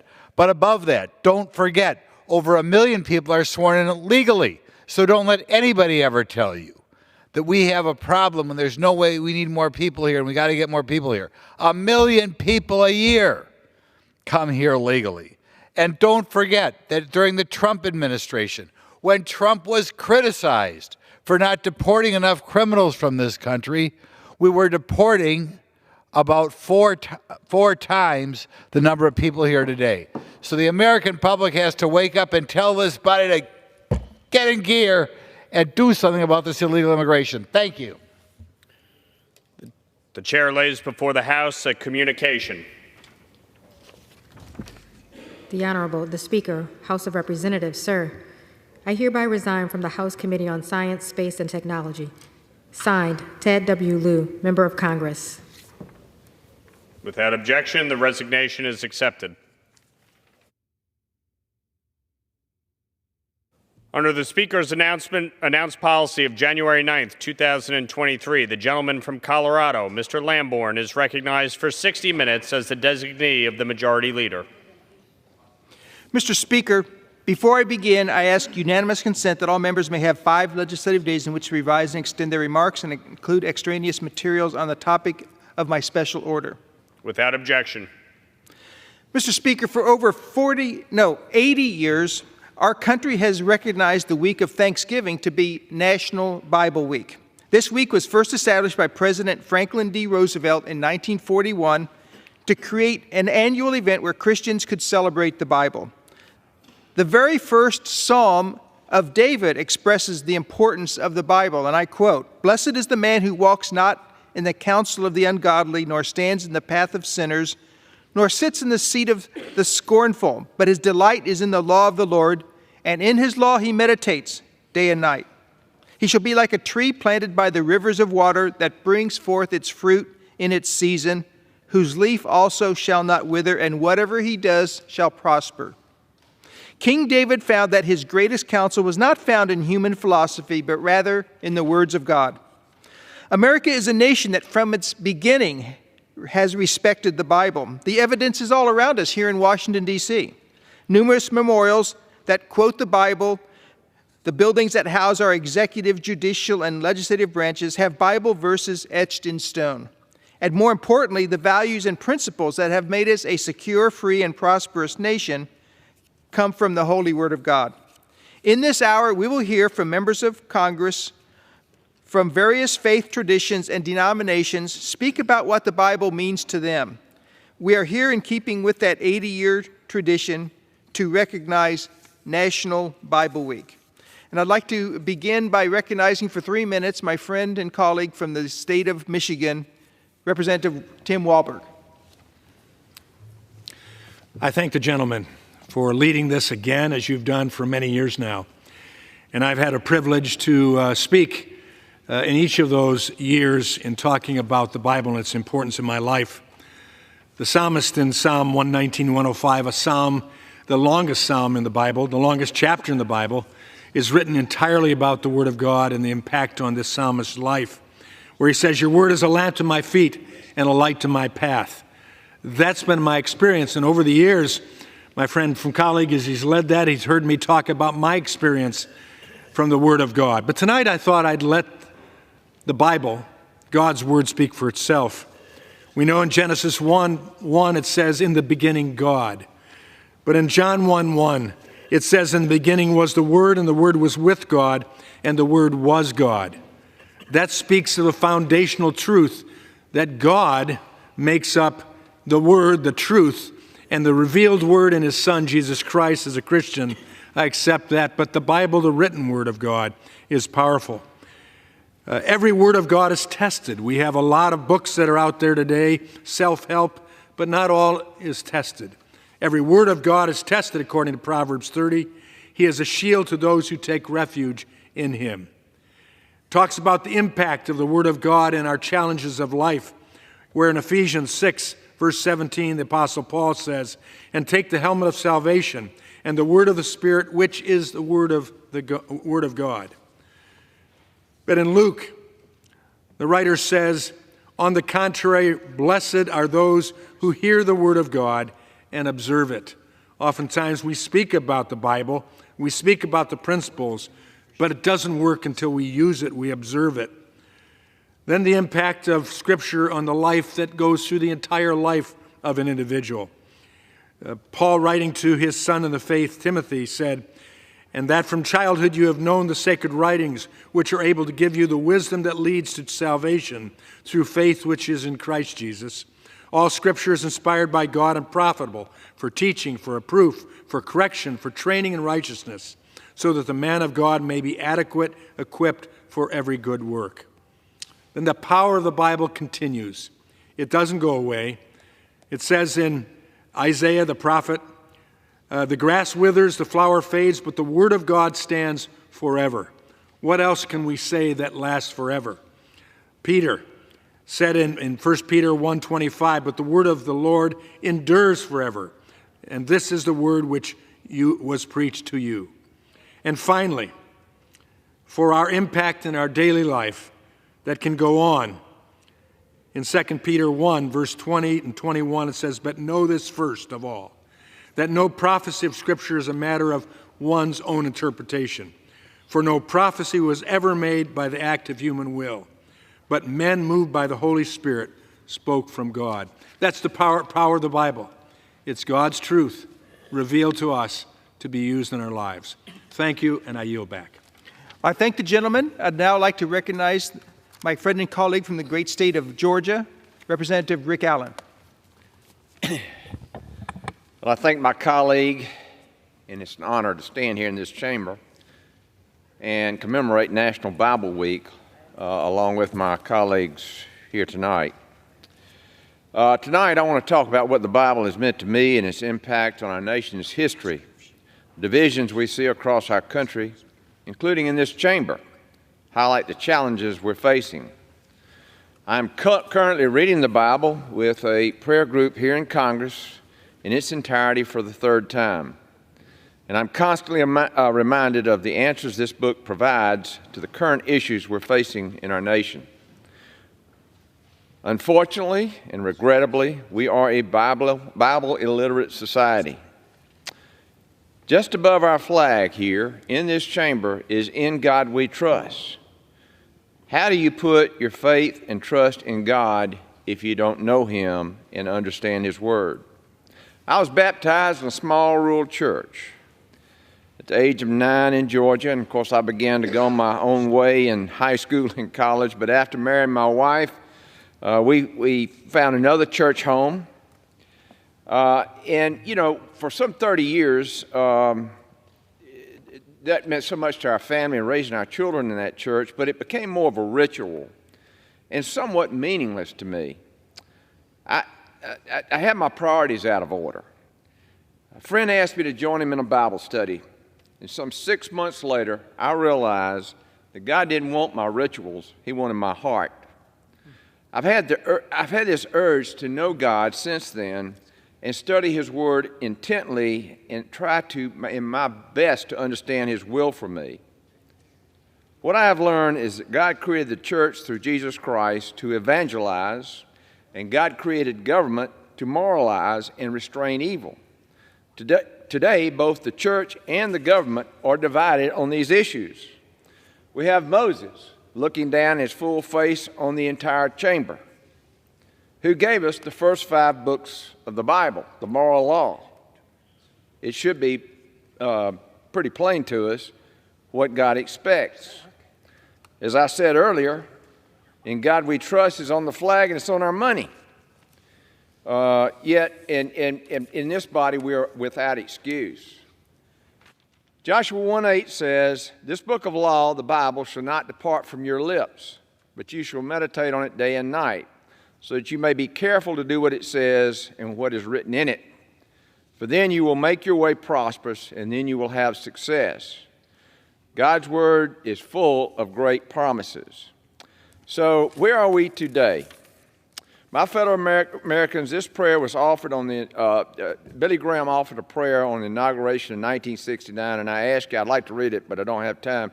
But I'd like to ask, huh? I yield an additional 20 seconds. Okay. Well, it would take a little longer than that to read it, but I'll read just part of it. Our Father and our God, Thou hast said, "Blessed is the nation whose God is the Lord." We recognize on this historic occasion that we are one nation under God. And as the prayer goes on, Reverend Graham describes the current situation in 1969.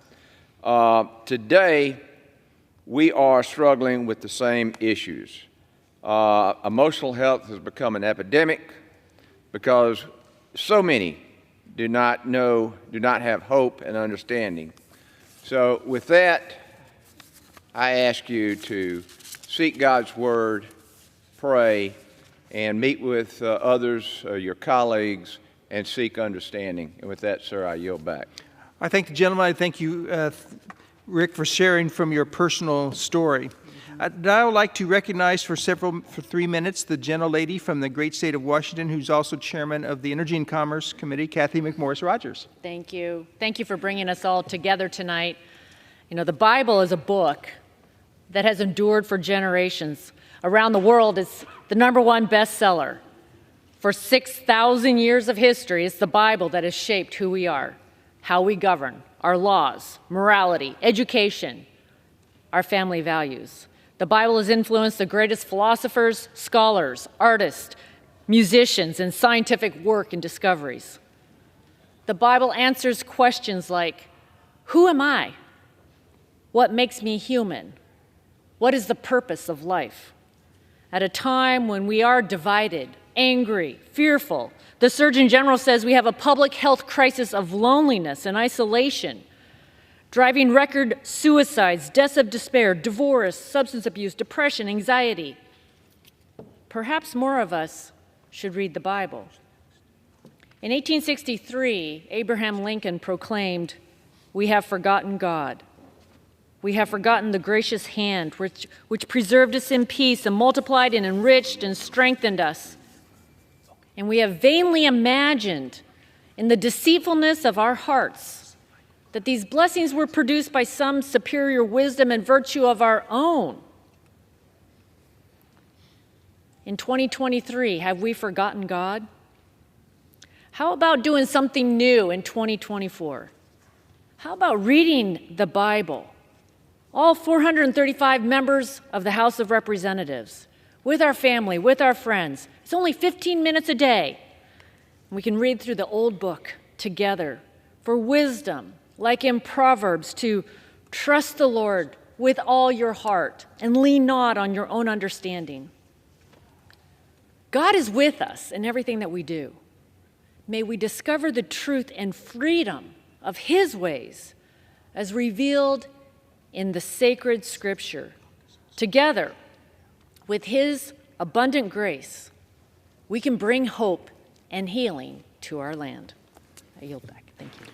I thank the gentlelady, and I'd now like to recognize from the great state of Alabama, Representative Robert Adderholt for 3 minutes. Thank you, Mr. Speaker, and I rise today in recognition of National Bible Week, and I do want to thank my colleague, Mr. Lamborn, and not only a colleague, but a good friend and someone that I look up to in so many ways for organizing this important special order. So thank you for doing this. As we come to the end of our first session of this Congress, which to say that it has not been a tumultuous year, I think would be not putting it clearly. But right now we're the beginning of our Advent season, and there's no time better to pause and reflect on the founding fathers' intentions, and that is simply to protect Americans' right to worship and practice their faith freely. 2 Timothy 3:16 and 17 says the Holy Bible is given by inspiration of God and is profitable for doctrine, for reproof, for correction, for instruction in righteousness, and that the man of God may be complete, thoroughly equipped for every good work. To be honest with you, when I came to Washington, I was actually shocked to learn how much the Founding Fathers looked to Scripture for guidance as they drafted our founding documents. Unfortunately, today in schools, they don't really explain this. They really hardly even mention it. So, however, Mr. Speaker, I would encourage all of my colleagues and every American citizen to simply look at what the Founding Fathers had to say about the Holy Bible and just how much the Founding Fathers relied on it on a day-by-day basis, and especially as they put together the documents that founded this very nation that we live in.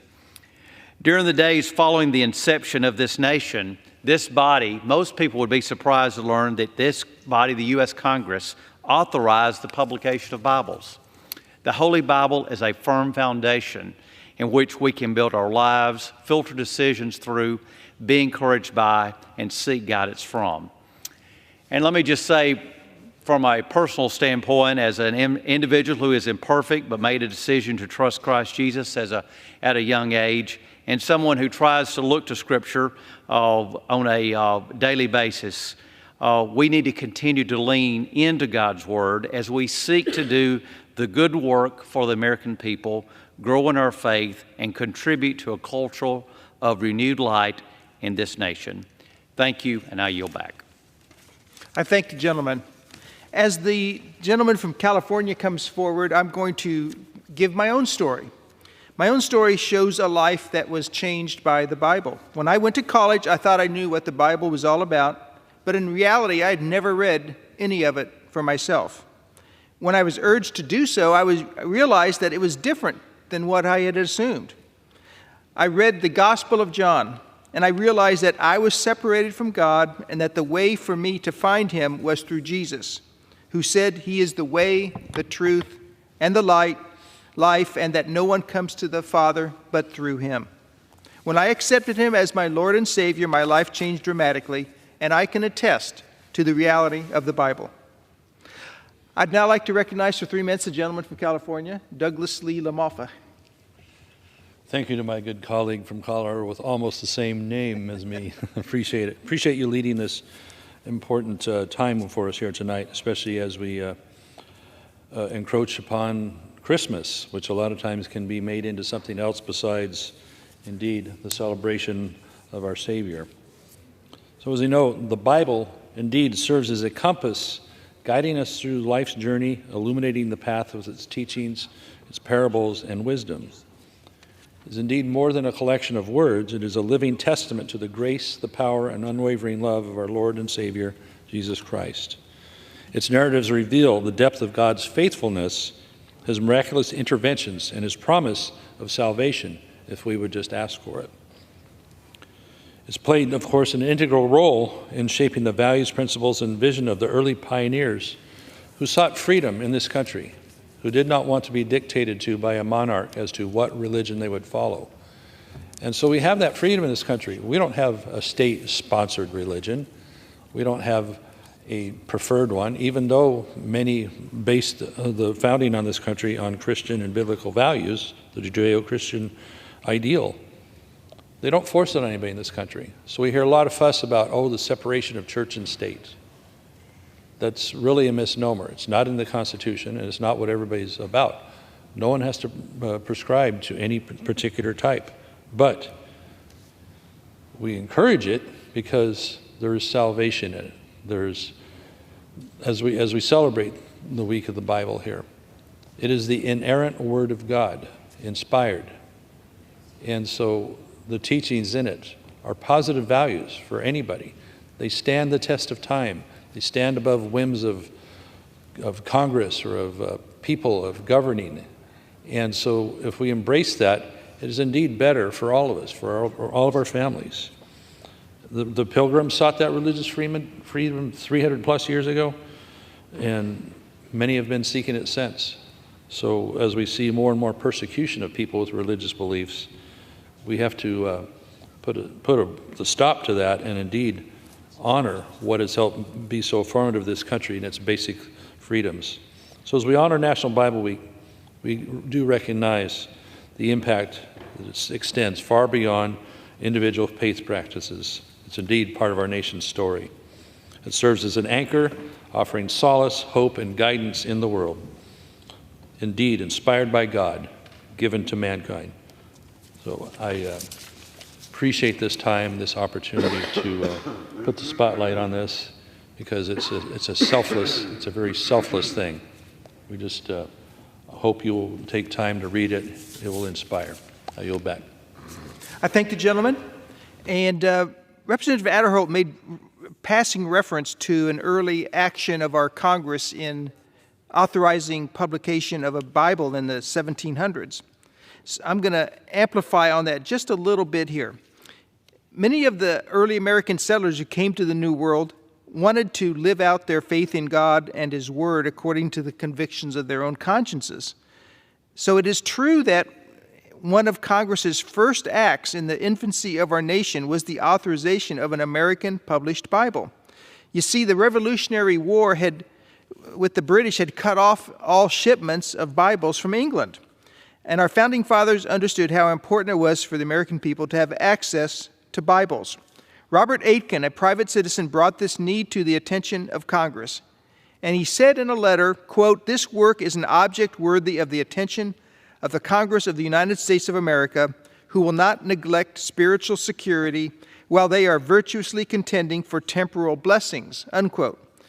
So in 1782, Congress reviewed, approved, and authorized the first known English language Bible to be printed in America, and the congressional resolution for that read, "Resolved that the United States and Congress assembled highly approve the pious and laudable undertaking of Mr. Aitken, as subservient to the interest of religion, as well as an instance of the progress of arts in this country, and being satisfied from the above report of his care and accuracy in the execution of the work, they recommend this edition of the Bible to the inhabitants of the United States, and hereby authorize him to publish this recommendation in the manner he shall think proper." Boy, can you imagine doing that today, authorizing a Bible and recommending it to the people of the United States? Our country has changed over the years, and not always for the better, I'm afraid. But now I'd like to hear from the gentleman from Tennessee, Representative John Rose. Mr. Speaker, I thank the gentleman from Colorado for yielding and for claiming the time this evening to acknowledge and honor our nation's 82nd National Bible Week. Mr. Speaker, I rise to join those members here tonight on the House floor to share the Lord's Word, its meaning, and the lessons I have learned from reading and studying it throughout my life. There are many lessons we learn throughout our lives, whether in school, in our careers, as parents, or throughout the countless challenges life provides. However, there are no better lessons than those revealed in God's Word, in the Bible. For example, in 1 Thessalonians 5:16 through 18, we learn about the importance of gratitude when the Apostle Paul writes, "Rejoice always, pray continually, and give thanks in all circumstances, for this is God's will for you in Jesus Christ." Mr. Speaker, now I know many of us tend to voice our displeasure with many of the world's current affairs. On the House floor we do this, but thankfully there is so much for which to be thankful. We also learn about forgiveness when Jesus dies for our sins on the cross, and in Ephesians 4:32, which says, "Be kind and compassionate to one another, forgiving each other, just as in Christ God forgave you." There is nothing more powerful than the message of forgiveness. Each and every lesson found in the Bible of forgiveness, compassion, gratitude, generosity, faith, humility, wisdom, perseverance, patience, and respect, among many others, are powerful lessons on their own. Each lesson has had a tremendous impact on my life and the lives of those around me. I couldn't be more grateful to have them impact me the way they have so that I can go forth and spread them in my community and in my family, including with my two sons, Guy and Sam. And of course, as Christmas quickly approaches, there is no biblical story more significant than that of the miracle of the birth of Jesus Christ. As always, it's important to remind ourselves what we are celebrating this time of year, the birth of our Savior, Jesus Christ. And of course, there are no better reminders than those that exist in the Bible, which is why we are here today to honor the Bible during our country's 82nd National Bible Week. So, Mr. Speaker and my friend Mr. Lamborn, thank you for taking the time today to recognize the importance of the Bible in our nation and its history. As a Christian, I am proud to recognize National Bible Week, and I pray that by doing so, I will be able to encourage more souls to know the teachings of the Lord through His written word, the Bible. Thank you, and I yield back. Thank you so much. I'd now like to recognize the gentleman from Wisconsin, Representative Glenn Grothman, for three minutes. Thank you. Today we celebrate Bible Week, and it's right that we do so. Our forefathers felt very strongly that America was fit to be a moral and religious, or fit for a moral and religious people, and totally unfit for anyone else. And our forefathers frequently quoted the Bible and made reference to the Bible. And I think if we are going to continue with our oaths of office to uphold our Constitution, inevitably that means familiarizing ourselves with the Bible and guiding ourselves in this institution by the Bible. George Washington, the father of our nation, said it's impossible to rightly govern a nation without God and the Bible. I just mentioned John Adams. I should mention Benjamin Rush, a founder of the Declaration of Independence, a representative of Pennsylvania to our beginning nation. He signed the Declaration of Independence. The Bible contains more truth than any other book in the world. John Jay, our first Supreme Court Justice, is something to remember for those people who think there's a separation of church and state. John Jay, our first Supreme Court Justice. Let us therefore preserve steadfastly in distributing the Scriptures far and near without note or comment. We are assured that they are, and then he quotes the second letter of St. Paul to Timothy, are profitable for doctrine, for reproof, for correction, and for instruction in righteousness.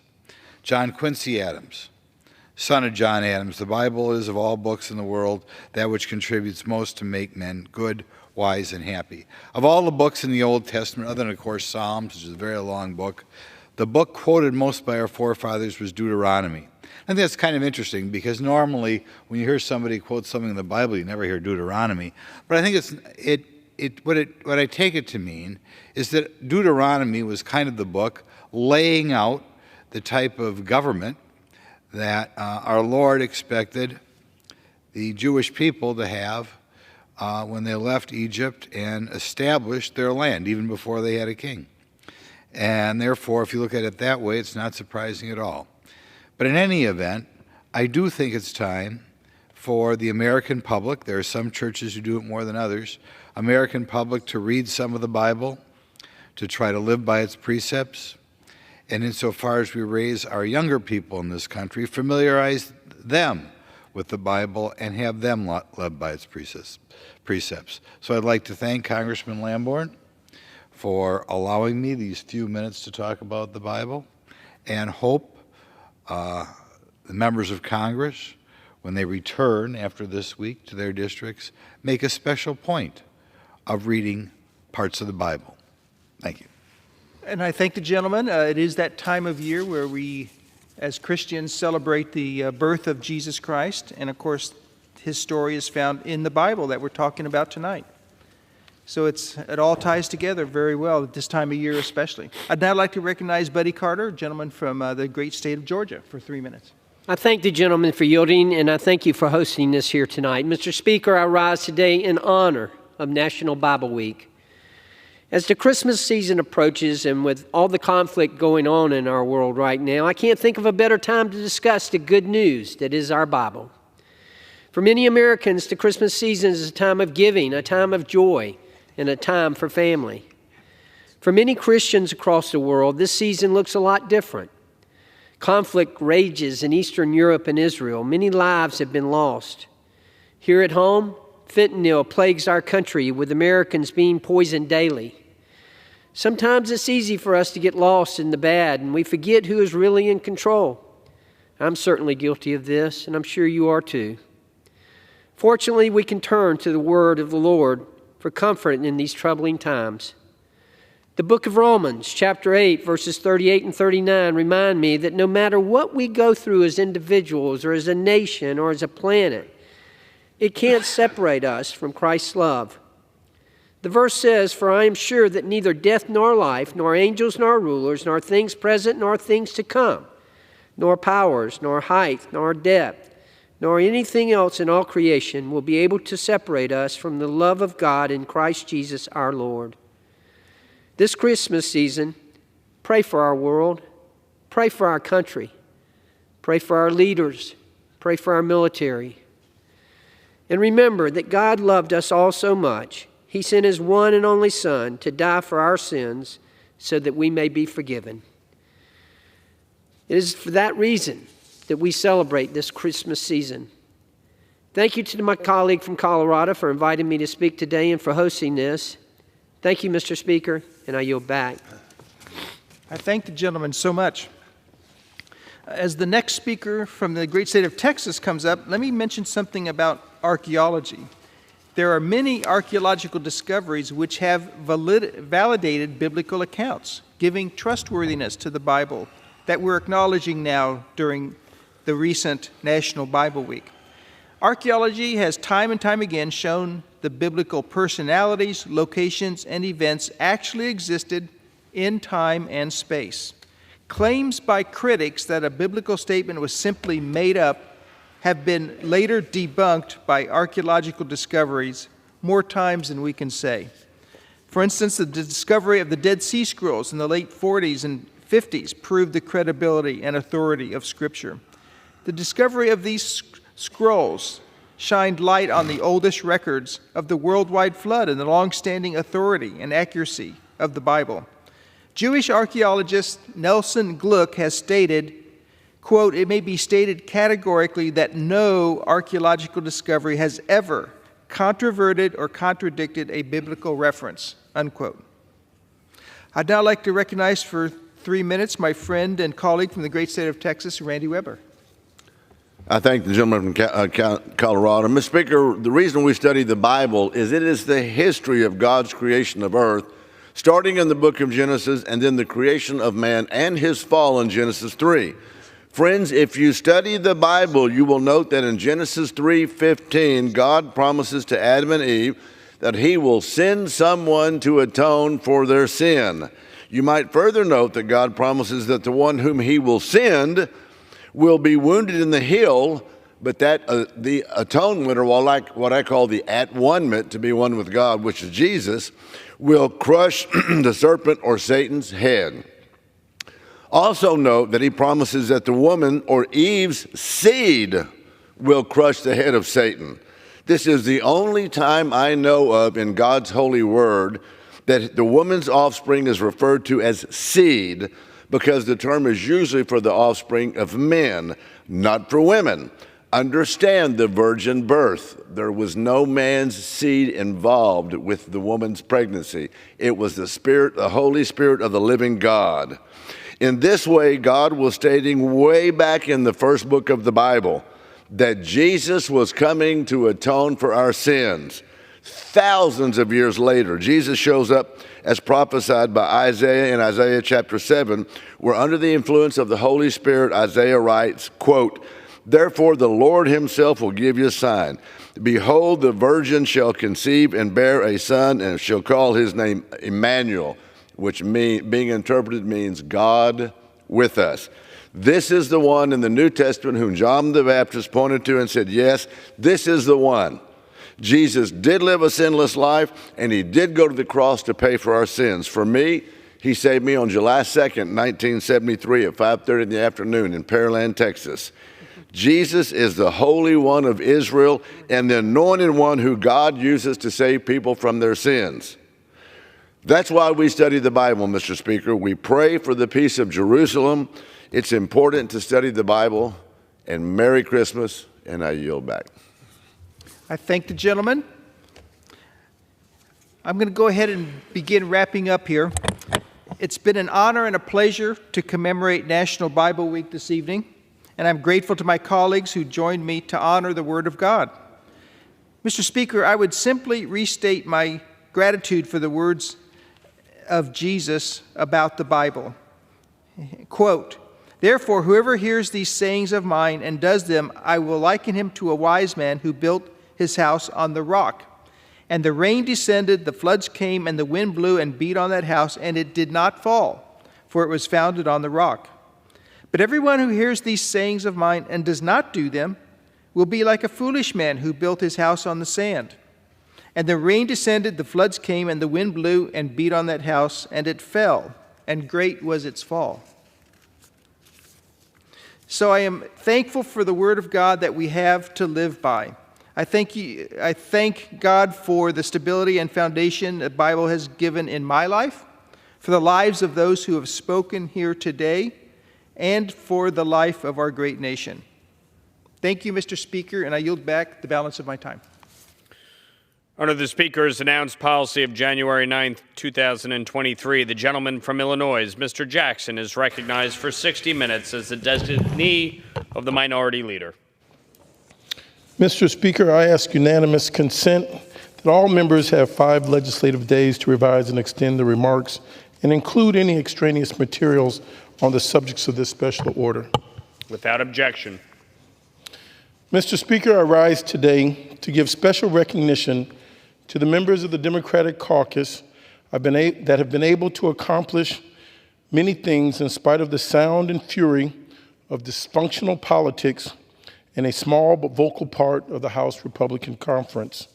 As I stand here in the People's House, I am struck by how much congressional leadership matters and how divided the 118th Congress has been. We have been here without question, living in perilous times. And in times like these, what we do in this chamber matters in the lives of American people. The people of our district did not send us here to perform theatrical acts. They did not send us here to posture for the cameras. And none of us were elected here so that we could increase the status and the stature of our personal media profiles. And yet that seems to be the total measure of what this Congress has amounted to. The 118th Congress and the year of 2023 has been unprecedented. Earlier in this year, Leader Hakeem Jeffries made history as the first man of African descent to be elected the leader of a major political party. But almost immediately, chaos erupted. The Speaker's vote was a mess. Speaker Emeritus McCarthy was elected after 15 rounds of votes. 15 rounds. It was the first time in a century that an election of a House Speaker took multiple ballots to complete. And it was the longest vote in the United States history since 1855, lasting 133 rounds, just over 2 months. I will say, though, our honorable leader, Hakeem Jeffries, did receive 3,179 votes for Speaker across 15 rounds. The hits just keep coming as we rolled into the spring. At the end of March, we reached a new milestone. The people of the state of New York versus Donald J. Trump marked the first time after 4 indictments against President Trump that we have ever seen in our country's history a former president indicted on criminal charges. As the weather got warmer, temperatures flared. Some wanted to take our national debt hostage. To be clear, this money the Congress had already appropriated. And with a bipartisan coalition, we managed to avert an economic calamity and an economic shutdown. Fast forward to the fall, and many of the same issues arose again. Then Speaker McCarthy was confronted with an unruly small group who were willing to shut down the government after the debt ceiling debate. And for keeping the government open, Speaker McCarthy became the first speaker in the House to ever be removed. The chaos that ensued was brutal. The House went without a speaker for 23 days, the longest since 1961. And a marathon 10-week session that tested everyone's patience produced only frustration and anger. There's a reason we've had a record number of retirements from the members of the Congress at every level that we've not seen in a decade. 13 senators and representatives have already announced they are not seeking re-election in just the month of November. This is the highest number of retirements we've seen in this body in more than a decade. But this should not surprise us, because dysfunction is a bit of a bitter pill to swallow. And to say that broadly, because that dysfunction is not limited to this chamber or to the House of Representatives. Over in the Senate, Senator Tuberville stood in the way of over 400 senior military officers that deserve promotion and the dignity of all of their ranks and their compensation. He held up 400 officers, putting our nation's security at risk. One United States senator thought his understanding of what was right should supersede the will of 99 other United States senators. And more than that, this one senator spent most of the year subjecting the United States military and members of the armed services to the detrimental effects of his personal whims and wishes. He had no regard for the families he put in jeopardy who risked their lives every day for our citizenry. He showed no concern for the hard work and dedication of these military officers who have focused on their careers on protecting and serving our nation. And perhaps most of all, the United States Senator tried to impose his morality on 1.4 million active military personnel in the armed services without their consent and without the advice of their commanding officers. But Senator Tuberville's story is instructive of what happens when we come together and do the right thing. Just last week, he folded. As a man of faith, I pray that the second part of the 118th Congress is more productive, is more than the first, because with only 21 bills that have been passed, making it into law in the halfway point of this Congress is on the most sluggish pace since our predecessors met in 1931 and 1932. But let's stay positive and hopeful. And with that, I would like to acknowledge the distinguished gentleman, Congressman Troy Carter, from the great state of Louisiana. I yield my time to Congressman Carter.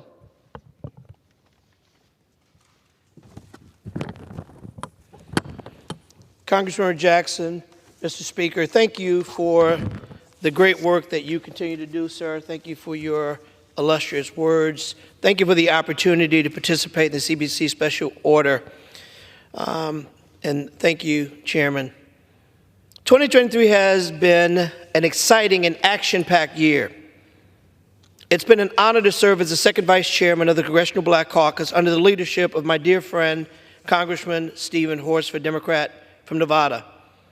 As a member of the Regional Leadership Council member for Region 7 and on the House Homeland Security and Transportation Infrastructure Committees, this session has been yet another one that we continue to work. I'm proud that despite the pushback from our friends on the other side, almost at every opportunity, we have accomplished historic investments for the American people. I'd like to highlight just a few of them that we challenged all year long. Environmental justice must be at the center of any action to address disproportionate health and environmental impacts on communities, especially communities of color.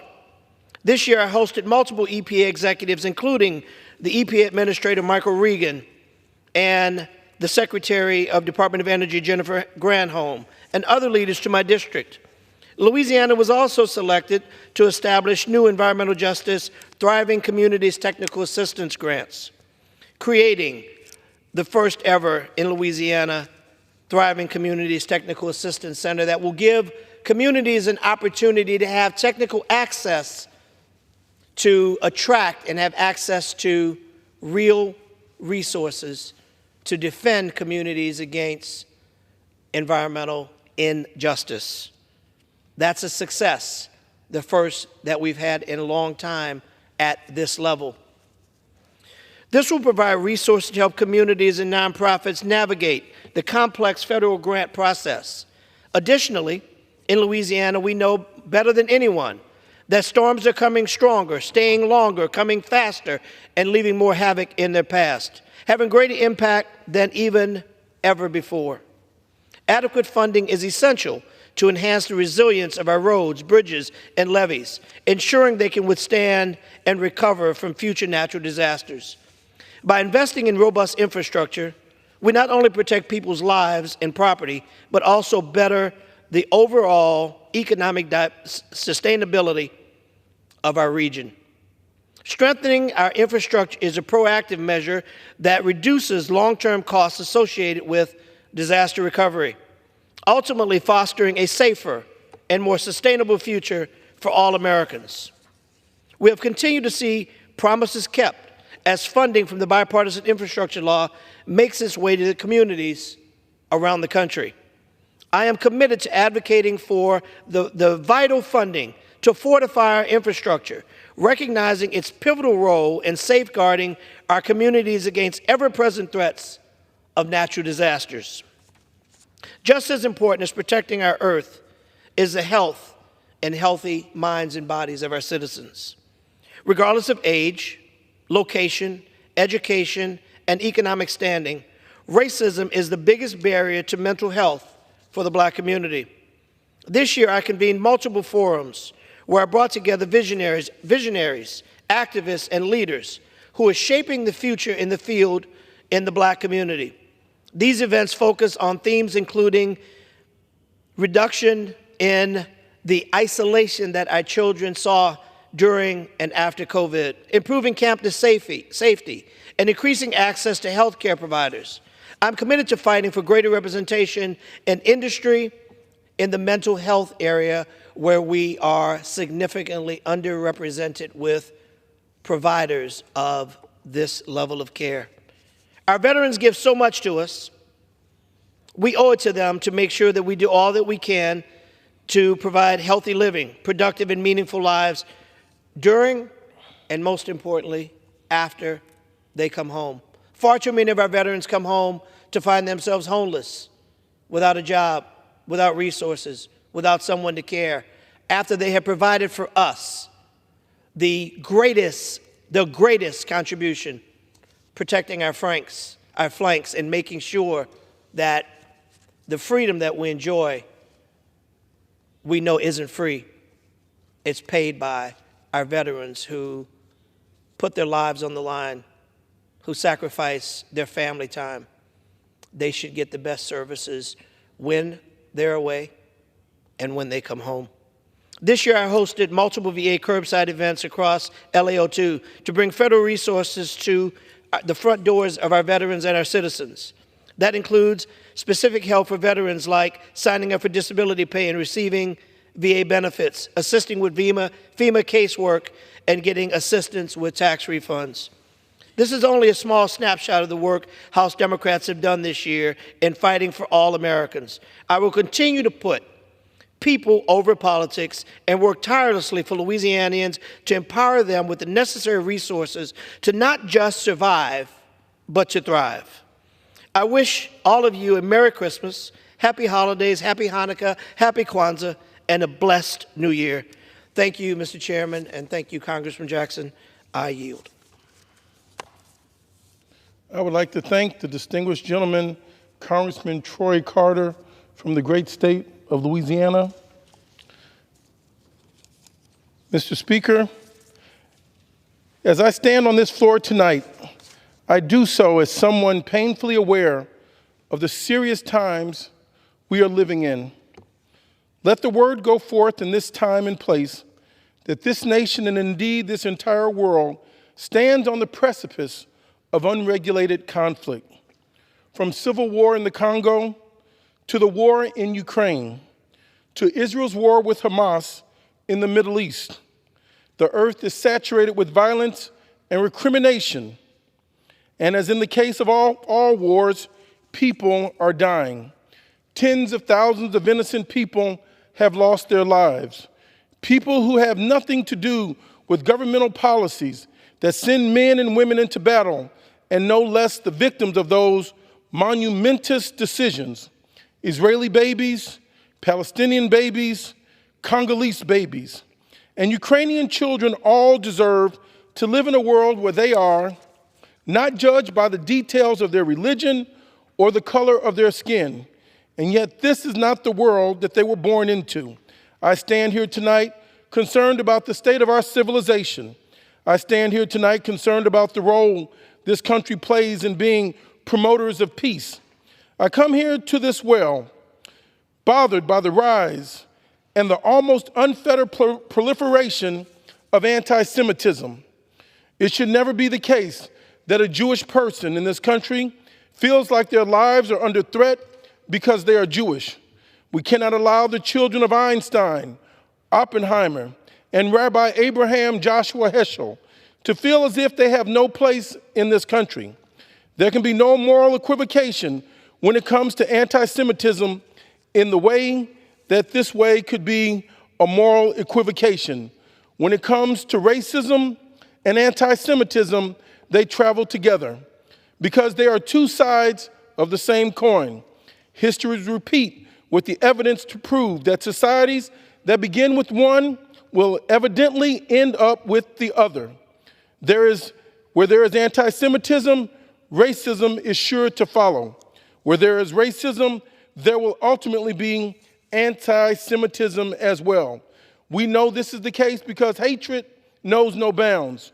Bigotry respects no limits. And ironically, prejudice does not discriminate. The moment you release one into the universe of our consciousness, the other will invariably come knocking at the door. That's why those of us who are leaders in this country must be clear about where we stand with respect to anti-Semitism. Whatever challenges people may have with policies conducted by the government of Israel, those concerns must not be used to avoid the absolute rejection of anti-Semitism as a plausible cultural or political solution. And I say this as a black man living in America who has had a multiplicity of concerns about the policies of my own government. Black people in America have had 400 years of learning how to separate policies from people. And while it is intelligent to question all governments, it is not, however, acceptable to allow corrosive influences to convince us that anti-Semitism is a liberating political project, because it is not, nor has it ever been, and neither will it ever be. I don't care what anyone says. Black lives matter, Jewish lives are sacred, and Palestinian lives are important, because all life comes from God. Anti-Semitism is a vile and repulsive preoccupation with hatred that has more than once manifested itself with horrific consequences. And I stand here today doubly concerned because influences, in some cases influencers, have provided the permission and the structure for people who are themselves the object of hate to participate in the hatred of our Jewish brothers and sisters. We simply cannot allow this to happen. We must declare in no uncertain terms that right is right and wrong is wrong. And that's what's wrong to hate people. It's wrong to treat people like they are beneath you. It's wrong to act like people are outside of the human family because they pray differently. And we here tonight must be highly resolved that this country to be the oasis of tolerance amid a vast desert of discrimination. We say no to anti-Semitism. We say no to anti-black racism. And we say no to anything that would subject any human being to dehumanizing language in treatment. I encourage the people of this country to hold fast to the principles of this Christmas season in which we find ourselves. Whether you are Christian or not, the principles of this season are enduring and a great degree universal. The idea that peace should be the function of our politics is something all of us should embrace. The notion that the birth of love is the only thing that can save us is something that no one should be willing to reject. In the words of Reverend Martin Luther King, when he called us a beloved community, and I submit to you tonight that it is in this very thing that compels me to be a member of this body. I still believe that what self-centered men have torn down, women who are other-centered can build up again. I still believe that truth crushed to the earth can still rise again. And I still believe that we stand up for one another. That's the only way we can have our salvation. None of us will be brutalized when we learn to love. Mr. Speaker, I now would like to yield the balance of my time and recognize the Honorable and Distinguished Congressional Black Caucus Chairman, Congressman Steve Horsford of Nevada. I thank the gentleman from Illinois, Congressman Jonathan Jackson, for anchoring tonight's special order hour and for his tenacity, perseverance, dedication, along with Congresswoman Sheila Sherfilis McCormick as the co-anchors for the Congressional Black Caucus. At the end of each year, Mr. Speaker, as members of Congress, we owe it to the American people to show our work. We owe it to the American people to show who we have been fighting for and what we have delivered on their behalf. Mr. Speaker, as the first year of the 118th Congress comes to a close, I rise today with my colleagues of the Congressional Black Caucus because the report card on House Republicans' do-nothing chaos agenda and to report on the CBC's People Over Politics agenda. Since the 118th Congress was sworn in this January, and as our caucus has grown to a historic, record-breaking 60 members, we have been fighting for the people. We've been fighting to preserve our democracy, fighting to protect voting rights and create fairer districts, fighting for public safety and police accountability, fighting to protect a woman's right to make her own health care decisions, fighting against the expulsion of black elected officials, fighting archaic traditions that block progress, and of course, fighting extremist Republicans and a judiciary who would rather erase us, who want to see us less free and with fewer fundamental rights. While the Congressional Black Caucus and House Democrats have been working to deliver results for the American people, the majority party has descended into complete and total chaos. Chaos that left our country without a House Speaker for the first time in our nation's history and brought the People's House to a standstill for 22 days. Chaos that has nearly shut down our government and brought our country to the brink of defaulting on our national debt time and again. The American people deserve so much better than the Republican do-nothing Congress. By contrast, Democrats have offered a positive vision for our country and a real record of accomplishments to show in our districts and all across America. This is because of the investments that we worked to pass during the 117th Congress, along with President Biden and Vice President Harris, which was made possible because of historic legislation, including the Inflation Reduction Act, including the Bipartisan Infrastructure Investment and Jobs Law, including the CHIPS and Science Law to bring U.S. manufacturing back to the United States, and so much more, including historic investments and funding for our historically black colleges and universities and minority-serving institutions. In my district alone, we just announced with President Biden on Friday a grant worth $3 billion to fund true high-speed rail to connect Las Vegas to the Los Angeles region. Finally, after decades of people talking about it, because of the bipartisan infrastructure law, it's finally happening. This will be a monumental and transformational boost to our local economy, and it will also create tens of thousands of good-paying union jobs, jobs jobs, jobs. Jobs that will be offered to every faction of our community and small business owners, including Black-owned and other minority-owned small businesses. Thanks to the bipartisan infrastructure law, we are connecting the more than 123 households in my state that did not have access to the infrastructure to connect to broadband, to the internet. Something as simple as connecting to the internet, something that far too many of us take for granted. There are counties and rural communities in my state that do not have that access, do not have that benefit. But thanks to this law, those investments are finally happening. And another 825,000 families in low-income households who are connecting to broadband thanks to the affordable connectivity benefit that was part of the infrastructure bill and that we're now working to make sure is included in the supplemental. Nevada is also seeing over $300 million invested to support the expansion of electric vehicle charging stations.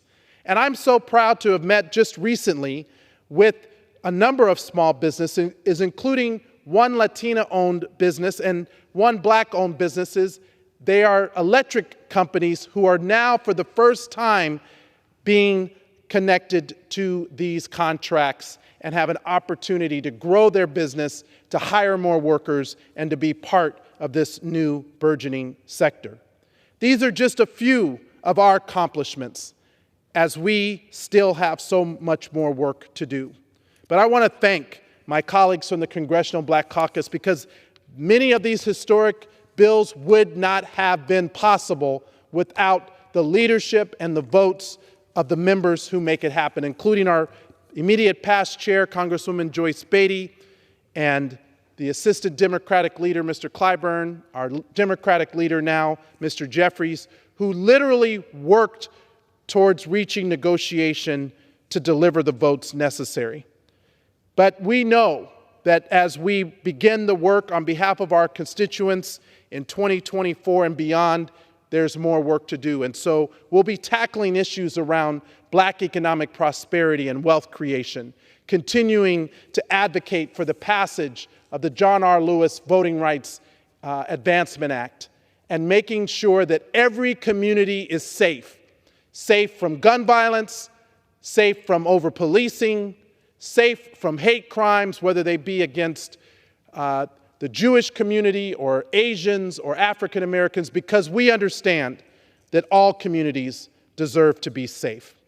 So I'm proud of the accomplishments, the record that we can stand here and talk about putting people over politics, and I look forward to working with my colleagues from the Congressional Black Caucus as we continue to advance these legislative efforts for the people that we represent. With that, I yield back. I would like to give a very special thank you to the Honorable Congressman Stephen Horsford, the Chairman of the Congressional Black Caucus. We thank you for your leadership and your outstanding voice. Mr. Speaker, Mr. Lawler, I motion to adjourn at this time.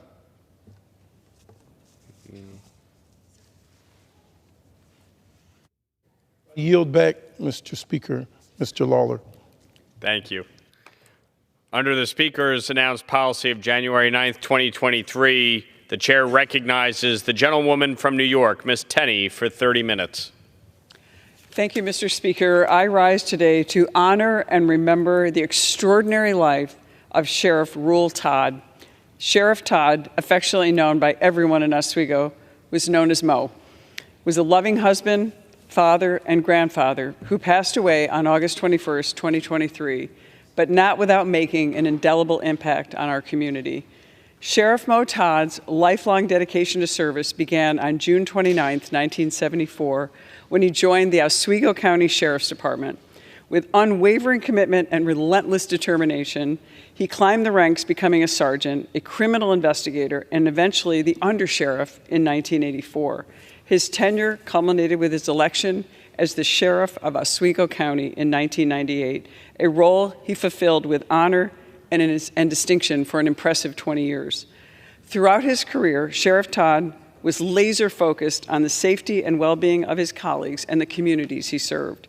He was a tireless advocate for everyone in the Oswego County Sheriff's Department, fighting hard for essential equipment, training, and fair pay for his team. His unwavering commitment to their safety and success was evidence of his character and leadership. In 2022, the Oswego County Legislature recognized his exceptional service to our community by dedicating the Oswego County Public Safety Building in his name, a fitting tribute to his enduring legacy. I was honored to be in attendance with a very huge crowd, all confirmation that his compassion and his excellent service to his community was appreciated by so many. Mo and his beloved wife, Valerie, shared 55 years of marriage. He was not only a loving husband, but also a devoted father to his son, Michael, his daughter, Jolene, and proud grandfather to Caitlin. His family meant the world to him and always found time for family dinners, ball games, school activities, holidays, and precious moments with all of them. Mo coached baseball and softball, demonstrating his strong interest in investing in the growth and development of the young athletes and our future leaders.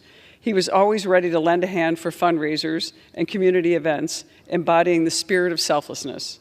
Mo had a unique ability to connect with people from all walks of life, treating everyone with the same respect, kindness, and regardless of their background or circumstances. His honest and very frank demeanor, and yes, he was very frank, and a wonderful sense of humor was appreciated by everyone he met.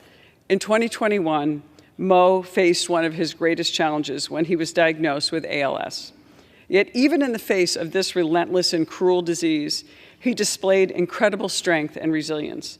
He never once complained or engaged in self-pity. Instead, his first thoughts were others facing the same struggle. Mo and his family organized the annual Stronger with Mo Chicken Barbecue, with all proceeds going to the ALS Association of Upstate New York to support families struggling with ALS. His determination to help others, even while suffering from this agonizing disease, was truly inspiring. Tragically, Mo lost his battle with ALS on August 31st, 2023, but his legacy of kindness, compassion, and service will live on in the hearts of all who knew him. As a tribute to his memory, his family will continue the Stronger with Mo Chicken Barbecue, ensuring that his spirit of helping others endures. Today, as we honor and remember Mo, let us take inspiration from his life. Let us strive to embody the values he held dear: humility, compassion, and a commitment to making our communities better for everyone. Mo's life reminds us that the impact we make on others through small acts of kindness or a lifetime of service is what truly matters in the end. May God bless Mo, his family, and the community he served and loved so deeply.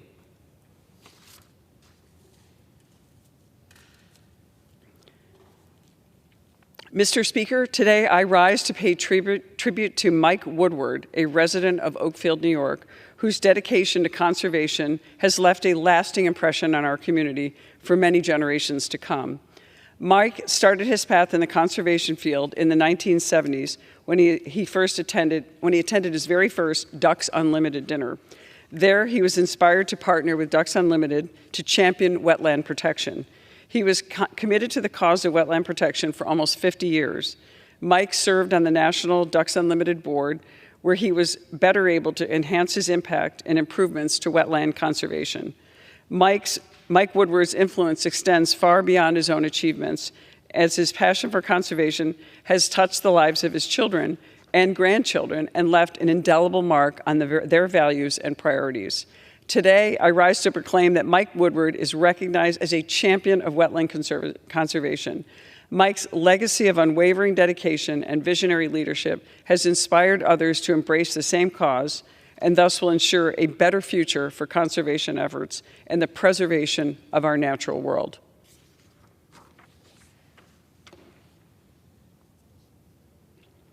Mr. Speaker, I rise today to urge my colleagues to support H.R. 3838, bipartisan legislation that honors and remembers the life and legacy of Rochester, New York's fallen police officer, Anthony Mazurkowitz.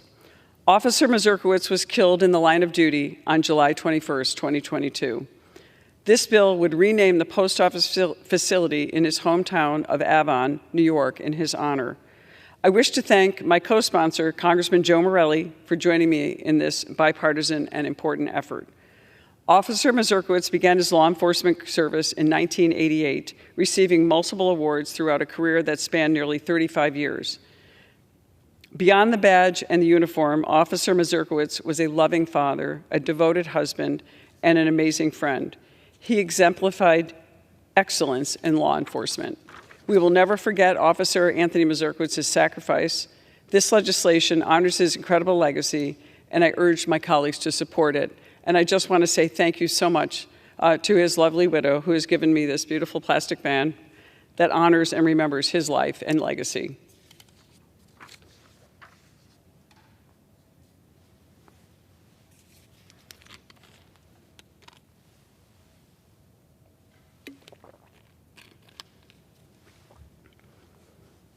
Mr. Speaker, I rise today to discuss a very tragic occurrence, but yet something with a great ending, with bus crash heroes, as we call them, in Wayne County.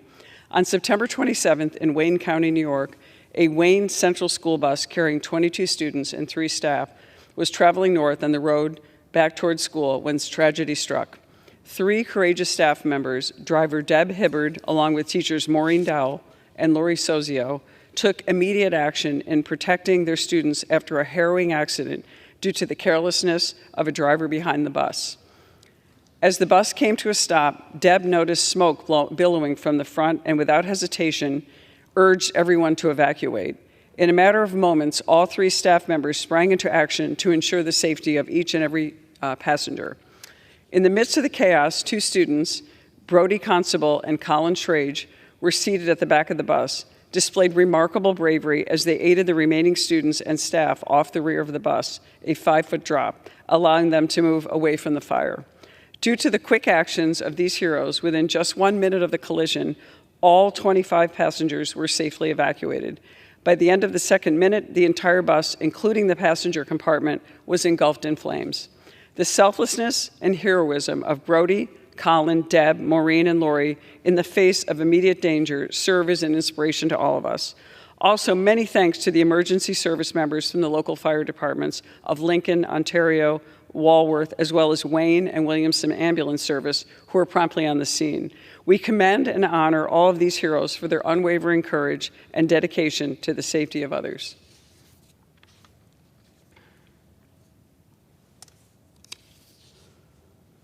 Mr. Speaker, I rise today to recognize paramedics Karen Gavin and Mark Devine of the Lockport Fire Department for heroically saving the life of a mother and her baby this past March. Dispatchers received a report of a pregnant woman who was in distress and bleeding heavily. The ambulance arrived in less than 5 minutes, where Gavin and Devine immediately began to administer treatment and prepare the patients for transport. While en route to the hospital, the woman went into labor and began to give birth prematurely. As this happened, the paramedics immediately stopped the ambulance, called for backup, and jumped into action. Employing years of training, they were able to safely deliver the baby and protect the mother's life. Today, both the mother and child are home and healthy due to the heroic and expert actions of Karen Gavin and Matt Devine of the Lockport Fire Department. This story is a perfect example of the hard work and expertise of our first responders who have answered the call to serve our communities and those in need.